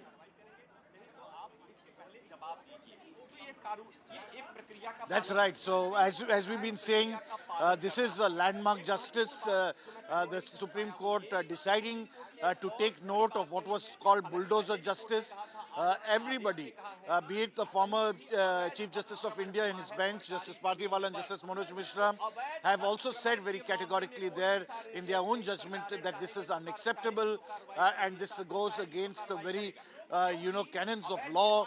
Having said that, the bench which was hearing this, Justice Gawai as well as Justice Vishwanathan, after deciding to hear and saying that this cannot be done instant justice, as it was seen, people's houses being demolished, if once somebody had been convicted or some crime had been committed, we were seeing, and cameramen were and media were going ahead, as we saw no less than in the city of Delhi. Jangarpuri is a classic example, and it's in that backdrop all these issues were discussed at the Supreme Court, and it's a damning indictment on the bulldozer justice. The Supreme Court has made it clear that you cannot do bulldozer justice without giving adequate notice to residents. to people, because this is a right to shelter. The heavens will not fall. There has to be norms to be followed, and it's in that context that the Supreme Court has come down heavily on all kinds of, state governments who have been responsible, be it Delhi, be it UP, be it MP, you name it. There have been a number of instances where bulldozer justice has become and has been tampered and has been known as, instantaneous justice. This has been struck down very adversely and has been called perverse by the Supreme Court. They have now issued guidelines and directions on how you should follow it in the future. Right, Sunil, of course, the court there saying that such excessive measures cannot be taken, and it's the dream of every family to own a home, and that is the assurance that the court today wants to give to every citizen of the country that their home will not be destroyed. Absolutely. There has to be certain guidelines. If there is something illegal in somebody's home, you have to follow norms. You have to follow certain principles, certain directions. तो logical यही है कि अगर आप state हैं, आप बायस नहीं हो सकते किसी के अगेंस्ट, आप पे जिम्मेदारी है कि आप आर्बिट्रेरी नहीं हो सकते, बायस नहीं हो सकते। तो उसके लिए उन्होंने कहा कि अगर एक घर है और आपसे वो तोड़ रहे हो तो वो दिखाएगा कि ये एक आपका बायस है, एक प्रेजुडिस है, एक पर्टिकुलर लोगों के या कम्युनिटी के खिलाफ। जिन लोगों के घर बिना नियमों का पालन किए तोड़े गए, क्या उनको कोई मुआवजा वगैरह देने का निर्देश भी अभी फिलहाल दिया गया है? मुआवजे का निर्देश भी दिया गया है, उसका सिस्टम क्या होगा वो हमें जजमेंट पढ़ के पता चलेगा। अभी प्रोनाउंसमेंट हुआ, अभी जजमेंट की कॉपी आएगी, हम उसका अध्ययन करेंगे और उसके प्लान बताएंगे। सुप्रीम कोर्ट ने कहा राइट टू शेल्टर जो है वो मौलिक अधिकार है, और क्या टिप्पणी इसको लेकर की है मौलिक? देखिए, सुप्रीम कोर्ट ने यही कहा है कि राइट टू शेल्टर पूरी तरह मौलिक अधिकार है। Right to shelter right to life का हिस्सा है, और आप जब किसी का घर ऐसे तोड़ देते हो जाके, जो उसने ज़िंदगी लगा दी है बनाने में, तो आप उस मौलिक अधिकार की अवहेलना करते हो, उसके विपरीत कार्य करते हो। इसलिए उसको रिकॉग्नाइज किया है फिर से, जो कि पहले भी रिकॉग्नाइज्ड राइट है, उसको फिर से रिआइटरेट किया है कि राइट टू शेल्टर जो है वो एक मौलिक अधिकार है। सुप्रीम कोर्ट ने कहा किसी भी सरकारी अधिकारी को मनमानी तरीके से बुलडोजर चलाने के लिए जो है वो बख्शा नहीं जा सकता है। सरकारों की मनमानी को कड़े कानून बनाकर निपटना होगा, ये भी सुप्रीम कोर्ट ने कहा है। जी, एक बार तो सुप्रीम कोर्ट ने ये कहा है कि देखिए, पहले तो जो मैंने पहले भी कहा कि पर्सनल लाइबिलिटी जहां डाल देते हैं आप अधिकारी की, तो इन सब चीज़ों पे एक रुकावट आ जाएगी। साथ ही साथ हमारा केस था कि आप नोटिस भेजते नहीं हैं। मेरा क्लाइंट गणेश गुप्ता था, जिसका जहांगीरपुरी में जूस शॉप को डिमोलिश किया गया था। उसमें जो नोटिस स्टेट ने लगाया था अपने काउंटर एफिडेविट में, वो नोटिस हमारी दुकान का है ही नहीं, हमारा नाम भी नहीं है उस पर। तो ये एक बैकडेटेड नोटिस कई बार लगा देते हैं, गलत नोटिस लगा देते हैं। अब इन सब चीज़ों पे रोक लग जाएगी। अब इनको सीधा उठा के डीएम साहब को भेजना पड़ेगा कि हमने ये नोटिस इस तारीख को भेजा, और उसके बाद 15 दिन तक, उस नोटिस के रिसीव होने के बाद 15 दिन तक का टाइम होगा उसका जवाब देने का। वो नोटिस घर पे चस्पा भी होगा, ये नहीं होगा कि सिर्फ भेज दिया, वो चस्पा होगा, प्रोमिनेंटली दिखना भी चाहिए।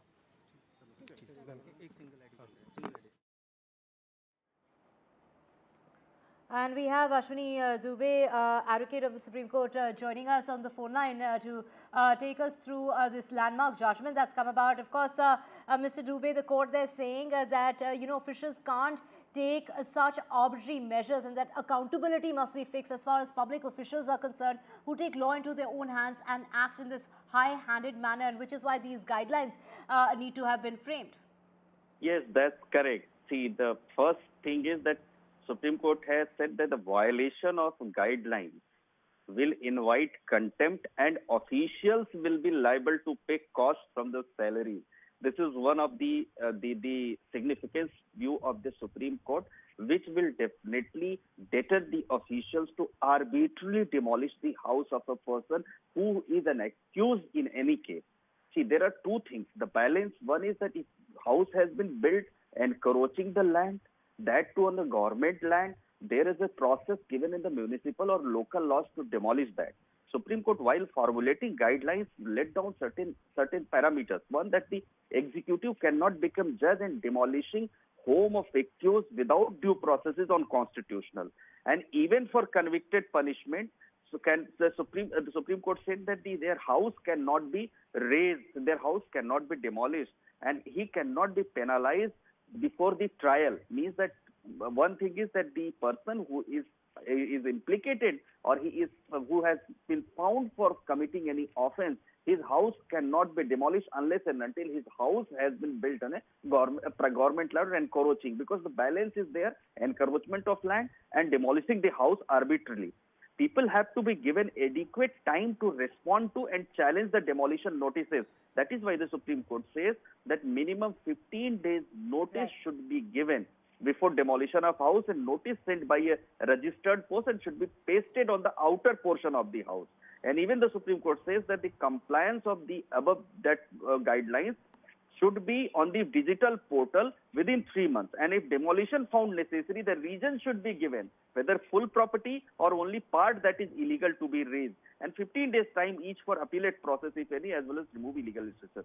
So meaning thereby the demolition without due process of law, without ceremony. Absolutely, Mr. Dubey, of course, the court there saying, and it was Justice Gawai who has gone on to say it's the dream of every family to have a house. And what's really important here is that an assurance has been given by the court today, telling the citizens of the country that, their dream home, whatever it is, in whatever capacity, will not be taken away as far as the law is concerned. So the law ensuring that the individuals know that the property will not be taken away arbitrarily. Thank you so much, Mr. Dubey, for speaking with us here on NDTV. Now let's just switch tracks to Maharashtra and a day after the political row over a routine check of Shiv Sena UBT chief. We're talking about Uddhav Thackeray's luggage. The BJP now has posted videos showing of airport security frisking Maharashtra's Deputy Chief Minister Devendra Fadnavis's bag as well. Now this is taking a swipe at Uddhav Thackeray, who has gone on to allege that there are some leaders who have a habit of showing off. So now this is a befitting reply as far as that allegation is concerned, with the UBT faction there saying that only their leaders are being checked, and questioning whether it is Devendra Fadnavis, whether it's the Prime Minister, whether it's the Home Minister, if their bags are ever checked. So the BJP there, answering that very question, and of course that big question was asked by Devendra Fadnavis, the Deputy Chief Minister, is what is really wrong as far as checking of bags is concerned, and saying that this is nothing but to divert from the real issue and to win elections by whining.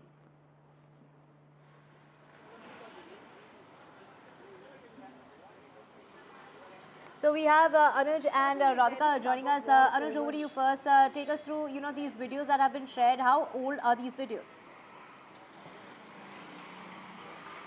The video posted by the Bharatiya Janata Party, the Fadnavis video that was posted by them, is from the 5th of November, and it is in response to the allegations made by Uddhav Thackeray from Shiv Sena UBT, when, in the last couple of days we saw that he was in Yavatmal, and after that he was in Latur, where he posted videos of Election Commission officials checking his bags.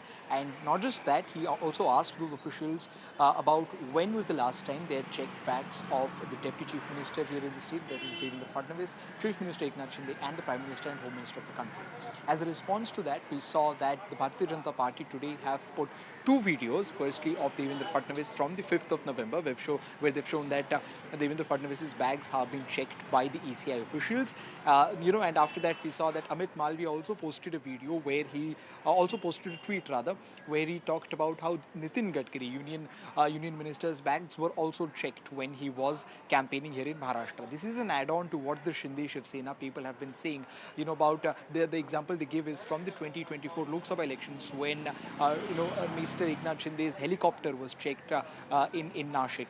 And these are the examples given by them to show that the Election Commission officers are basically doing their jobs and procedures, and there is no need for anyone to, to post a video in public in any sort of attempt to be whining, and that is what the Bharatiya Janata Party is saying. However, the Mahavikas Aghadi has been of the opinion that the Election Commission of India has not been providing a fair ground to both the parties here, be it the MVA and Mahayuti.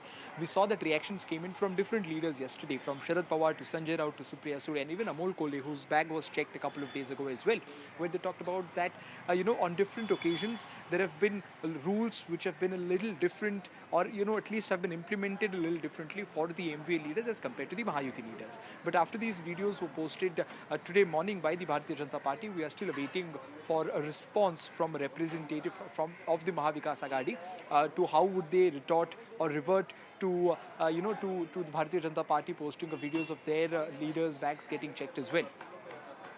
Right. We also have Radhika with us. Radhika, of course, the BJP hitting back at Uddhav Thackeray with this video of their own bags being checked. Of course, Uddhav Thackeray there claiming a bias, but the EC there saying that they're only following protocol.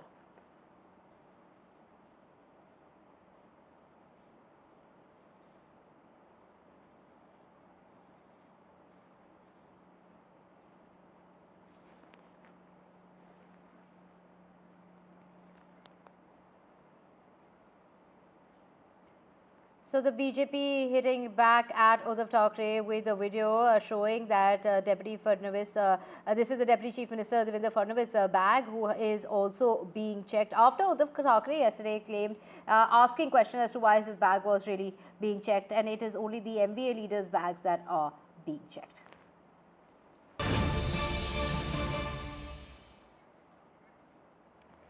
Let's just get you the latest and breaking news coming in of West Bengal violence, and it is the TMC ward chief that has been shot at.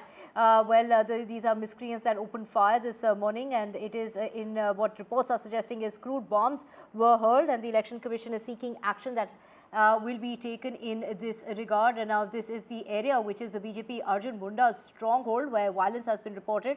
Violence is not in the Bipole constituency is what the Election Commission had to say, and violence is not poll related is what the Election Commission has to say.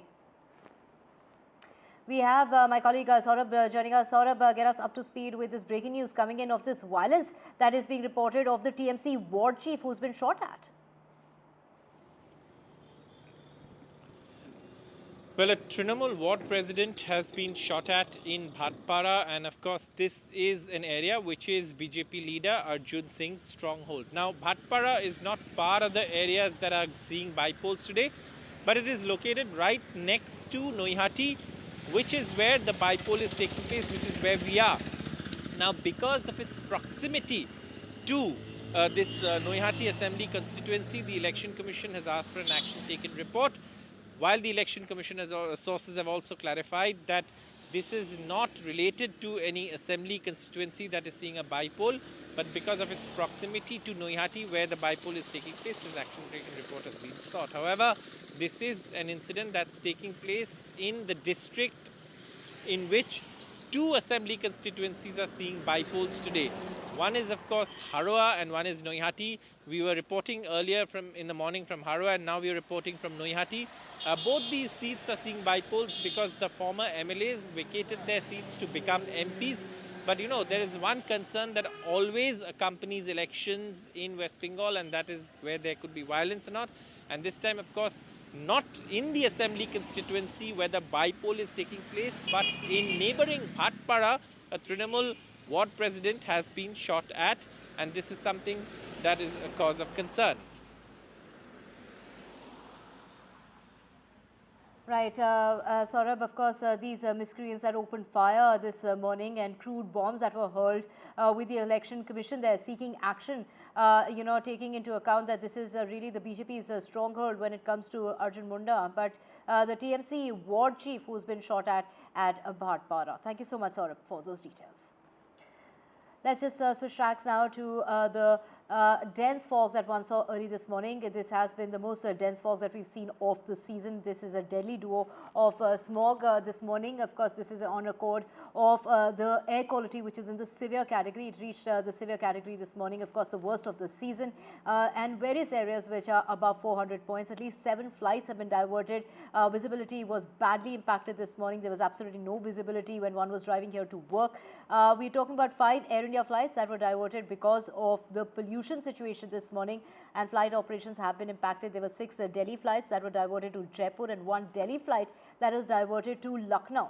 When we're talking about the pollution situation, the hotspots are, of course, Anand Vihar and Punjabi Bagh and various areas, in fact, of the national capital where the pollution is in the severe category. And from what we're hearing now is that there is no respite in sight because the winds are not picking up speed. The winds are about 5 kmph, that's 5 kilometers per hour, which is basically that, the wind is very still, and which is why the pollutants remain suspended in the air for a longer period of time, and they're not letting, the pollutants actually disperse out of the city limit. And whether it's Delhi or the adjoining areas, whether it's Noida, Gurgaon, all impacted by the pollution situation. And to get you a sense of what is it like on the ground this morning, we have Tanushka joining us. Tanushka, take us to the data first, and also talk us through the impacts of pollution, because year on year we talk about it. There are certain measures that the government talks about, but everything goes up in smoke, as we saw with the cracker ban. And can we now at least going forward ensure that cracker ban, because this is going to carry on even all the way through the wedding season?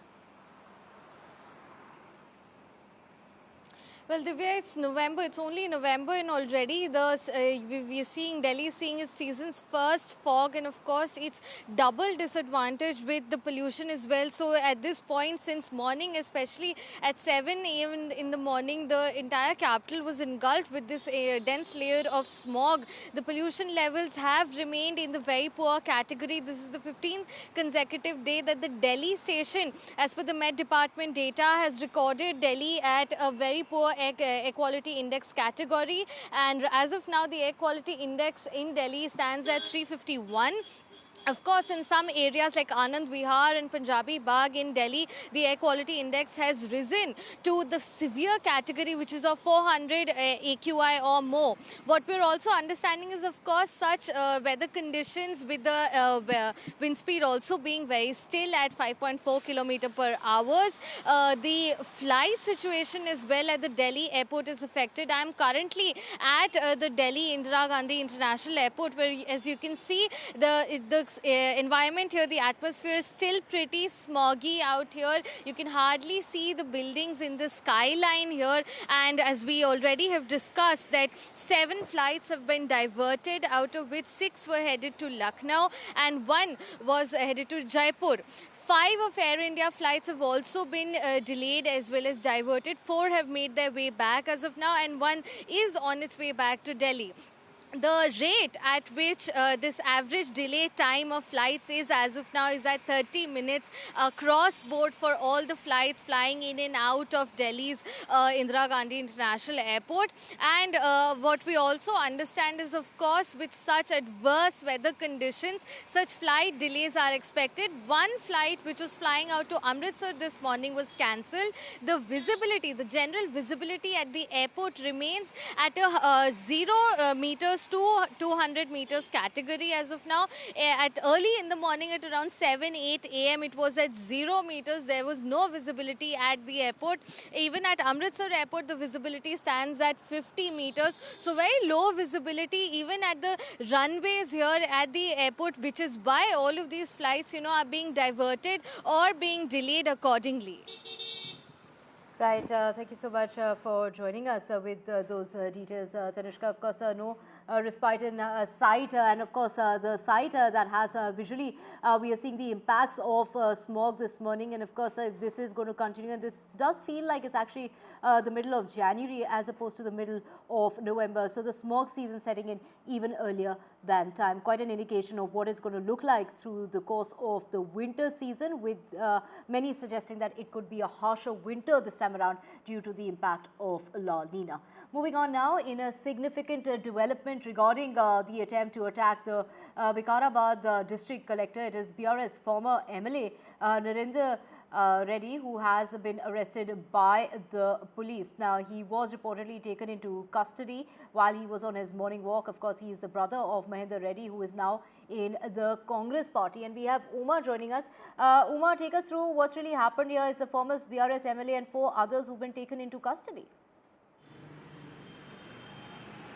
What is significant is that the attack happened in the constituency of the Chief Minister, which is Kodangal. That is where this Cherla village falls, and it is in, of course, Vikarabad district. And day before yesterday, on Monday, the collector and his team had gone there, organized a kind of a Praja Darbar in order to get people's opinion regarding a land acquisition. 1,310 acres was to be acquired for a pharma city in that area.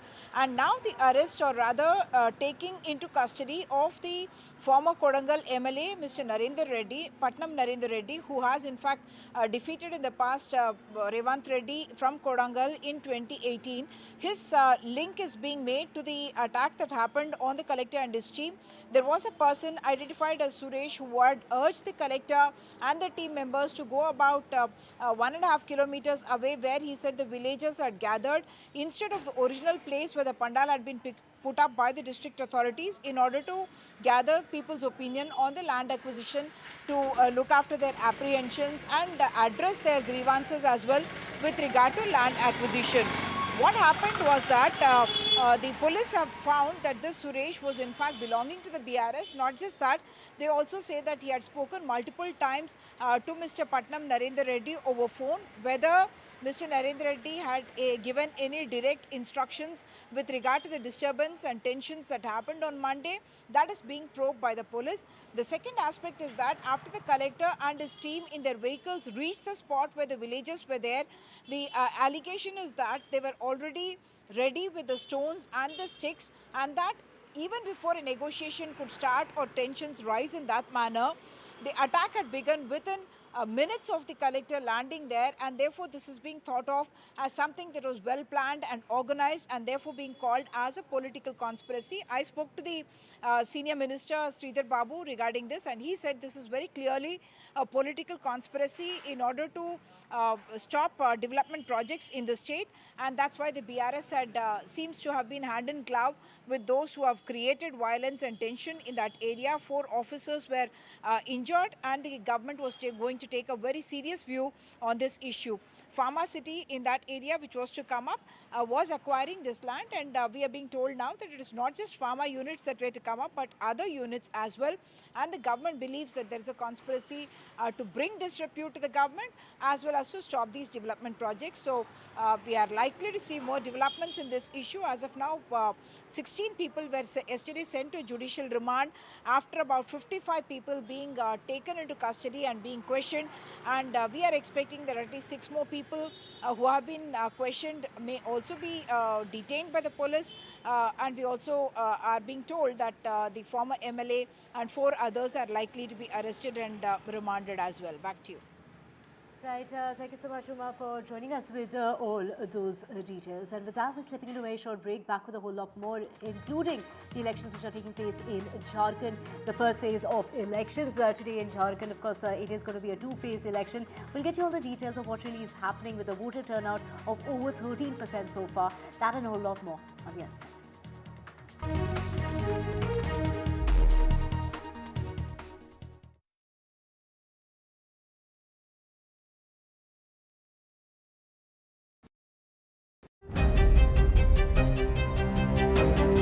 Hello and welcome to India Sense, where I speak with global opinion makers. The United States has made a strategic decision over the last 20 years to move closer to India.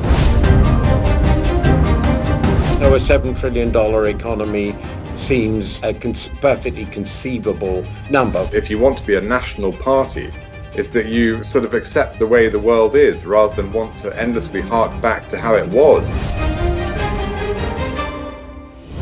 Modi is promoting the digitization of the economy, which is accelerating growth in the country.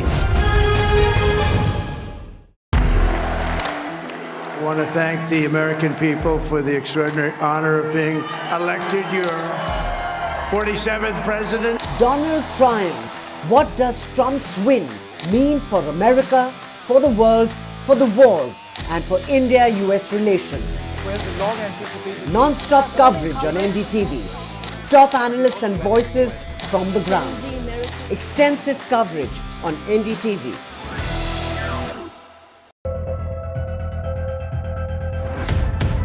We reached an agreement on patrolling. We have gone back to where the situation was in 2020, and we can say with that the disengagement process with China, you can say, has been completed. The understanding, to my knowledge, is that we will be able to do the patrolling which we were doing in 2020. तालियों के साथ हम स्वागत करेंगे आदरणीय मोदी जी का। छत्रपति शिवाजी महाराज की यांचा अजेंडा फक्त करप्शन फर्स्ट, आमचा अजेंडा आहे नेशन फर्स्ट. घोषणा आणि जनतेचे पैसे लुटणं, कट कमिशन आणि करप्शनला आमच्याकडे थारा नाही. त्यांचा परिवारवाद आमचा महाराष्ट्रवाद. महाराष्ट्रामध्ये 1,75,000 जागा रिक्त आहेत. मग का भरत नाही? राज्याची जनतेच्या घमाच्या पैशाची तिजोरी लुटण्यासाठी हे सरकार आहे. पूर्वीच्या सरकारच्या काळामध्ये निधी देताना त्यांना असं वाटायचं की त्यांच्याच खिशातले पैसे चालले. शेतकऱ्यांना मोफत वीज देण्याचं काम आपल्या सरकारने सुरू केलं. It's a web of frauds, calls, luring emails, threatening messages.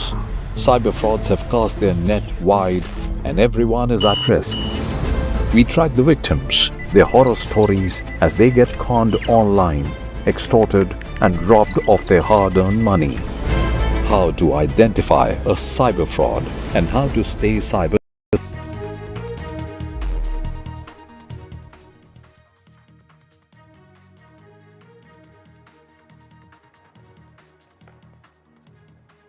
Let's get you the latest from Jharkhand. So far, 13.04% voter turnout was recorded, and this was till about 9 o'clock this morning in 43 assembly constituencies. The 43 constituencies include 17 general seats, 20 reserved for scheduled tribes and 6 for scheduled castes.